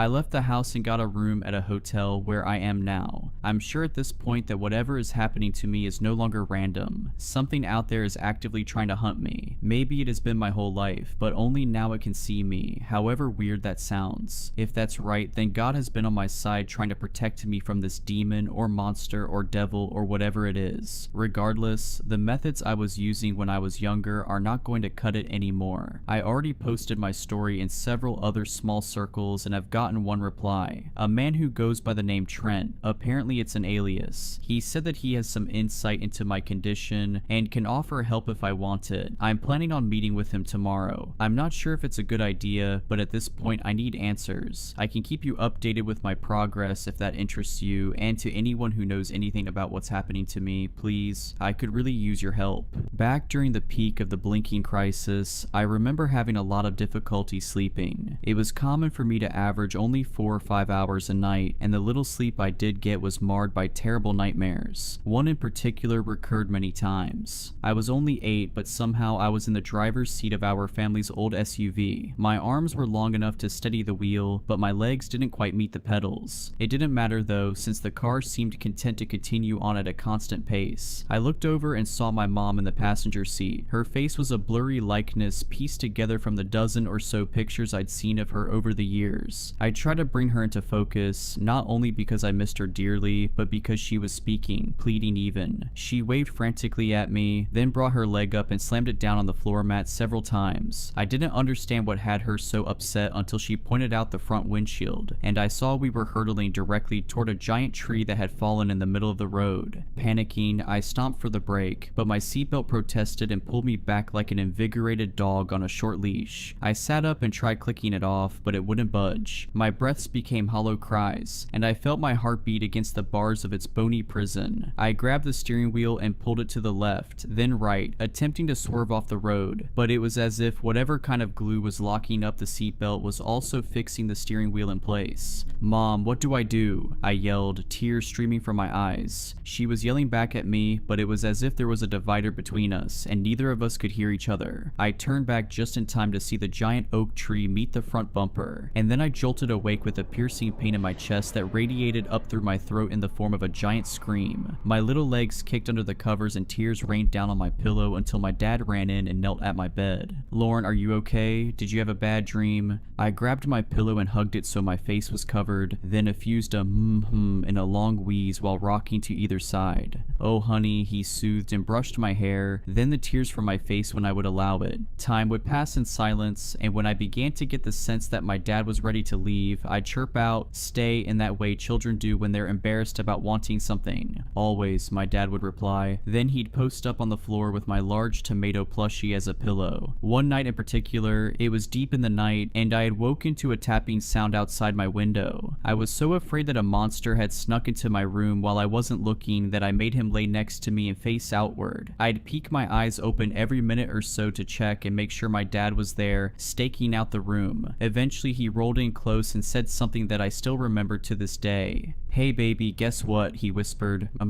mumbled. "I think you scared the monster away." I tried to picture this through the fog of my fatigue. Something seemed off about the statement, like it wasn't logically possible, but before I could piece together the words to express that, my dad cut back in. "It was scared because it realized you're a superhero, and you know what your greatest superpower is?" I shook my head, making sure to rub my forehead against his shoulders so he could sense it in the dark room. "Your greatest power is that you get to tell the monsters what to do, because the monsters are only as strong as the stories you tell about them, and there's all kinds of stories. Happy ones, sad ones, scary ones. Tell me, this monster you think snuck in, would you say he's part of a scary story?" "I don't know," I said, confused. "Maybe."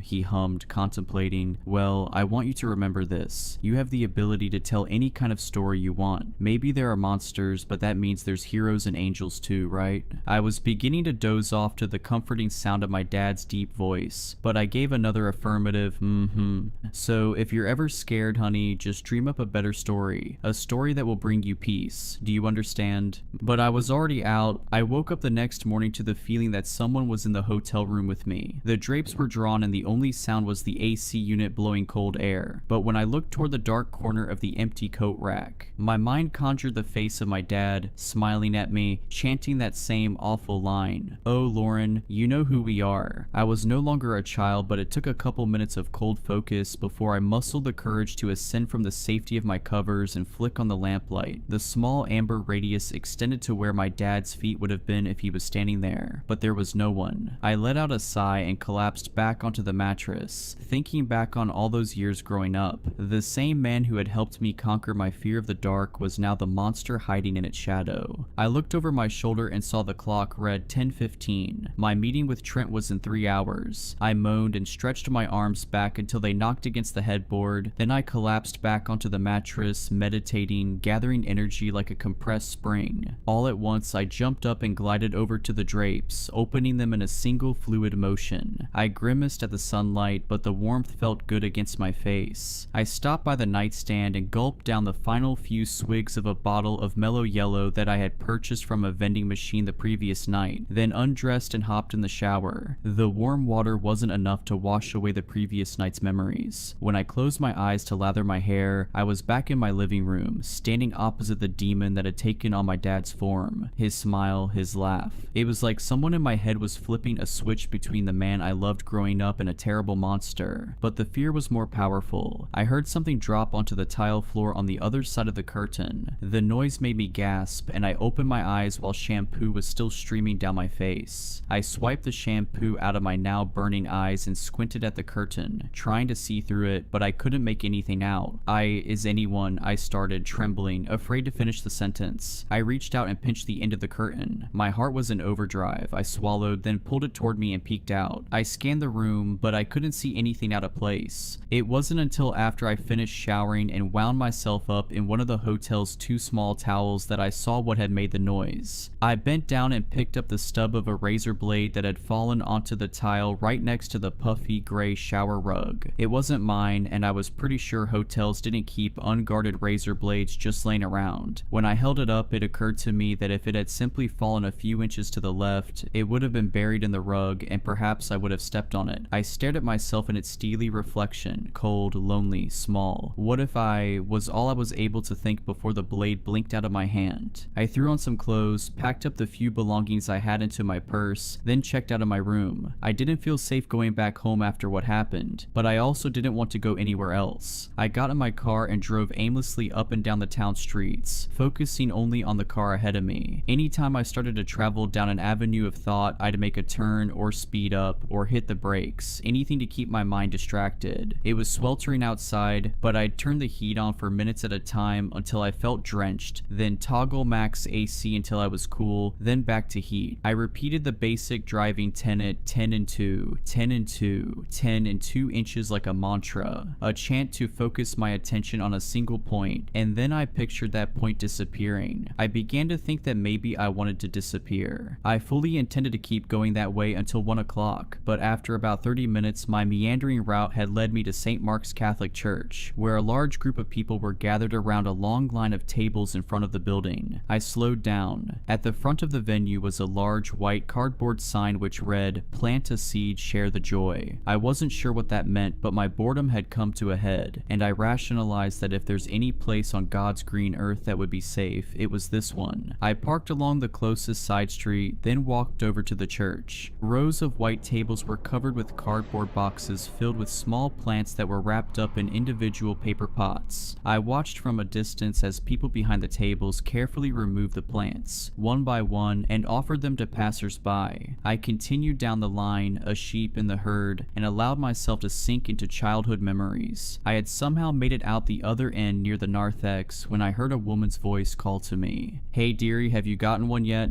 I turned and saw a small, gray-haired lady with rose-colored glasses. "Oh no," I started, attempting to decline, then paused. The old lady grabbed one of the plants and held it out for me. "Here," she said, "come on, I won't bite." "As far as you know," I thought, and stumbled forward with a sigh. "Thanks," I said, and took the plant. "What is this all for anyway?"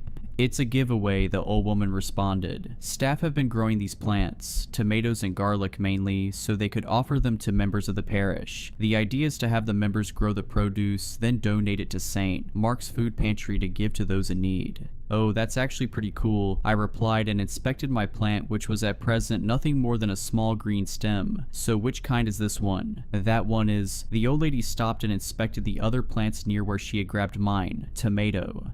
Tomato, I repeated. Well, thanks again. Of course, dear, the old lady beamed. We're all responsible for each other. I nodded, then continued back through the crowd toward my car when, through the large vestibule windows, I saw a priest speaking to a young couple. It had been a little over a decade since I had attended a service. I stopped going during high school when I started studying other religions, and I didn't recognize this priest. He was short, just over 5 feet tall, bald, and African American. He wore the customary black robe and white collar, and there was something in his smile and the way he seemed to be affirming the couple that made me yearn to speak with him. I considered for a moment, a bit embarrassed to be stepping back into church after all this time, but the thought of being able to burn 10 minutes talking with someone who might have some insight into my situation was too tempting to pass up. I waited near a portrait of Mary Magdalene, my tomato plant in hand, staring off at the pristine series of stained glass images portraying the death and resurrection of Jesus. About a minute in, the priest met my eyes. He smiled, his way of telling me he knew I was waiting, then finished up with the couple and made his way over. He had a bit of an accent when he spoke. It was Ugandan from best I could tell, and a proclivity for laughing at the end of his sentences. Hello, miss, I don't believe I've had the privilege, he said and held out his hand. He leaned in as he spoke and his smile tugged on the corners of his eyes, which were already marked with use. I shook his hand and returned what I'm sure was a weak smile. No, I don't think so. My name's Lauren. I used to come here when I was little. It's been a while. Well, I see you picked a good day to visit, if you're into gardening that is, he remarked with a laugh and gestured toward the plant. It's nice to meet you, Lauren. My name's Martin. Father Martin if you prefer. Father Martin, I repeated. I have a friend named Martin. It's a good name. He laughed and said, thank you. I'll pass that one along to my mother. She loves the praise. I laughed back. He carried himself in such a carefree way that I was put immediately at ease, almost to the point where I forgot what I wanted to talk to him about. I started, attempting to word my question in a way that didn't sound like I needed psychiatric help. I have a couple of religious questions for you, if you have time. That's what I'm for. Ask away. They're about miracles, like the ones in the Bible. I was wondering, do you think that miracles still happen today? Miracles, huh? He started. You mean like water into wine? Kind of, yeah. He contemplated. Well, I haven't seen them myself. You know, I may be a priest, but I also have a degree in physics. I think God made the world according to laws, right? But I do think God has the power to intervene. Yes. I just have never seen it like, you know, the biblical type of miracles. To me, there are miracles happening all around us, miracles we can't see. Exactly, I responded, thinking about how no one else could see the blinks. Those kinds of miracles, what are those miracles we can't see? One of Father Martin's eyebrows raised and he rubbed his chin. Well, I think the greatest miracle is the miracle of God's love which was perfected in Christ and offered to each of us. It's his power to heal even the most troubled mind. By coming into alignment with God's will for us, we can see the true purpose of this existence.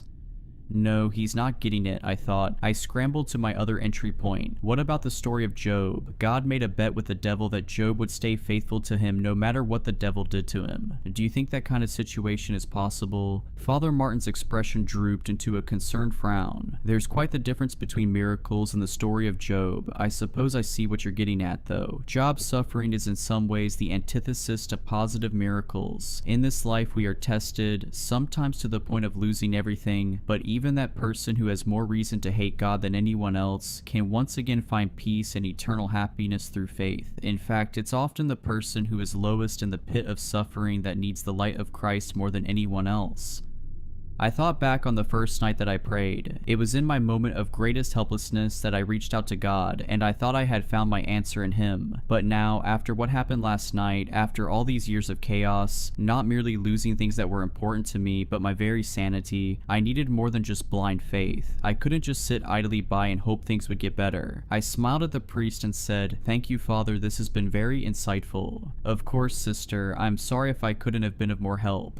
"No, I think I understand now. now. I've been wrestling with something, and I think God wants me to confront it. I think I've been running away and hiding from it for so long that I'd convinced myself it disappeared. Father Martin nodded in understanding. Well, in that case, will you let me leave you with a prayer? I was a bit taken off guard by the request, but I accepted. Sure, Father. I watched as he made the sign of the cross. Then he lifted his hands and closed his eyes. Dear God, I am so happy to have had the privilege of meeting with Lauren today, especially on a day such as this where we are offering gifts for those who need them. You have heard her desire to confront the things that are troubling her. I ask that you bless her with strength and peace and a clear conscience that she may overcome these challenges. God, bless us with your spirit that we may see your hand in our lives. Amen. Amen, I said. As I was leaving, Father Martin called out to me and said, "Oh, just so you know, this Friday at 7 we are having a barbecue at the parish center. I would love to see you there if you're able and wanting." Turning back, I smiled and said, "Oh, okay, thanks, Father. I'll think about it." The priest nodded, and with a smile, he sent me off. I walked into the deli at 1 o'clock on the dot. The customers who had arrived for the lunch rush were already cleaning up their trash and heading out. I dodged past a few of them on my way down the long, narrow path leading to the front counter, while I waited behind a couple of elderly folk who were picking which soup they wanted to pair with their ultimate grilled cheese. I looked around for Trent. He hadn't sent me a picture or any way of contacting him throughout the day, so I wasn't sure what I was looking for, but I figured I'd see some man half hidden behind a newspaper scouting me out. Maybe I watched too many movies, I thought. Ma'am, you're up," croaked the teenager behind the register. "Oh, right, sorry," I replied and stepped up to the counter. I muttered, scanning the menu for something that looked edible. Could I just get... I made sure to mouth every syllable as they were words of their own. "We have a deal, the try-to combo, sandwich and a soup for $9.99. The cashier repeated for what was probably the 50th time that day. "Yes, that sounds good. I'll do the Italian sandwich and potato soup. And a drink, please." After I paid for the food, I wandered around the tables, hoping to find someone who looked like a Trent. I was picturing a short guy, runner's build, with long brown hair, tucked somewhere neatly away in the corner. So I was not prepared when the Hulk stunt double growled my name from a table smack dab in the middle of the restaurant. He had a pale, square face that was spotted with freckles and a sinking property that comes with the lethal combination of stress and age. His hair was relatively short. Probably it was brown or auburn, but since it was slicked back, it looked almost black, and he wore what looked like janitor coveralls. There was even a cloth tag pinned to his chest which read, "Trent." "Lauren," he repeated. "Yes, that's me," I said, and took a seat across from him. I saw a brown tray on the table in front of him, and on the tray was a large white soup bowl. It was empty and beginning to crust along the edges. He must have been here for some time already. "I didn't know where you'd be, so I was worried we might miss each other. I'm glad you found me, though," I said while looking over Trent more thoroughly. His large hands were stretched out in front of him on the table. He wasn't wearing a ring, so he probably wasn't married, and his face, it was stern. He seemed like a no-nonsense kind of guy. Then I saw his eyes. They were sapphire blue, probably the most stunning I'd ever seen. "We only spoke on the internet, so I hope you don't mind, but I usually run a preliminary test on anyone I meet who claims to have abilities such as yours," Trent said while reaching into his pocket and removing a device that had the size and shape of an electric razor. "All you have to do is look into it. It takes maybe 5 seconds, 10 at most." "Oh, sure," I said reluctantly. I asked while reaching for the device. Trent clicked a button and released the cylindrical head which opened, revealing a glass circle about the size of an iris. "I'll hold it, just look into the center. A red cross should appear, then it'll take the picture." Okay," I replied and did as he instructed, leaning my head forward to look into the device. Sure enough, a red cross appeared.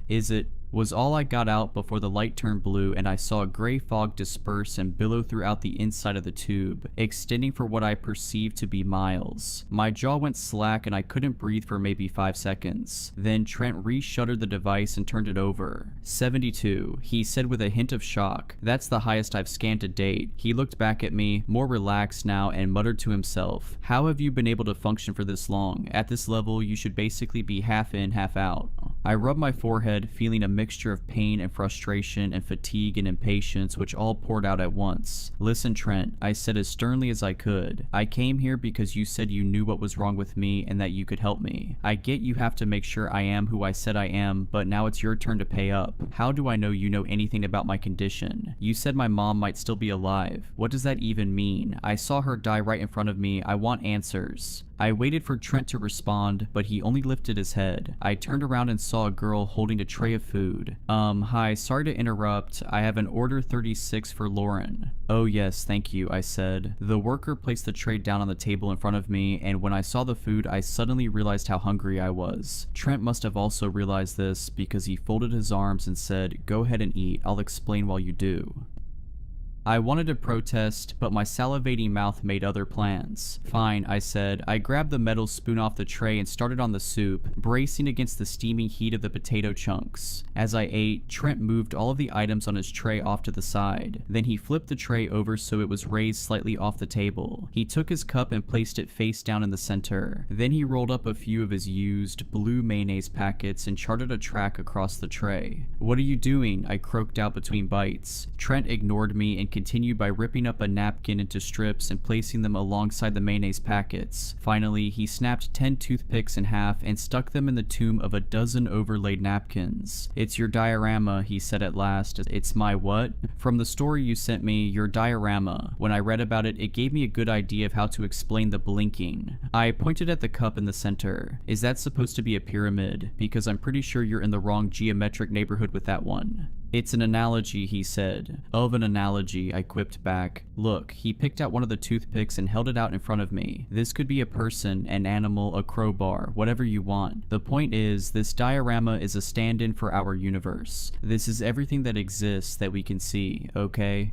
Okay. Now me." Trent placed a hand over his heart. "I'm not in the diorama. I don't exist in the universe." "In the universe where a cup is a pyramid, or the actual universe," I said, unable to control myself. Trent grimaced. "Sorry, keep going, I get it." Things pop into, Trent threw the toothpick back onto the tray, or out of, he picked the toothpick back up. "Our universe at will based on forces," he patted his chest again, "that exist in other realms," he gestured to the room, "that are connected to our universe." He tapped 2 fingers against the tray. These things could be objects like, say, a toothpick, or entities like the one you encountered yesterday. The blinking experience that you described aligns with the typical experience of a moderate antenna. That's what I call people like us, antennas, because we can pick up on signals others can't. You mean you see the blinking too?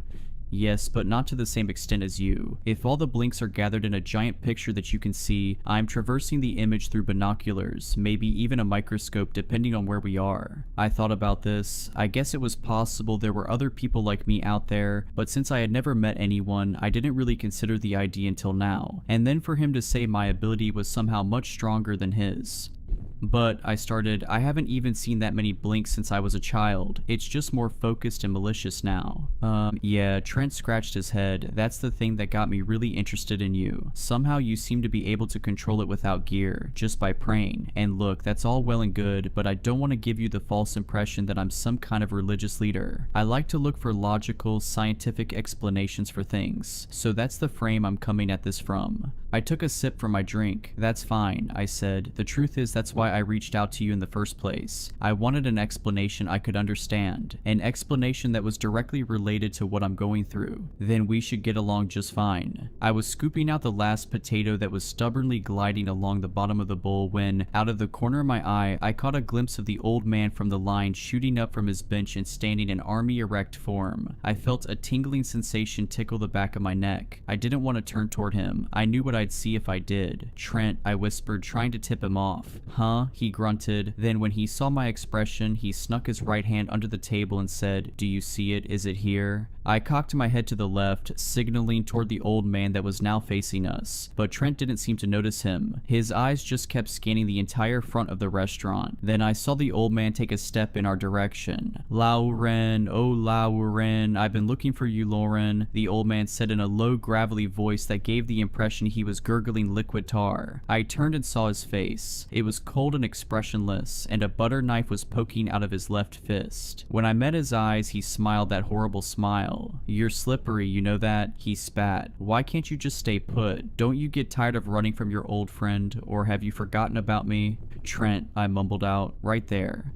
And this guy, you think he can help you? He's only here to help himself. If that's not clear, you really are a lost little lamb." "Oh, quick, give me your hand," Trent instructed. I was silent, my eyes still pinned to the old man. Skit, skit, sk. The demon-possessed senior wagged his finger at me, taking a step, then another step, shortening the distance as much as he could while I was entranced. Then, suddenly, he sprinted forward at a speed that shouldn't have been possible for a man his age. "Trent," I screamed. "Lauren, give me your hand." I spun around and grabbed Trent's outstretched arm just as the old man lifted the butter knife over his head like a pickaxe. Then I saw Trent pull out what looked like a toy gun from under the table and point it at the demon. "Gotcha," Trent remarked. I braced for a gunshot, but there was no noise. After a couple seconds, I looked back and saw the old man sitting in the booth opposite his wife, his hand tremoring as he reached for his large drink. "What did you?" I asked, but Trent was already pulling me out of my seat. "Come on, we have to go," he said. "The effect is temporary, he'll be..." Before he could get out the last word, I saw the cup pyramid on Trent's tray blink out of existence. The sound of a plate shattering rang out from a table up ahead. The lone woman standing there slowly turned around, smiling, with a fork in one hand and a piece of the broken plate in the other. Trent shot her with a toy gun as we ran past and then barreled through the front door. "Where are we going?" I asked between gasps. "My van, it's loaded with kit."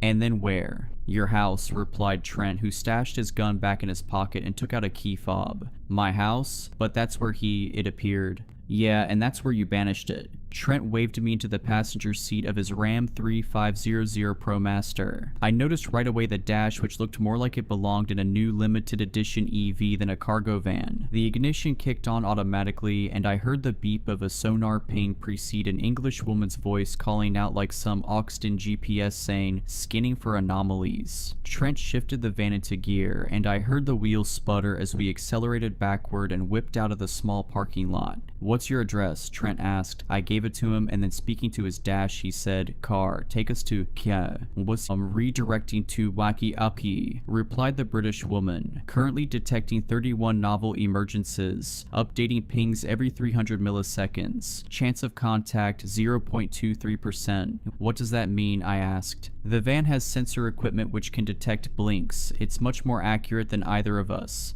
"And it sees 31? "Yes, that's not as many as it sounds," Trent said, and tore past a car that blinked out of existence right as we turned onto the main street. We drove on for another couple minutes, the English woman updating the number of novel emergencies every 10 seconds or so. Her constant babbling eventually became a comforting background noise, and I was able to think again. "In the message you sent me, you said my mom may still be alive." I looked at Trent to see if he would react to me bringing her up, but he remained stolid. "What did you mean by that?" Trent thumped his steering wheel. "I shouldn't have sent that," he said at last. "Shouldn't have? What do you mean? You can't just say that now." Trent took one hand off the wheel and turned toward me. "Look, we're going back to your house because we need to determine your origin point. All antennas have them. It's a place of high energy where many realms intersect, kind of like a station, and it's the place where you first acquired your abilities. Based on everything you wrote, I'm guessing that place is where the forest where the accident happened when you were a young child, but I need to confirm it. Once I confirm that that's the place..." Trent hesitated. "Then what? You want us to go back there, to the place where my mom died, or at least where I think she died until you told me she might be alive but are now taking it back? That place..." "It's the only way to..." "Now detecting novel agent," the English woman interrupted. We both perked up as she gave another update. "Net anomalies 437, novel agents 1, chance of contact 78%. "Crap," Trent muttered. "Car, course correct." Attempting course correct to avoid collision. Attempts made 10, 50, 75, 79. No alternate route detected. Chance of contact 96%. Time until contact. Time until contact 13 seconds. I shuddered. Looking out the front windshield, I saw cars pop out of existence left and right, opening up a clear path to the four-way intersection ahead. In a blink, the streetlights all turned green, and then they vanished completely. It was as if the entire world was being stripped down bare, and all that remained was the road, boxed in by the rows of buildings along either side. In the distance, I could see a large tanker barreling toward us. "Trent..."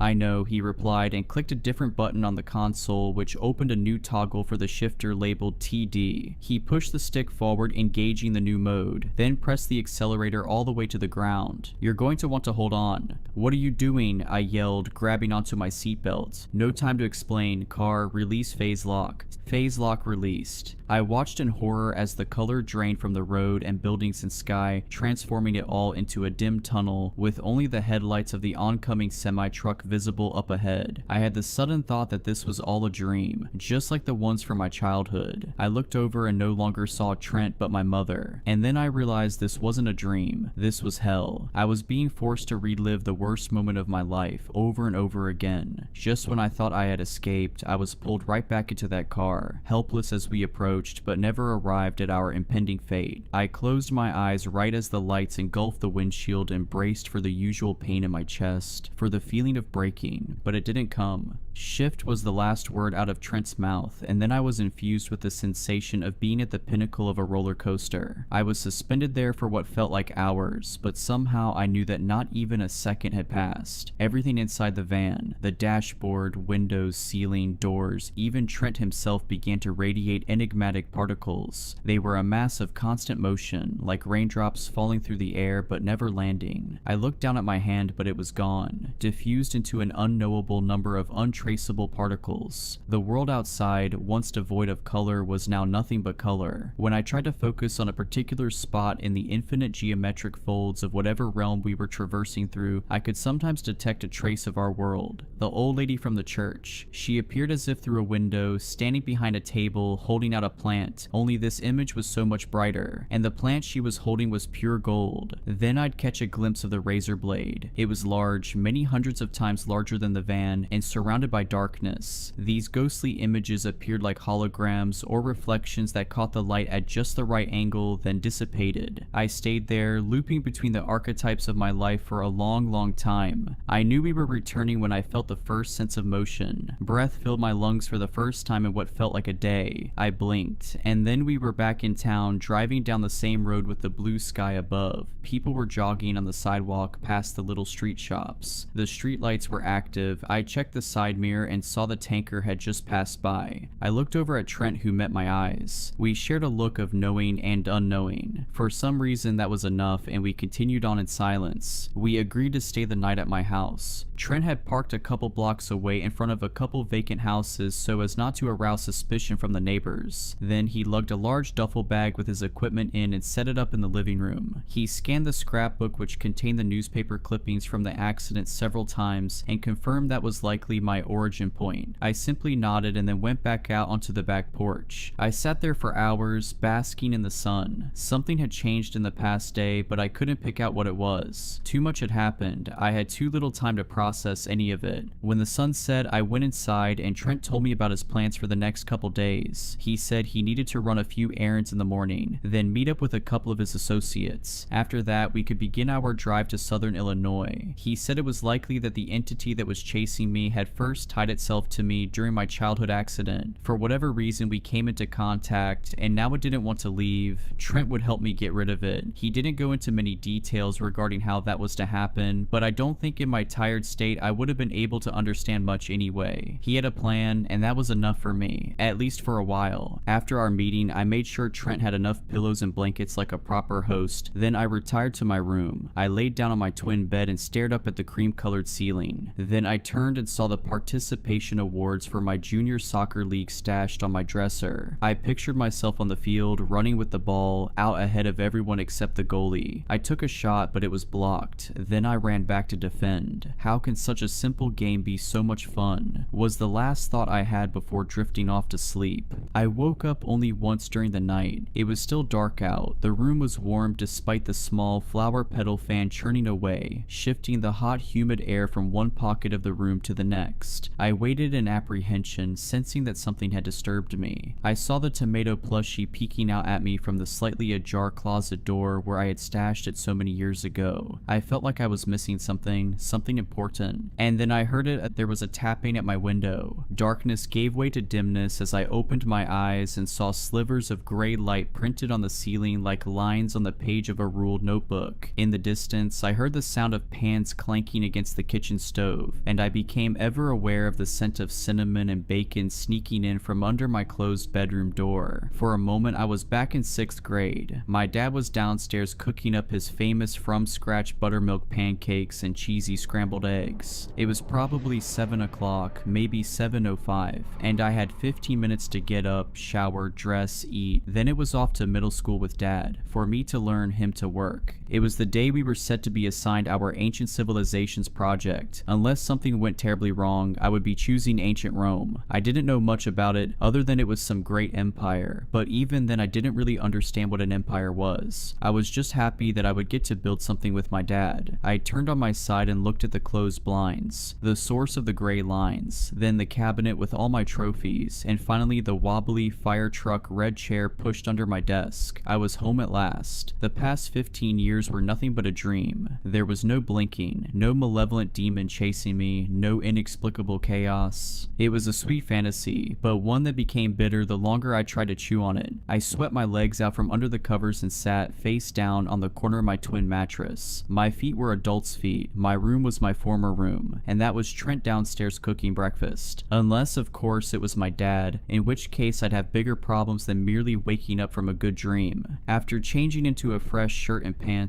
I went downstairs and saw that it was, in fact, Trent cooking breakfast. He was wearing a plain t-shirt through which I could see the ripples of his large back muscles as he whisked what I presumed was pancake batter. He must not have heard me because he didn't turn around when I made it to the end of the hall. I leaned against the wall, arms folded, and watched him for a minute as he finished whisking the batter, then poured it onto a hot griddle, spilling a few dribbles on the counter in the process, watched it bubble, flipped it, then transferred the golden medallion onto a plate stacked 5 high. Next to the pancakes was a plate filled with bacon and a small aluminum pan of scrambled eggs. "Smells good," I said at last. "Find everything okay?" I thought I might startle him with my abrupt appearance. Instead, Trent looked over his shoulder, chewing on a piece of bacon. He swallowed and said, "Oh, it's you. Yeah, I hope you don't mind me using your kitchen. I thought I'd make us some breakfast." It occurred to me then that Trent likely wasn't a guest in other people's homes very often. Lucky for him, I didn't mind him using a kitchen that hadn't been mine in many years. I was going to tell him as much when I saw an open box of biscuits sitting on the counter. I pointed to it and asked, "You found that in the pantry? My dad usually makes his pancakes from scratch." He turned to look at the box, then back at me. "No, I went out and got that, and the bacon and eggs. I didn't want to dig into your supply without asking, and you were asleep, so..."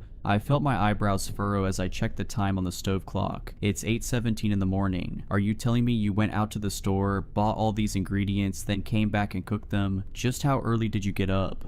"Around 5, he answered as casually as if I had asked his dog's name. "I don't usually get much sleep. Around 4-5 hours is all I need. It's actually unusual for antennas to need more than that amount, but I suppose you are unusual." I opened my mouth in disbelief. Not only had he commandeered my kitchen, he was calling me unusual at 8:17 in the morning. "Sorry," Trent said, reading my expression.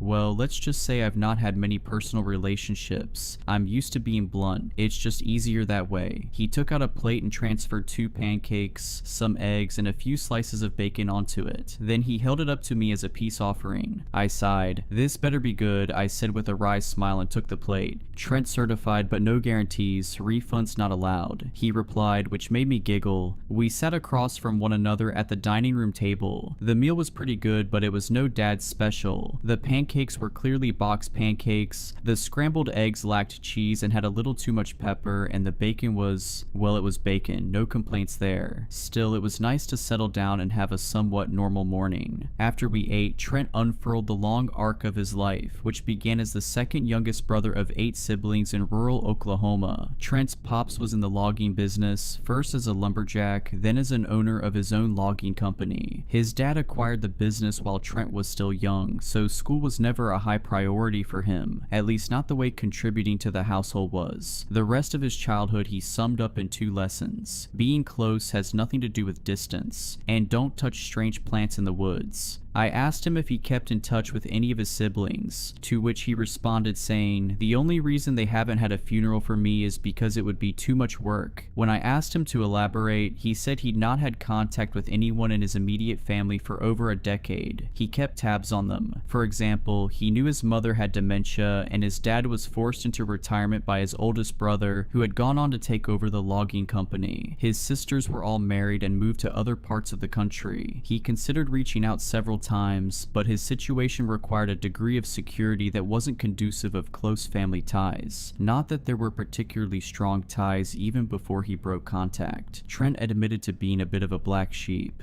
It all circles back to one of my jobs as a home inspector, he explained. After I moved out, I tried college and quickly realized it wasn't for me. So I entered the workforce and did a bunch of odd jobs: construction, carpentry, plumbing. I even drove a garbage truck for a while, but I ended up in home inspection. There was one job in particular which made me aware of. Trent paused and gestured toward the space between us. Our situation, the blinks. You remember what I told you about origin points being like a station where other realms intersect with our world? Well, this house was like Union Station or JFK Airport if you prefer a plane analogy. There was a pile of junk up to my knees in the basement of that house. All of it had been blinked in. I spent a couple days on the property, running tests, trying to identify the strange phenomenon, but on day 3 I rolled up to an army of what I thought at the time were feds, parading around the property like ants on an anthill and sectioning it off with crime scene tape. I saw disgust funnel into Trent's expression. They're not feds at all though, at least not anymore. I call them the organization, a group of people who lead in the formalized understanding of what you know as blinking, and they're the reason I have to take precautions. I considered this for a moment. Trent's story was certainly plausible, but I was missing a key piece of the puzzle. Okay, so what does this organization want? You make it seem like they're not good people. Have they tried attacking you? This caused Trent to laugh for a solid 10 seconds. Sorry, it's just, I mean, if you knew what I knew, you might think it's funny too. Then tell me. Trent took a deep breath, then released. It's a long story. The gist of it is this. The organization has a certain device which I call the receiver. Think of it like a giant antenna. No, not us kind of antennas. An actual antenna. It's like the machine equivalent of us, but with 1 billion times the bandwidth. Their goal is to use the receiver to map our world in relation to other dimensions, then use that map to establish dominion over everyone and everything. In order to do this, they need muscle, both human muscle and antenna muscle. They're in the process of harvesting as many of us they can find. They're like a giant diamond company who is taking to the mines. When they find a stone, they take it back to their factory for cutting and refinement. In real terms, they run tests on us and attempt to augment our powers. The ultimate goal is to create a strong antenna, or an antenna capable of causing phase shifts, blinks. Trent saw from my expression that he was starting to lose me, so he stood up and began rolling up his shirt.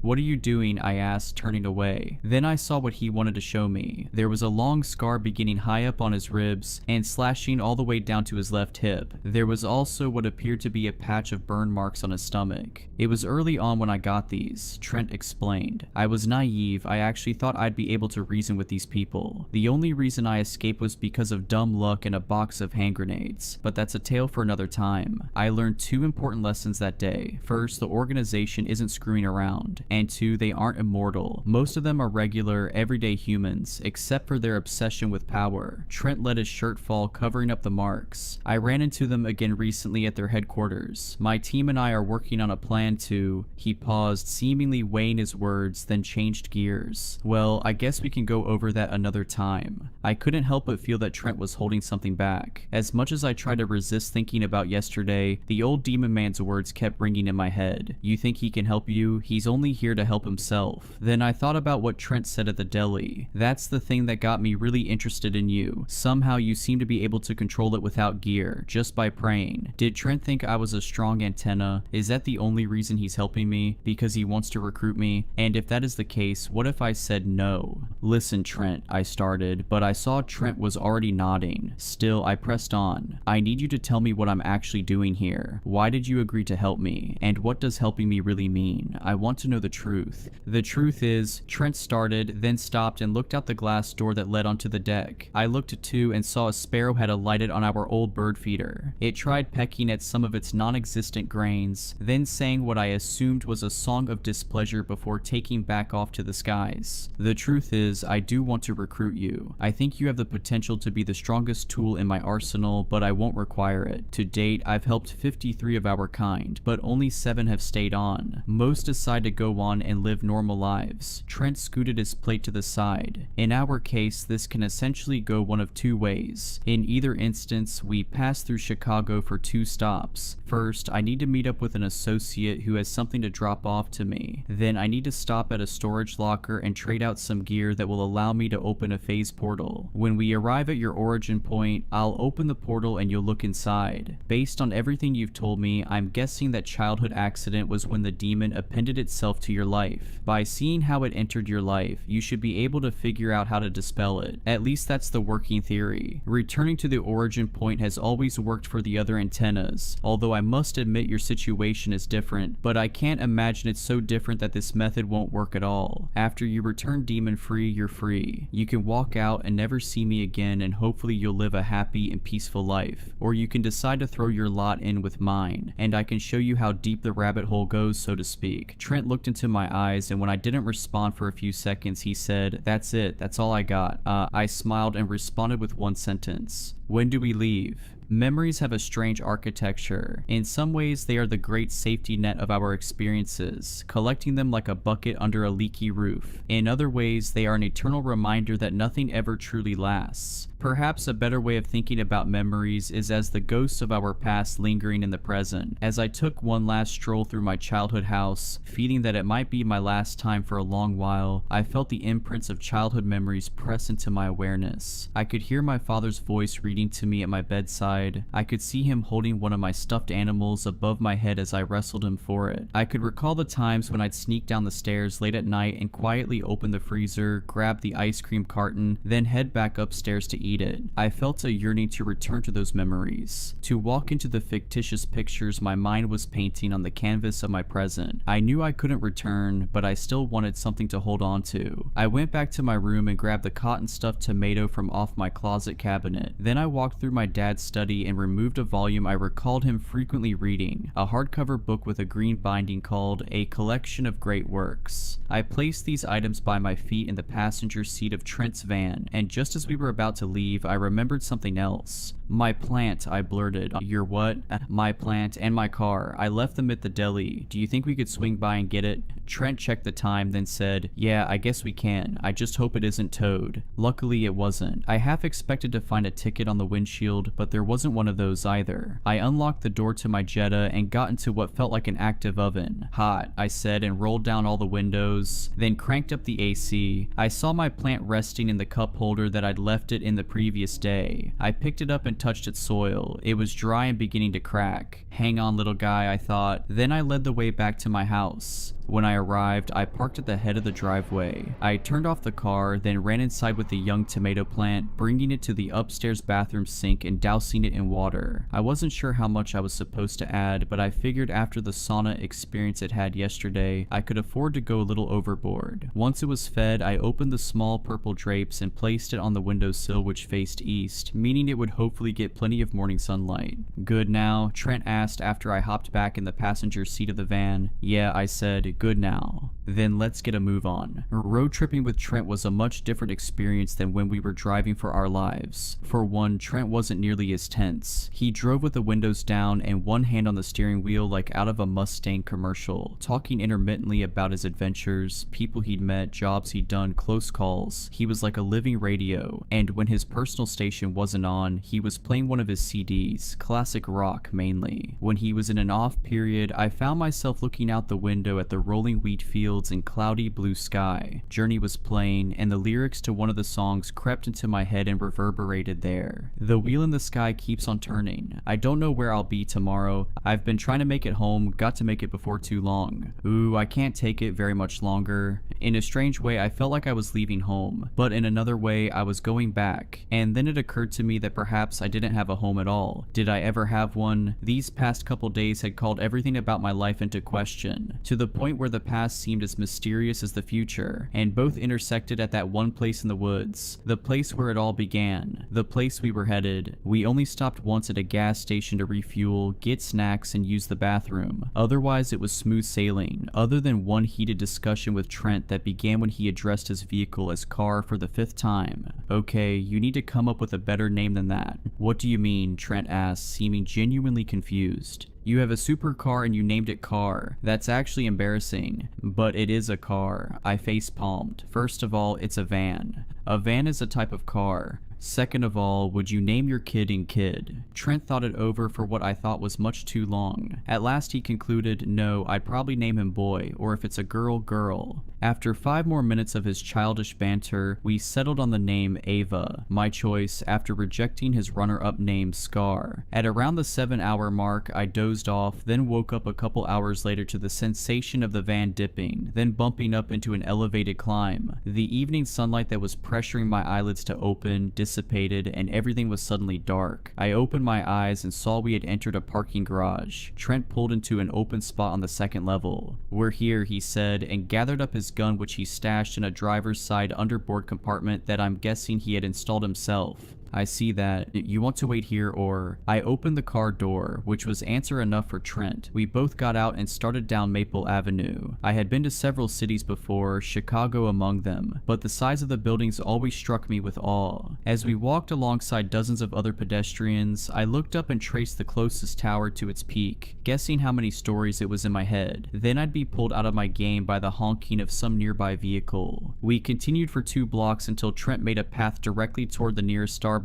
I didn't know what I was picturing for a meeting with his associate, but it definitely wasn't a meetup at a coffee shop. Still, I followed him in. Then when I saw that Trent was leading me to a corner table where a casually dressed Chinese girl who appeared even younger than me was sitting, I blurted in a hushed tone, "Her? She's your associate?"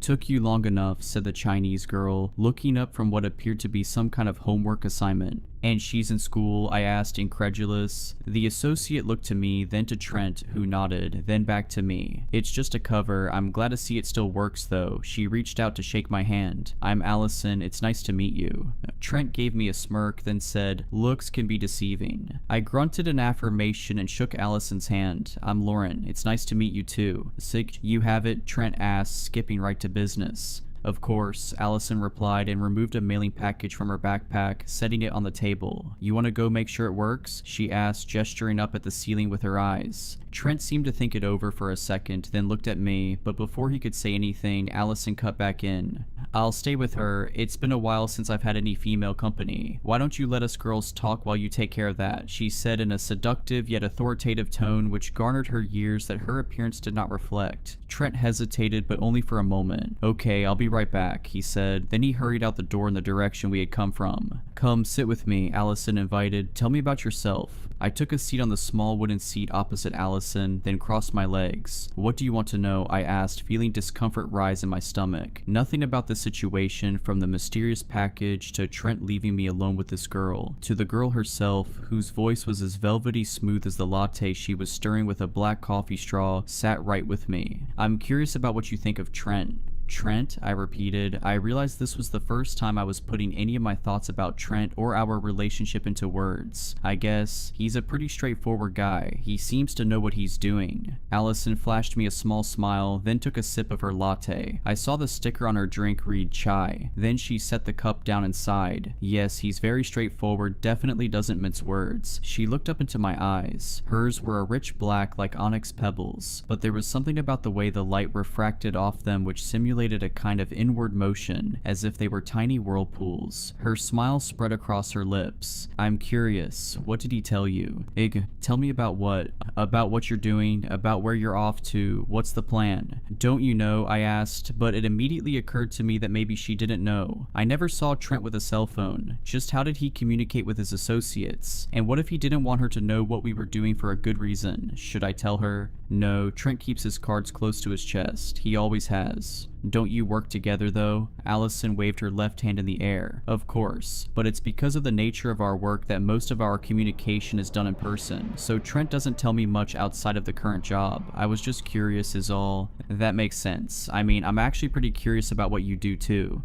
"Oh," Allison's voice went high as if she suddenly sensed an opening. "Then why don't we trade stories? You tell about your trip and I'll tell you about mine." I thought it over for a second. I really did want to hear what Allison had to say, and she was Trent's co-worker. It's not like I was spilling crucial secrets to an enemy. We're currently on our way to Southern Illinois. Specifically, we're going back to my origin point so I can confront a demon that Trent thinks blinked into my life there. Allison stopped stirring, but her eyes didn't break from mine. "A demon, huh?" She raised the cup and took a long sip, then placed it back on the table and continued stirring. "I met a demon once," she started, looking up at the walls as if her life was playing on a screen there. It was back in China where I was born. She dropped her attention back to me. Do you mind if I reminisce a little? Maybe you can get something out of it. I shook my head, but something in my gut started to stir again. Allison continued. I was born during the era of the once-child policy. As a result, my mother decided to leave me in a shoebox on the side of the road. I was a girl, so that's just how it was. Like many other babies in my condition, I ended up in foster care. However, for whatever reason, I wasn't adopted. Years passed, and when I turned 6, the government decided I'd be of better use building our impoverished town's GDP in a factory that assembled electronic devices for Western countries. Mostly they had me cleaning, but when I turned 8, one of the employees asked for my help with one of the soldering machines. That turned out to be the beginning of the end for me. I sliced open the ring finger of my right hand. I remember specifically seeing the bone underneath the split flesh and thinking it looked so small and white. The employee claimed to have nothing to do with my accident, and the management declared my injury minimally invasive and bandaged it up. 2 weeks later, and who would have guessed that the wound would become infected and, well, Allison dropped the straw into her cup and raised her right hand, spreading the fingers out for me to see. There were only 4. Her ring finger was missing, and a small V-shaped scar had taken its place. I'm lucky that the surgeon was experienced enough to take out the whole digit. That way it healed in a way which makes it somewhat difficult to notice. You didn't notice after all, but then again, is that really luck? She made a fist and brought it to her lips, stifling a laugh. No, now I remember, my luck was still yet to come. She continued stirring, because you see, after that incident, they moved me to a clothing factory with a boss who had a penchant for getting drunk and roughing up his workers. And well, one night I was walking back to foster care when I heard the outside door to the manager's office slam shut, and there he went, stumbling, slurring insults, curses, and here I was, perfectly in his path. We met eyes, and in them I saw absolutely nothing. A hollow shell of a man, and I can still remember what it looked like to see that shell filled with a demon. Allison's eyes went wide with some strong emotion that I couldn't place. He grabbed me by my hair and dragged me out into the field, far away from civilization. I tried to fight at first, but every time I tried to lunge away, I was only ripping a hole in my own scalp. It felt like flames were spewing from my head, and my only respite was when the blood eventually cooled over the wound. By the time he had thrown me against the rock, I'd already all but given up. Then, when my head met the stone, I heard a pop and my grip on the world loosened. The man continued touching me, but it was as if I was disconnected now, floating somewhere above my own head, and gravity was beginning to reverse, causing me to float higher and higher, away from the horrible nightmare below. Allison paused for a moment, and I suddenly realized I was holding my breath. Then I saw the most bright light I'd ever seen. At the time I thought it was either the sun or heaven or something like that. It was just too bright for this world. But then after looking for a little longer, I noticed it was in the shape of a person. It reached out toward me, and I had never been so quick to respond. When I touched it, I felt all my pain immediately dissipate, and I felt warm and peaceful, and I was no longer in the sky. I was back in the field, but when I looked around, the man was gone, vanished, right out of existence. I didn't understand it at the time, but that was my first experience with the shifts. All I knew then was that I was free, and I wasn't gonna waste that. I ran as far as I could, away from the factories, the foster home, the corrupt governments and corporations. I kept running until I arrived at a city that didn't know me, that didn't want to know me, and I liked it that way because it's easier to live as a ghost than as a victim. Allison perked up, and when I turned around to see what for, I saw Trent entering back through the door. But you know what's interesting? Allison blurted out, her voice becoming quieter. Trent never took me back to confront my demon. Her voice became a whisper. In fact, I can't recall him ever taking any of us back. For a moment the whole world became a still frame. Allison's clear olive skin and dark eyes made darker with eyeliner. Her narrow nose, her small lips now coiling into a smile. My entire body was a hair trigger hat, only needed the slightest force to set it off. And when Trent placed his hand on my shoulder, I whirled around and narrowly missed a haymaker that swept just shy of Trent's face. "Whoa, whoa, whoa," he said, and stepped back with his palms up. "It's just me. Is everything okay?" I turned back to Allison, but she seemed different now. Her expression was benign, confused even. "Are you okay?" she asked.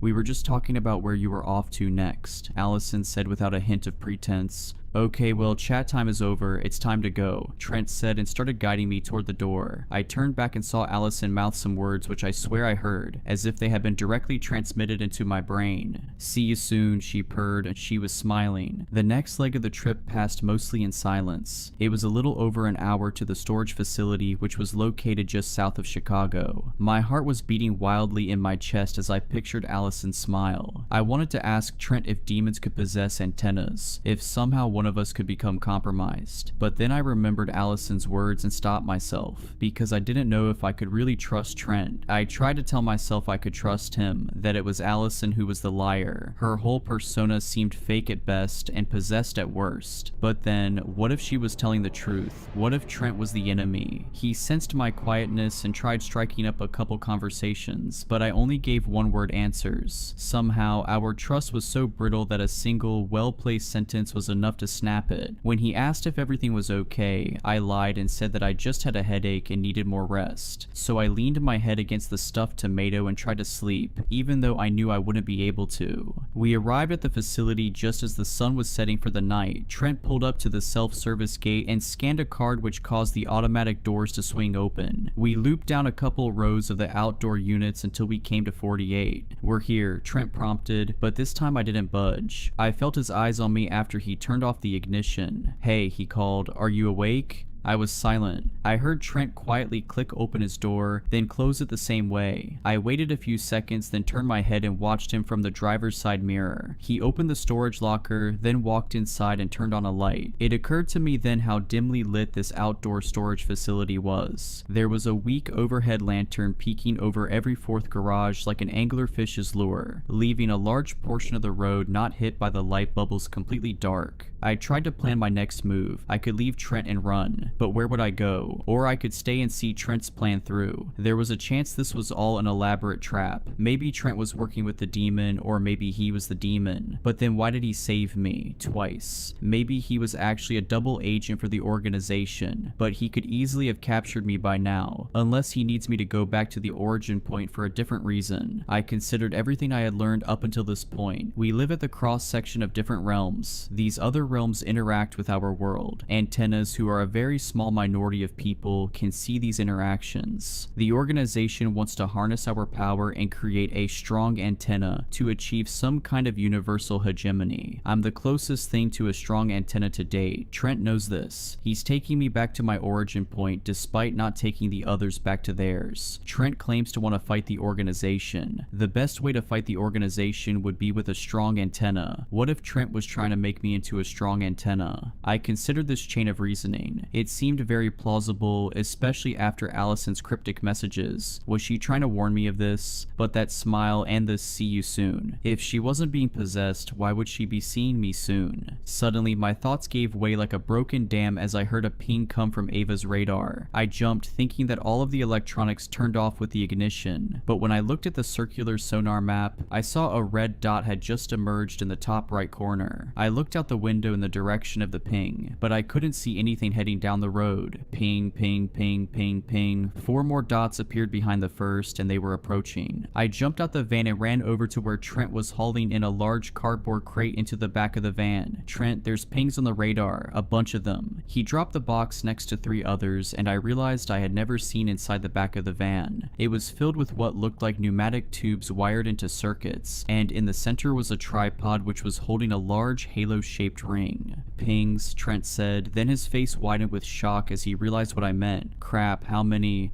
5, maybe more now, and they're getting closer. 5. He jumped out the back and ran into the storage locker. I thought he was going to close the door, but when I saw him hauling boxes back toward the van, I yelled at him. What are you doing? I need to load this up for tomorrow. Here. He tossed me his keys. Get it started. Seriously? Trent didn't respond, only kept shuffling boxes into the van. I turned and ran to the door and hopped in the driver's seat. As I was turning on the ignition, I saw the row of bushes that was just outside of the facility begin to rattle. The next sweep revealed a whole sea of pings. Thanks. I rolled down the window and shouted Trent's name. One more, that's all. Get in the passenger seat, I'll be there in a sec. I scooted over the center console and waited, clutching at the bottom of my pants legs. Just as Trent slammed the rear door of the van shut, I saw the first figure emerge onto the road ahead of us. It looked like some kind of large coyote, though it was hard to tell because it was still 50 meters out. Now detecting 53 controlled agents, Ava said right as Trent jumped in and shut the driver's side door. Net anomalies 53.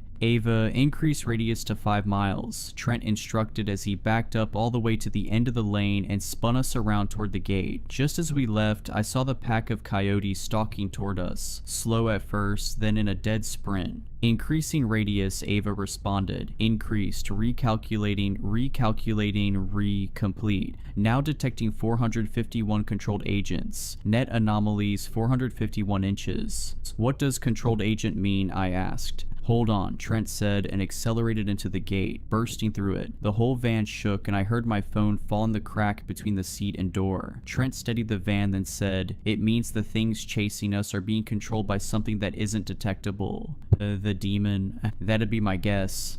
But why can't Ava detect it?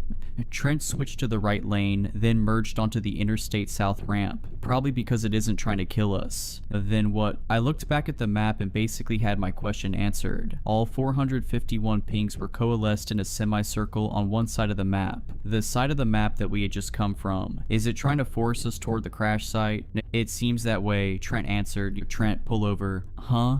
Pull over, I yelled. He looked at me, eyes wide. Then he did as I had instructed and pulled off in the middle of the ramp. The red dots slowly closed in on our position. Now detecting... Shut up, Ava, I said. I could feel my blood boiling. I'm not going one step further until you tell me the truth. Why are we going to my origin point? What is your real motive? What do you mean? I already told you. I unlocked the passenger side door. Wait, Trent said and reached out toward me. Just wait. There was silence, except for the pings indicating that the beast behind us had re-encroached on our position to about 50 meters. Okay, I didn't tell you everything, but we don't have time now. I opened the door. Okay, I didn't tell you everything, it's true. I've never done this with anyone else, but the reason is because I never needed to. And if I told you what might happen, you would have refused it. Refused what? This, me, my help. Lauren, I am trying to help you, but you have to understand, it's likely that neither of us are going to live past tomorrow. You're basically confronting a dark entity in a place where I can't protect you, and if you somehow do manage to kill it, you'll be coming back to the fight of your life, because I don't have the power to hide you from the organization. They're going to show up and try to take you. I really don't know how you've lasted as long as you have. Whatever protection you had growing up, it's gone now. And now I'm all you have, and in some twist of fate, you're all I have. Ava reactivated, now detecting 1,117 controlled agents. Proximity till contact, 20 meters, net anomalies, 1,117 inches. I closed my door, but what if I still don't want to go through with it? Trent pointed at the screen. Then we die right here, right now, together, because I am 100% certain that if we don't go to that crash site, we're dead anyway. All of us. Another ping rolled through. I checked the side view mirror and saw the swarming pack of dogs reach the van and bound around the rear wheels. I suddenly recalled the conversation I had with Father Martin and the conclusions I had drawn. Father, I've been wrestling with something and I think God wants me to confront it. I think I've been running away and hiding from it for so long that I'd convinced myself it disappeared. Go, I said just as I felt the collision of the coyotes slamming their bodies against the side doors. Trent didn't waste any time stepping on the gas.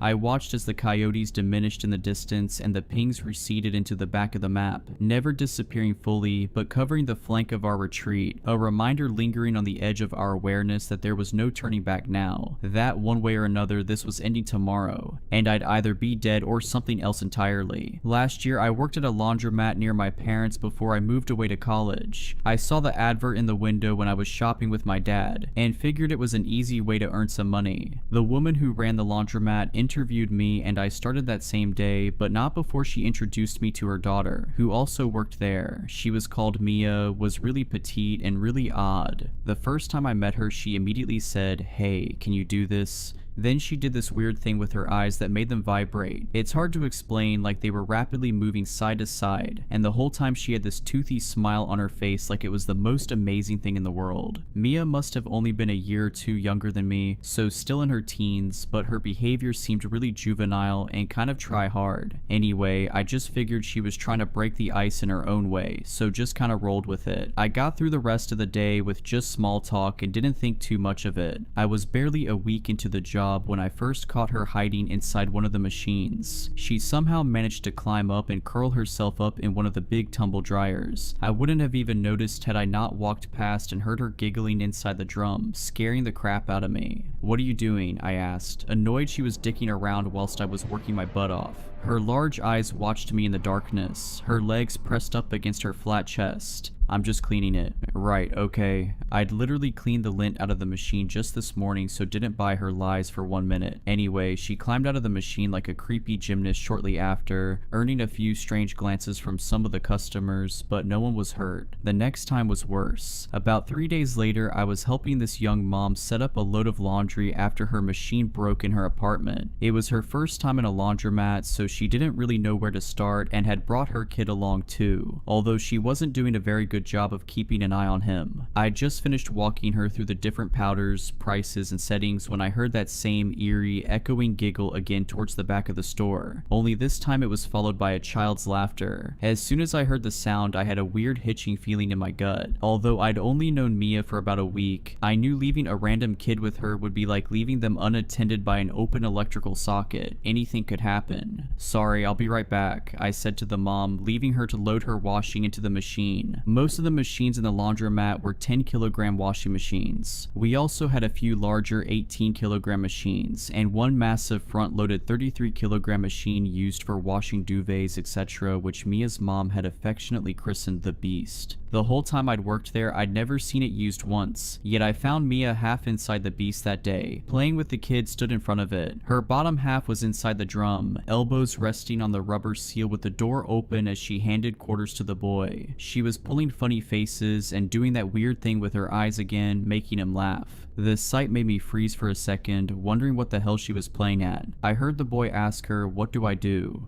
Just close the door," she explained, and pressed the big red button. It was only then I realized she was trying to bribe the kid into locking her inside the machine and switching it on. "Mia," I hissed, hurrying through the maze of machines to confront her. "But what will it do?" the little boy asked her. "I'll go on an exciting ride." I finally reached the door and grabbed it, putting an end to the madness. Both Mia and the kid looked annoyed, like I'd interrupted a great game of theirs. "What did you think you were doing?" I snapped. "It was just a little fun, right, kiddo?" The boy laughed as Mia tousled his hair before he finally scampered off back to his mother, who was still piling dirty underwear into the machine at the other end of the store, oblivious. "Hey, just chill," Mia said, sensing my anger as she slid out of the machine. He wasn't really going to do it. I shook my head and walked away, knowing the kind of stuff my own little brother would do for a few dollars. Later that day, Mia's mom came out of her office to check on us, and I thought about ratting Mia out right there and then, but the way she seemed to always dote on her strange daughter like the sun shone out of herself made me pause. Why would she believe me over her own flesh and blood? After all, I hadn't even made my first paycheck yet, and I really needed the money. That thought alone ultimately made me decide to just let it slide. I didn't know how much I'd come to regret not bailing right there and then. A few days later, Mia and I were both working the evening shift. It was nearing closing time and the place was dead. I was just putting a damp sock in the lost and found basket when she appeared at my shoulder and asked, "Do you like me?" I frowned and focused on the sock. Yeah, of course. I knew I'd over-egged the lie as soon as it left my mouth, but I wanted to keep the job at least until college started. "Then why do you never look me in the eye?" I forced myself to turn away from the basket and finally face her. "What do you mean? Do you like me?" Her face had a sudden seriousness to it. Whenever I'd seen her before, she'd always had the ghost of a smile on her lips and a playful look in her eye, but now she looked almost disappointed in me somehow. My mouth felt dry as I croaked out a yes. Liar. I felt my awkwardness switch to fear as she did that weird vibrating thing with her eyes again, only this time they seemed to pull mine in. It was like I had tunnel vision all of a sudden. I tried to take a step back, but my legs felt cut off from my brain. Instead, they followed her as she slowly walked backwards towards the row of machines lining the rear wall. Panic set in as I realized she was leading us straight towards the beast. The playful look on her face returned as she sensed my fear. "Don't worry," she said, her voice sounding like it was at the end of a tunnel. "It's just a little fun." Her vibrating eyes never left mine as we reached the huge machine. She opened the door at her back and started to climb in. In my periphery, I saw her arms and legs contort in a nightmarish way. The whole time her head stayed fixed in space, her eyes now the center of my universe. Once she'd crawled inside, her voice called to me from the darkness of the drum. "Close the door and switch it on. Wash cycle, max spin." I felt powerless to obey. I watched as my arms closed the door and programmed the cycle. The panic inside of me rose, making me feel like I'd vomit if I still had control over my body. As my finger hovered over the start switch, I held onto one last sliver of hope. The cycle wouldn't start without money, and I was fresh out of quarters. Yet as she ordered me to start the machine and the button clunked home and the door locked without any complaints, I realized she'd already preloaded the coins. The sick creep had planned this right from the start. I heard the machine fill with water and felt tears spring into my eyes as I realized I was about to watch someone drown to death in the worst possible way. The drum part filled to her chin, but Mia never took her eyes off of me, not even as the machine started to spin. I didn't know if it was the trance-like state she'd put me in, or if her neck wasn't human, but her head filled that thick glass door and never rotated an inch. I remember watching a nature documentary on birds of prey and how owls' heads remain stable in flight to better track their prey, and Mia's face reminded me of exactly that, just this pale, big, black-eyed face staring back at me through the glass. She must have forced me to stand like that, watching her drown for a good half hour, because I remember the floor starting to shake as the machine hit its spin cycle. The drum whirled about her horrid face like an optical illusion, pulling me in and never letting me go until finally, the sudden surge of power caused the lights overhead to flicker. My eyes lost sight of hers for a moment in the darkness, and I blinked for the first time in what felt like an eternity. The top halves of my eyeballs felt like dry gritted glass as they finally slid down on the tears collecting below. Suddenly, in control of my own body again, I flung a hand over my eyes and looked away. I heard Mia calling to me from the machine, trying to get me to look at her again, but I wasn't falling for it. My brain felt foggy and my legs felt drunk. For a split second, I thought about trying to switch the beast off before realizing it wouldn't work mid-cycle, and it'd only release the true monster currently trapped inside of it. Whatever Mia was, clearly wasn't human, and I dreaded to think what she'd had planned for me next. I remember half running, half stumbling past her mom's office door, praying it wouldn't open in case she tranced me too. Thankfully, I managed to stifle my sobs and it stayed shut, leaving me to slip out the laundromat door into the night. I never went back again. When my parents asked why I quit, I told them I needed more time to focus on my studies instead, which seemed to shut them up. A couple of days ago, I finally mustered up the courage to look up the laundromat on Google Maps Street View. I didn't know if I was hoping to see if the store had closed, or if anyone had left any bad reviews complaining about the creepy teenage girl that worked there, but I found neither. Instead, all I saw was what looked like another ad for hire in the window and the silhouette of a small woman with bleached blonde hair staring out the window. I didn't know if that was Mia or just a bored customer, but I closed that browser window real quick. I'd hoped telling my story on here would somehow help me to process it, but now I've told it I don't really feel any better. I still can't use the dorm laundromat because every time I close the machine door, I see her creepy owl-like face staring back at me. I'm either hand washing or buying new clothes these days, which is breaking my bank account. I think I need help. Maybe I should see someone. Hey man, I don't know how to tell you this, but there's people in the basement. Chris's words were in between silence and a whisper. I sat up in the bed, my eyes adjusting to the frantic figure in front of me. What? I asked him. What are you talking about? Be quiet, dude, he whispered. There's people in the basement, like 6 of them, I swear to God. He paused, taking a few deep breaths. We should get out of here. I rubbed my eyes, trying to get the fatigue to settle so I could comprehend the magnitude of what he was saying. For context, my friends and I had booked an Airbnb near near the mountains for the weekend, hike, and then drink, get our minds off of work and school. I had been super tired after hiking, so I'd taken a nap. I shook my head. You went down into the basement? I asked. We weren't supposed to. They told us not to. Yeah, dude, I know, Chris continued, but I did it anyway, and I saw people down there, and we need to leave ASAP.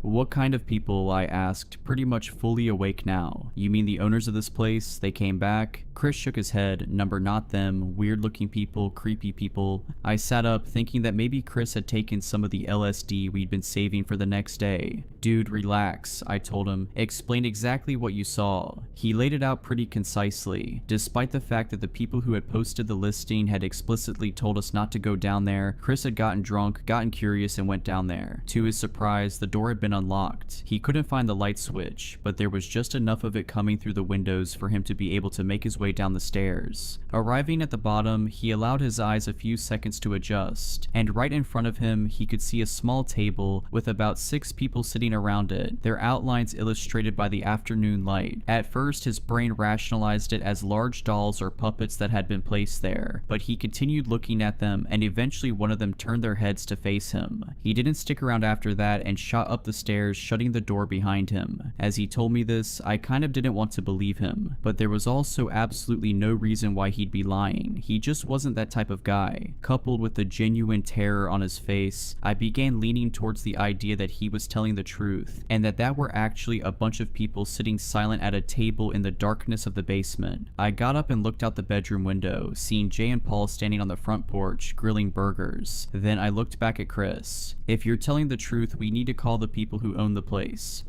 I tried, he said. They didn't pick up. I've sent them texts as well. I shook my head. So what? You think they're dangerous? Should we call the cops? Chris shrugged. I don't know, he said. I don't know if they're dangerous, but they didn't look right and I want to get out of here. For a while, we stared at each other, the general silence of the house becoming progressively more ominous. After a while, I sighed. Yeah, let's get out of here. We grabbed our phones, wallets, the car keys, and moved down the stairs, out of the house as fast as we could. Jay and Paul were laughing, holding beers as we approached them. Paul turned around, pointing a greasy spatula towards us. You guys hungry or what? He asked. Chris began telling them what he'd seen, but it was obvious that they were more than a few drinks deep and not taking anything he was saying seriously. Dude, it sounds like you're tripping, Jay said. Are you sure you're not tripping? I'm being serious, Chris said. I swear to God I'm serious. We need to get out of here now.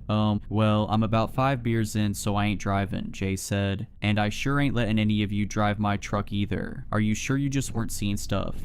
Fine, I'm walking then, Chris said. I'm not staying here. Look, I'll go down there and talk to them, Paul said, half joking. See what the hell they want. Jay laughed as sheer disbelief washed over Chris's face. I'm not lying, man, he said. I'm not. Yeah, I believe you, Paul said dismissively. I'll go and see what's up. Chris continued to protest, but Paul wouldn't budge and soon he was inside the house, making his way towards the basement. Chris shook his head, his eyes wide, nearly bulging out of his head at this point. Screw this, he yelled, seeming to grow more agitated by the second. I warned you. Before we could say anything else, he bolted, sprinting like a bat out of hell towards the woods. We tried chasing after him but couldn't come close to matching his pace. We stopped, panting for air as he watched him disappear into the trees. What the? Jay asked. Is he being serious? I thought it was a joke. I shook my head. Let's go check on Paul. We ran back to the house, entering to see the basement door wide open. The place was completely silent, but before I could call out, I could hear somebody moving up the stairs. I backed up, unsure of what to expect, how to react, when Paul came out of the darkness, looking somewhat bewildered. He looked at us, shook his head. This is freaky, man, he said. Was he being for real? Jay asked. There's people down there? Not exactly. The 3 of us went down there with my nerves yet to be completely settled. We couldn't find a light switch, but there were enough windows and enough daylight for us to move around. Turns out Chris hadn't been totally correct, but he probably hadn't been lying either. Planted right in front of the stairs was a table with 3 chairs. Sitting in those 3 chairs were some of the most lifelike sculptures I'd ever seen. 2 soldiers in what appeared to be old military outfits and a woman in some kind of long religious dress. They weren't quite enough to be uncanny. If you looked at them for more than a few seconds, you could tell that they were carved from from stone and then meticulously painted, something you could confirm by touching them. Still, they were exceptionally crafted, something that could have only been achieved by a dedicated professional. I mean, I don't blame him, Paul said, referring to Chris. I almost shat bricks when I first saw them. I mean, what? I remembered back to the conversation I'd had with him, how he claimed that one of them had actually looked at him, and then a shiver ran down my spine. Jay laughed, a palpable relief in his voice. How much you think we could sell these for? I'm down to take them and find out, Paul joked. On the surface, it made enough sense. The homeowners were in possession of some very valuable items that they stored in the basement, simply forgetting to lock it this time around. Jay and Paul continued looking at them, taking pictures, marveling at how weird it all was. On the other hand, I wasn't so keen on doing so. I wanted to get the hell out of the basement ASAP. The details just weren't adding up. I knew Chris well. If the only thing he'd seen had been these statues, he would not have reacted the way he did. Jay was looking at his phone, smiling at the pictures he'd taken, when suddenly his expression dropped. He put his phone down and looked ahead. "There's another one over there," he said, "in the corner." "What do you mean?" Paul asked, looking closely at one of the soldiers' rifles. "Another statue in the corner." Paul looked up and looked towards where Jay was pointing. "Oh," he said, "yeah, I see it." The two of them continued to look at it but showed no indication of wanting to explore it. Instead, they stood still, their expressions slowly being taken over by a look of deep unease. Eventually, I looked as well. It did appear to be a statue, something tucked away in one of the very dark corners. It was tall, extremely so, maybe 7 feet, its head well eclipsing the top of one of the bookshelves. Its bottom half was completely obscured, but from what the light was revealing, it was wearing some kind of helmet, like one of those steel ones soldiers were equipped with back in World War I. There came a point as my eyes were adjusting to the darkness where a pit began to form in my stomach. Its features were slowly revealing themselves, and it almost looked as if it were twitching. I thought that maybe it was just the darkness playing tricks until I saw it blink. Clear as day, it blinked. I guess the other two saw the same thing because we were practically trampling each other running up the stairs. We slammed the door shut behind us before quickly pushing one of the couches in front of it. Paul and I were halfway out the front door, but Jay was still inside the house. "What the hell are you doing?" Paul yelled at him. "Come on." "I need my laptop," Jay said before throwing Paul his keys. "I'll be quick, start the truck." He ran up the stairs while Paul continued to curse at him. "Really, dude, are you serious?" And then I remembered my own laptop, thinking about how annoying it would be if I were to lose it. I looked at the basement door, then at the stairs, then at Paul. "It's gonna take 5 seconds, I said. I could hear him cursing behind me as I ran, jumping 3 steps at a time until I reached my room, darting in and grabbing my laptop from the desk. As I rushed out of there, I saw that the door to Jay's room was shut. I stopped, slowed my breathing. I was almost certain that he hadn't gone back downstairs. I would have seen or heard him. I approached the door. "Jay," I asked, "the hell are you doing?" No response. I looked at the door, but every muscle was frozen, almost as if my body were warning me not to go in. Suddenly, it creaked open just slightly, and I jumped back. "Jay," I asked. Still no response. I couldn't see anything through the crack until my eyes drifted upwards near the ceiling. A pair of eyes looking down at me, large eyes set too far apart on a face with skin that was too pale. I turned and bolted back downstairs as I heard the door swing open the rest of the way. Of course, I didn't look back and ran outside and jumped into the passenger seat of the truck. "Where is he?" Paul asked. "Just drive," I told him. He didn't protest and stepped on the gas, ripping down the dirt road. We continued driving until we reached a rest stop, the first place with other people. By that point, we had both called and messaged the homeowners about a dozen times each. Nothing but radio silence on the other end. We even noticed that the listing itself had been removed from Airbnb entirely. And then we called the police. Somebody answered and I explained the situation as in-depth as I could. The operator listened without interrupting,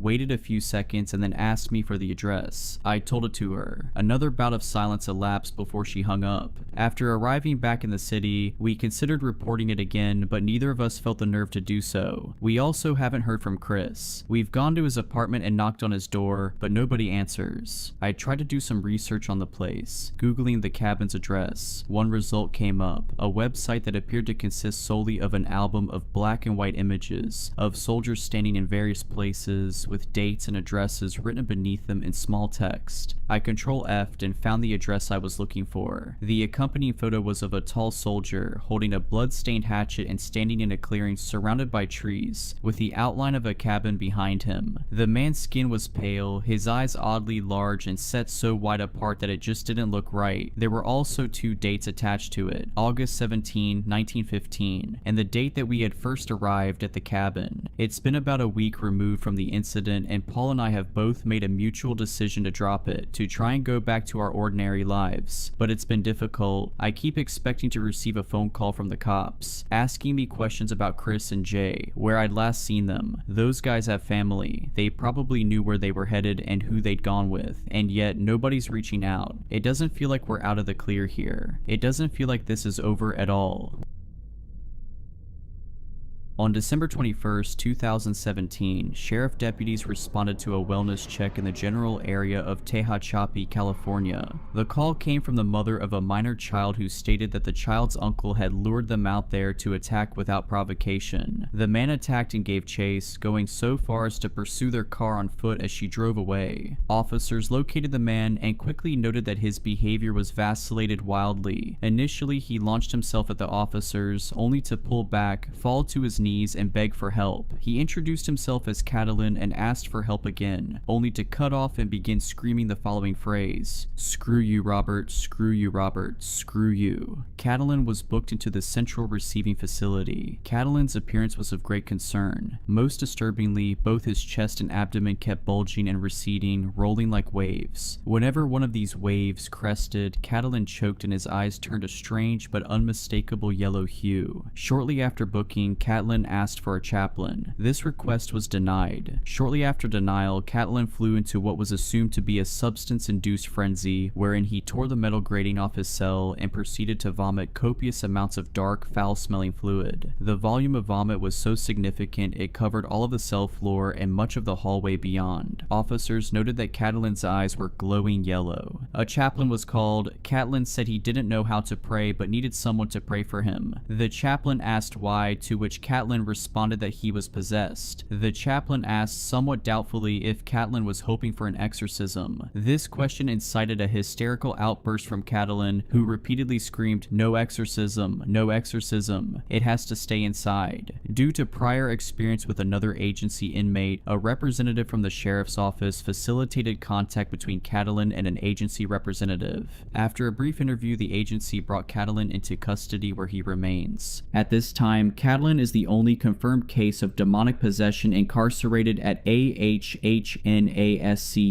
Catalin is a 34-year-old male approximately 5 feet 6 inches tall. One eye is brown and one is yellow. He suffers extensive chronic bruising on his chest, stomach, and back. He has a full-body matrix-like rash that has been described as web-like. Catalin is pleasant and cooperative, although he suffers from major depressive disorder and severe anxiety relating to the possibility that the entity inside him will escape. He has also expressed severe anxiety over the question of who or what will keep the entity contained once he dies. Given that Catalin is a essentially biological maximum security prison and that containment of his prisoner aligns with agency directives, he has been granted T-Class designation. Interview subject: the jar of clay. Classification: string. Cooperative / destructible / Gaian / constant / moderate / unknown asterisk. Periodic re-evaluation required. Interviewer: Rachele B. Interview date: December 3rd, 2024. Lying isn't always a sin, but I still don't forgive Robert for the lies he told. Robert lost his life. That's what his mother says. Robert lost his life. That's a lie. Robert didn't lose his life. He stole it from himself, but I get it. Sometimes a good lie is the only tether to your sanity, the lasso keeping your demons at bay. Maybe if Robert had told himself more lies, he'd still be alive, but maybe not, because Robert already lied a lot. Lies like, "I'm okay, you don't have to worry about me, everything's fine." Really, if I could, I'd say, "Screw you, Robert. Screw you for lying. Screw you for hiding. Screw you for letting me love you so much for so long. Screw you for loving me so much for so long." He used to say I was the only person who made him comfortable. Paradoxically, comfort made Robert uncomfortable. Whenever he felt too comfortable for too long, he ruined it. He ruined it for the last time by launching into a gloriously unhinged rant that ended with with him telling me, "You're the only thing that feels like home and I love you so much, but I hate you even more and that will never stop." I don't think he was lying when he said that, why I left. His mom found him 9 days later, broke into his apartment, saw him slumped against his bathroom wall, and immediately took 7 pictures of his body that she texted to me along with the message, "Are you happy now, you freak?" The pictures were bad because he'd been dead for a while, but the decomposition wasn't the worst. The worst was the smallness of him. How flat, how hollow, how empty he looked. Not like there was nothing left, but like there had never been anything at all. His mom barred me from his funeral. I didn't hold it against her. She needed someone to blame, and strictly speaking, I am to blame for a lot of Robert's misery. But at the same time, holy crap, we never dated. We never even tried. We were too enmeshed, too damaged, and we knew each other too well. When you truly know someone and that someone truly knows you, it's not romantic, it's not beautiful, it's just terrifying. And even if that's not true, so what? The last thing Robert ever said to me was, "You're the only thing that's ever felt like home and I love you so much, but I hate you even more and that will never stop."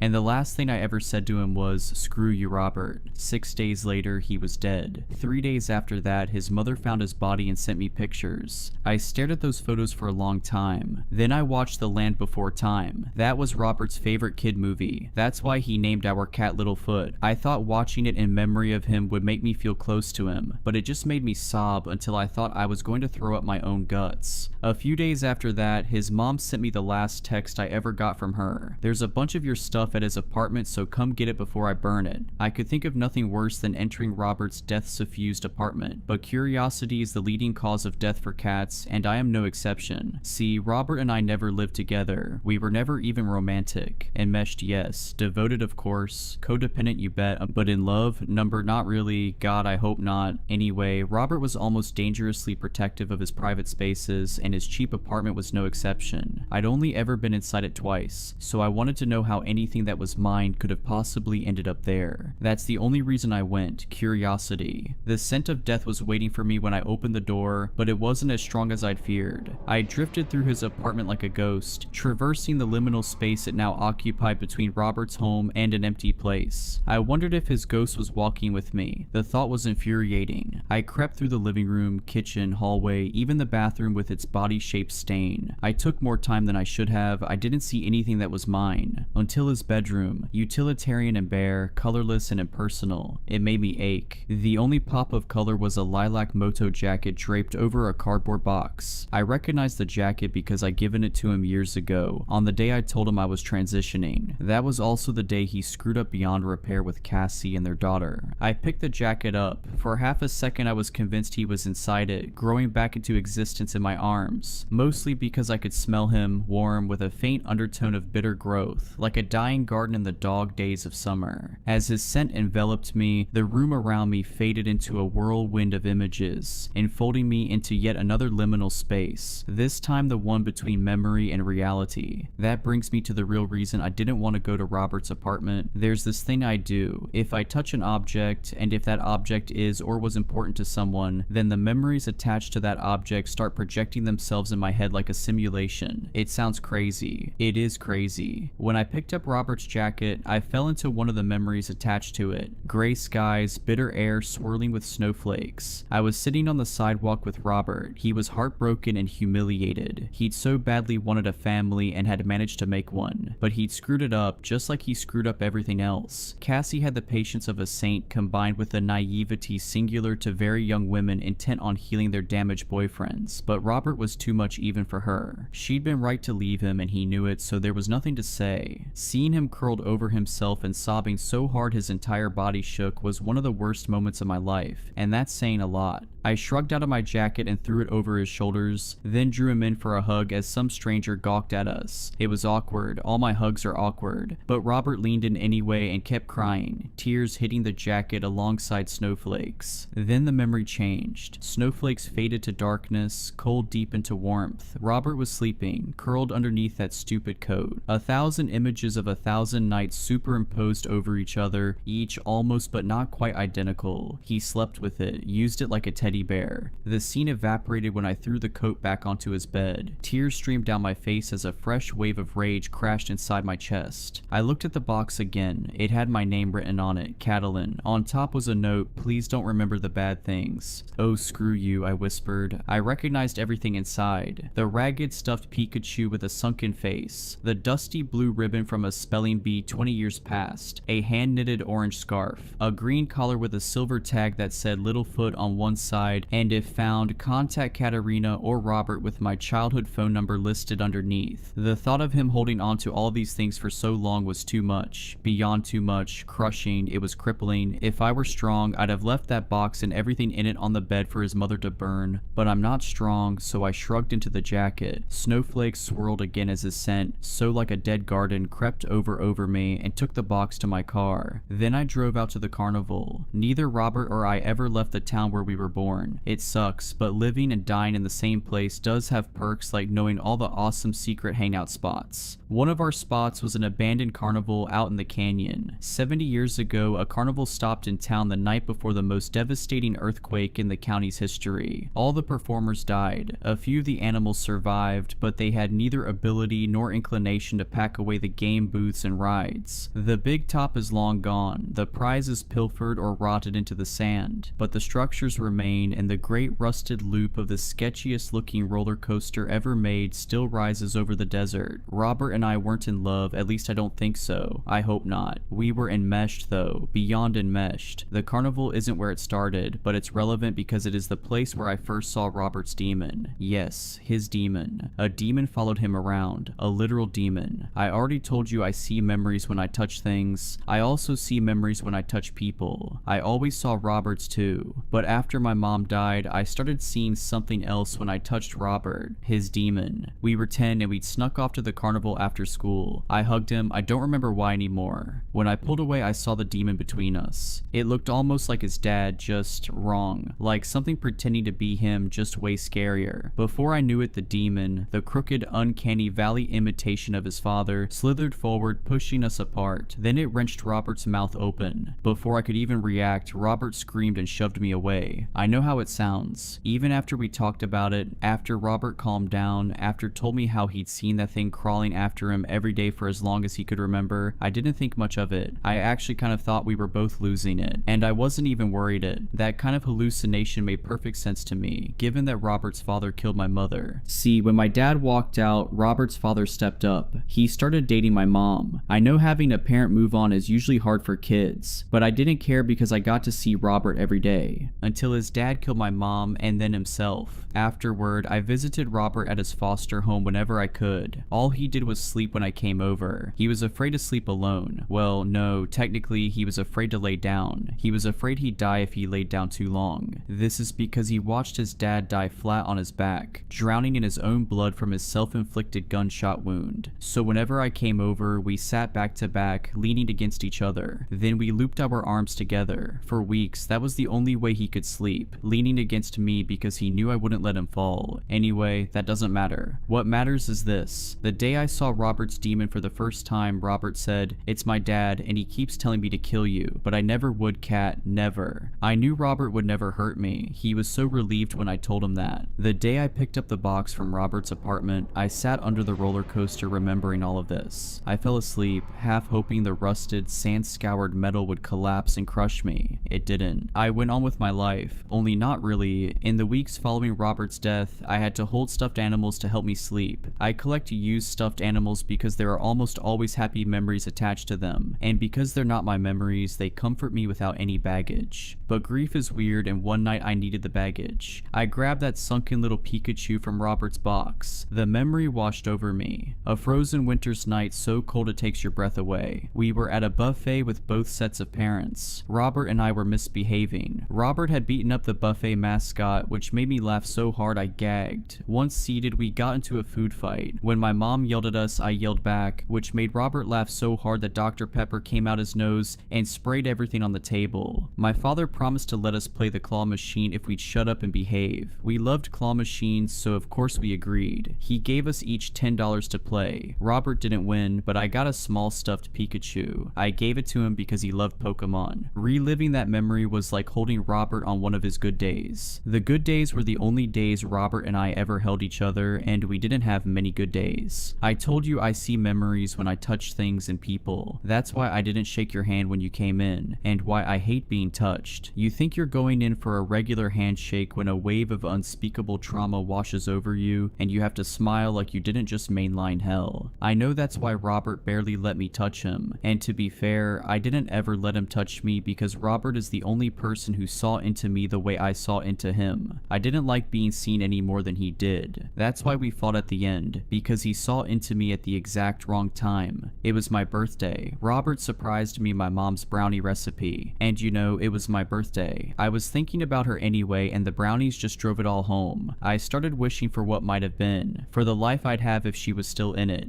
It made me cry. I don't usually cry. I wasn't even crying hard, but I was crying enough for Robert to notice. He came in for a hug before I could put my shields up. I will never forget his face. The shock, the guilt, the sadness, and the rage. I'll never forget his voice either, when he said, "No matter what I do or how long it's been, that's always going to be the first thing you think when you look at me. That's why you won't, why we'll never..."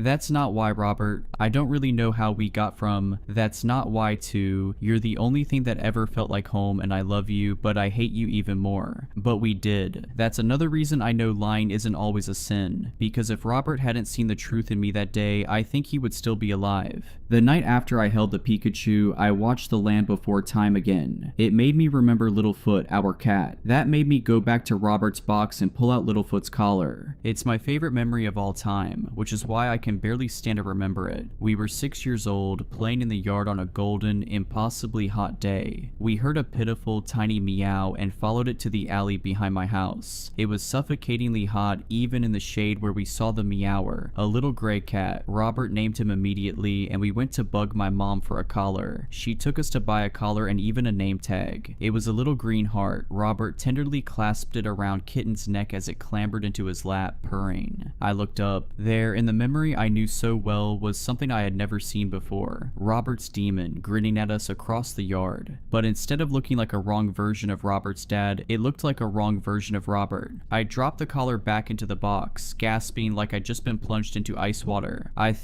don't know what I thought. I'd only ever seen the demon when I touched Robert. Not in other memories, not in real life. Just when I touched Robert. So I decided that it was my mind playing tricks, turning Robert into a monster for leaving me. I didn't think about it again for a week. When I picked up the ragged little Pikachu for another devastation binge, I luxuriated in the claw machine memory again until I saw the way my dad looked at Robert. Distaste, pure distaste. Robert had adored my dad, but dad hated Robert and didn't even try to hide it. If lying isn't always a sin, then telling the truth sometimes is. My dad's open disdain for a child made him one hell of a sinner. As if to emphasize that, I saw the demon standing over his shoulder leering at me. Half its face looked like the wrong Robert monster, but half its face just looked like Robert, and that half was screaming. I dropped the Pikachu and put on the jacket. The snowy day memory descended, including the gawping figure on my periphery. But when I focused on that figure, it was Demon Robert. Feeling very frightened, I picked up the blue ribbon. 4th grade, exactly 3 weeks after his dad killed my mom. Robert's first day back at school. I'd been back for a week already, subsuming my grief in the school spelling bee, which I just won. I smiled as I marched off stage because it was the only way to keep from screaming. But the smile was breaking apart. Tears were welling up even as that awful grin spread so wide it felt like it was splitting my head in half. I found Robert in the crowd, locking on him like a drowning person on a life raft. He looked hollow and ancient, but when he saw me, he smiled back. When I sat by him, he started to cry. He was still smiling though, just like me. "What's wrong?" I asked. "I thought you wouldn't want to be my friend anymore."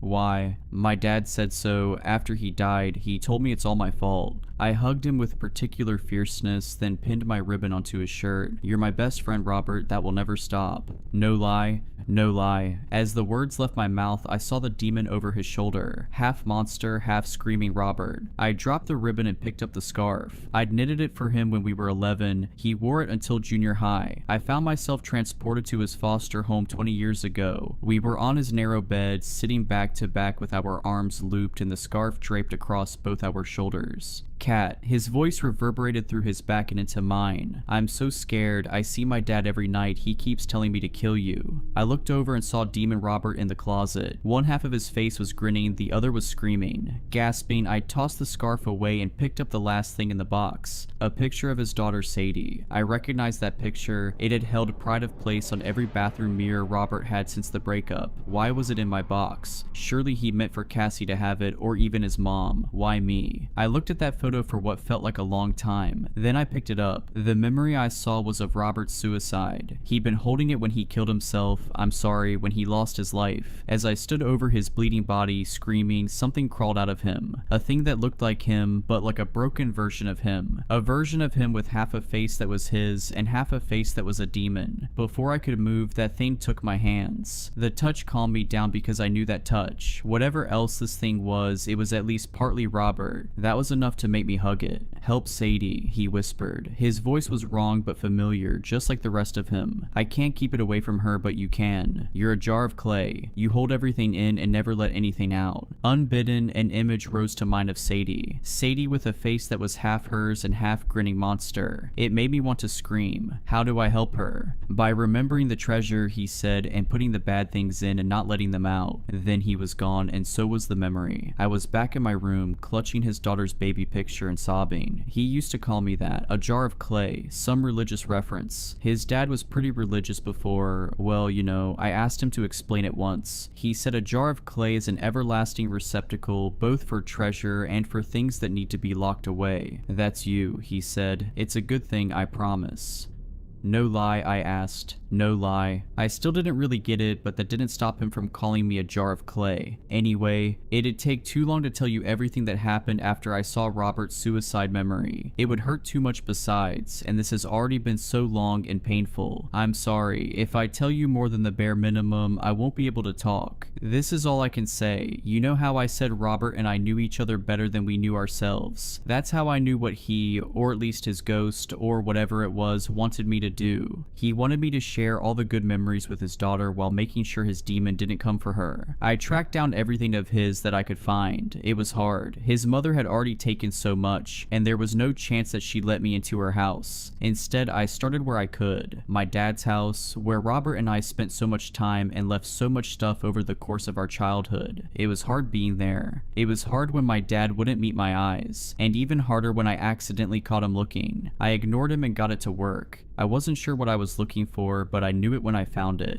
It was Robert's stuffed dog, an ancient stiff dog, kind of an heirloom. One his dad had before him, and his grandpa before that, and his great-grandfather before that. It was the only thing he'd been able to grab when CPS took him after the murder. The other kids at his foster home were jerks about it, so he hid it at my house and clearly forgot. When I picked up that dog, two things happened. First, I saw a memory from when we were 16. I was angry and giving him the silent treatment. That freaked him out. The silent treatment always freaked Robert out unless he was the one giving it. He was trying to make me tell him what was wrong. You know what sucks? It wasn't that I didn't want to tell him, it was that I couldn't. That's one of the problems I always had with him. One of the things I always did to him. He called me a jar of clay again. You're one heavy jar of clay. I wish I had half your stoicism, Cat. Really, no lie. That memory melted away and others melted in. I don't know how to explain these memories. I told you that touching someone is a surefire way to mainline trauma. When I touched that toy dog, I mainlined pure horror. Robert and his father and his father and even his father, all carried and crushed by an overwhelming wave of horror, by a demon. His entire family, generation after generation, being stalked by this broken, grinning monster. Something that hunted them, that sank its claws in deepest, until it pulled those claws down and shredded them to ribbons. One of those ribbons was Robert's father killing my mom. An older ribbon was his great-grandfather beating one of his own sons to death in a drunken rage. And one of those ribbons was Robert shooting himself in the head while holding his daughter's baby picture against his heart. But the memories showed me something even worse. This thing, this demon, this destroyer, wasn't just sinking its claws into Robert when he died. It was worming its way inside him. It was trying to take him over, to actually be Robert, because once it was Robert, it could, and promised to, do everything it wanted. And all it wanted was to destroy. It wanted to destroy his mom and Cassie. It wanted to destroy me. Most of all, it wanted to destroy Sadie, and it wanted to use Robert's hands. Robert fought, of course. Robert fought it his entire life, even before he knew what he was fighting. That was the reason he killed himself, because he was scared he was losing the fight, and he thought dying was the only way to protect who he loved. He took his own life to try and take out the monster, only he hadn't killed it, he'd only killed himself. I was crying so hard I didn't even notice my dad until he touched my shoulder. I jumped, thinking of demons crawling inside and commandeering my hands like a puppet master. My dad was looking at me, the first time he looked into my eyes in half a lifetime. Hey Qatar, Catalan, I wanted to tell you something. I patted the floor even though it was the last thing I wanted to do. He sat down like it was the last thing he wanted to do. When he saw the stiff dog in my hands, his mouth quivered. I wanted to tell you that a good man lives his life for other people. You've done that. This was the first time, the very first time, that he'd acknowledged me as a man. Robert did too, but I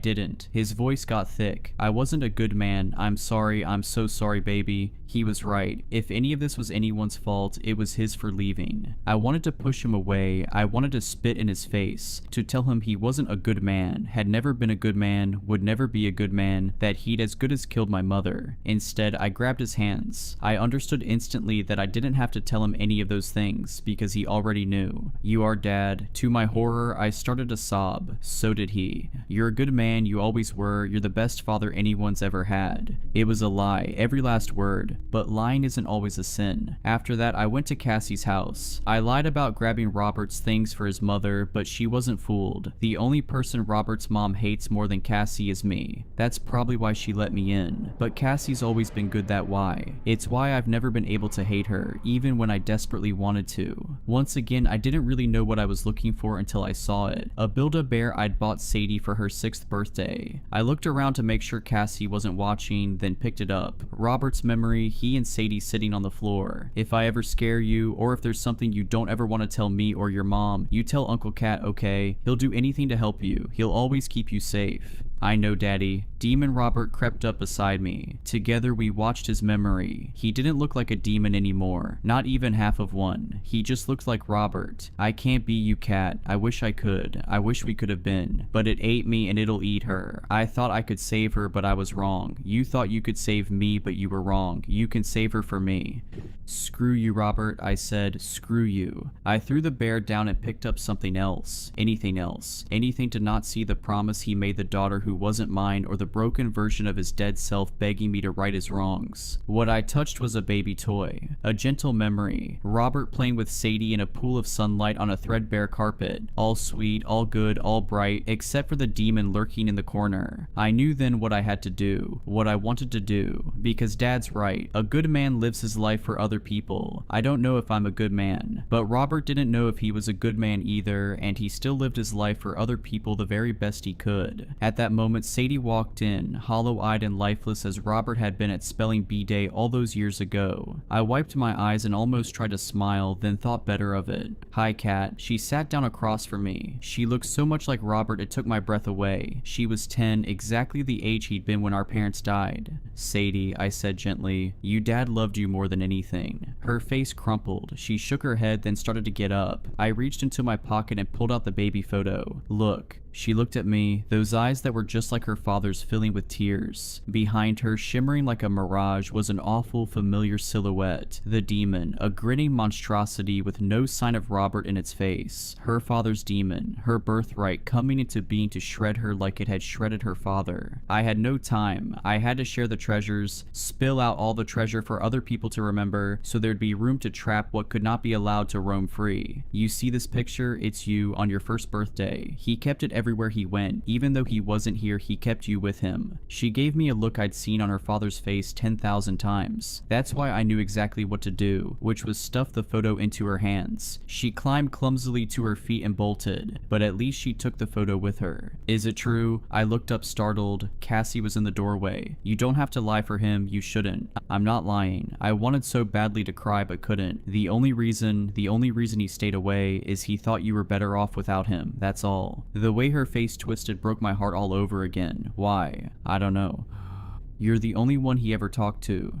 That's not true. He wrote his suicide note for you. Her voice was longing and loathing in equal measure. It was one sentence, just a single line telling me to remind you and Sadie how much he loves you. No lie. Only it was a lie, but when Cassie finally relaxed, I knew that it hadn't been a sin. We talked for a long time. When we were done, she gave me a hug. That's Cassie. No wonder Robert loved her. Then I went home and tried to make a plan. I knew what I had to do, but I wasn't sure how to do it. So I sat there for a while thinking, I didn't know what the monstrosity was. A demon, probably. Isn't that what it always is? A demon from the depths of hell come to torment the innocent. How do you defeat a demon? Having not stepped foot in a church since my mother died, I wasn't sure, but I'd absorbed enough religion and pop culture to know that Bibles and crosses were the first main line of defense. So I dug out my mom's Bible and crucifix and held them, expecting something. Power maybe, hope at least. But I felt nothing. It wasn't that they felt wrong, they just felt empty, inert, no strength, no energy, no hope, powerless, inanimate, dead, no, not dead, things that had never been alive in the first place. So I thought harder. What is a demon? Hatred, as far as I could tell anyway. What's the opposite of hate? And that gave me an idea. I went to Robert's box and picked up the Pikachu. Instead of memory descending, warmth flowed through my hands, living, moving, joyful, and powerful. So I stuffed the Pikachu in my back pocket.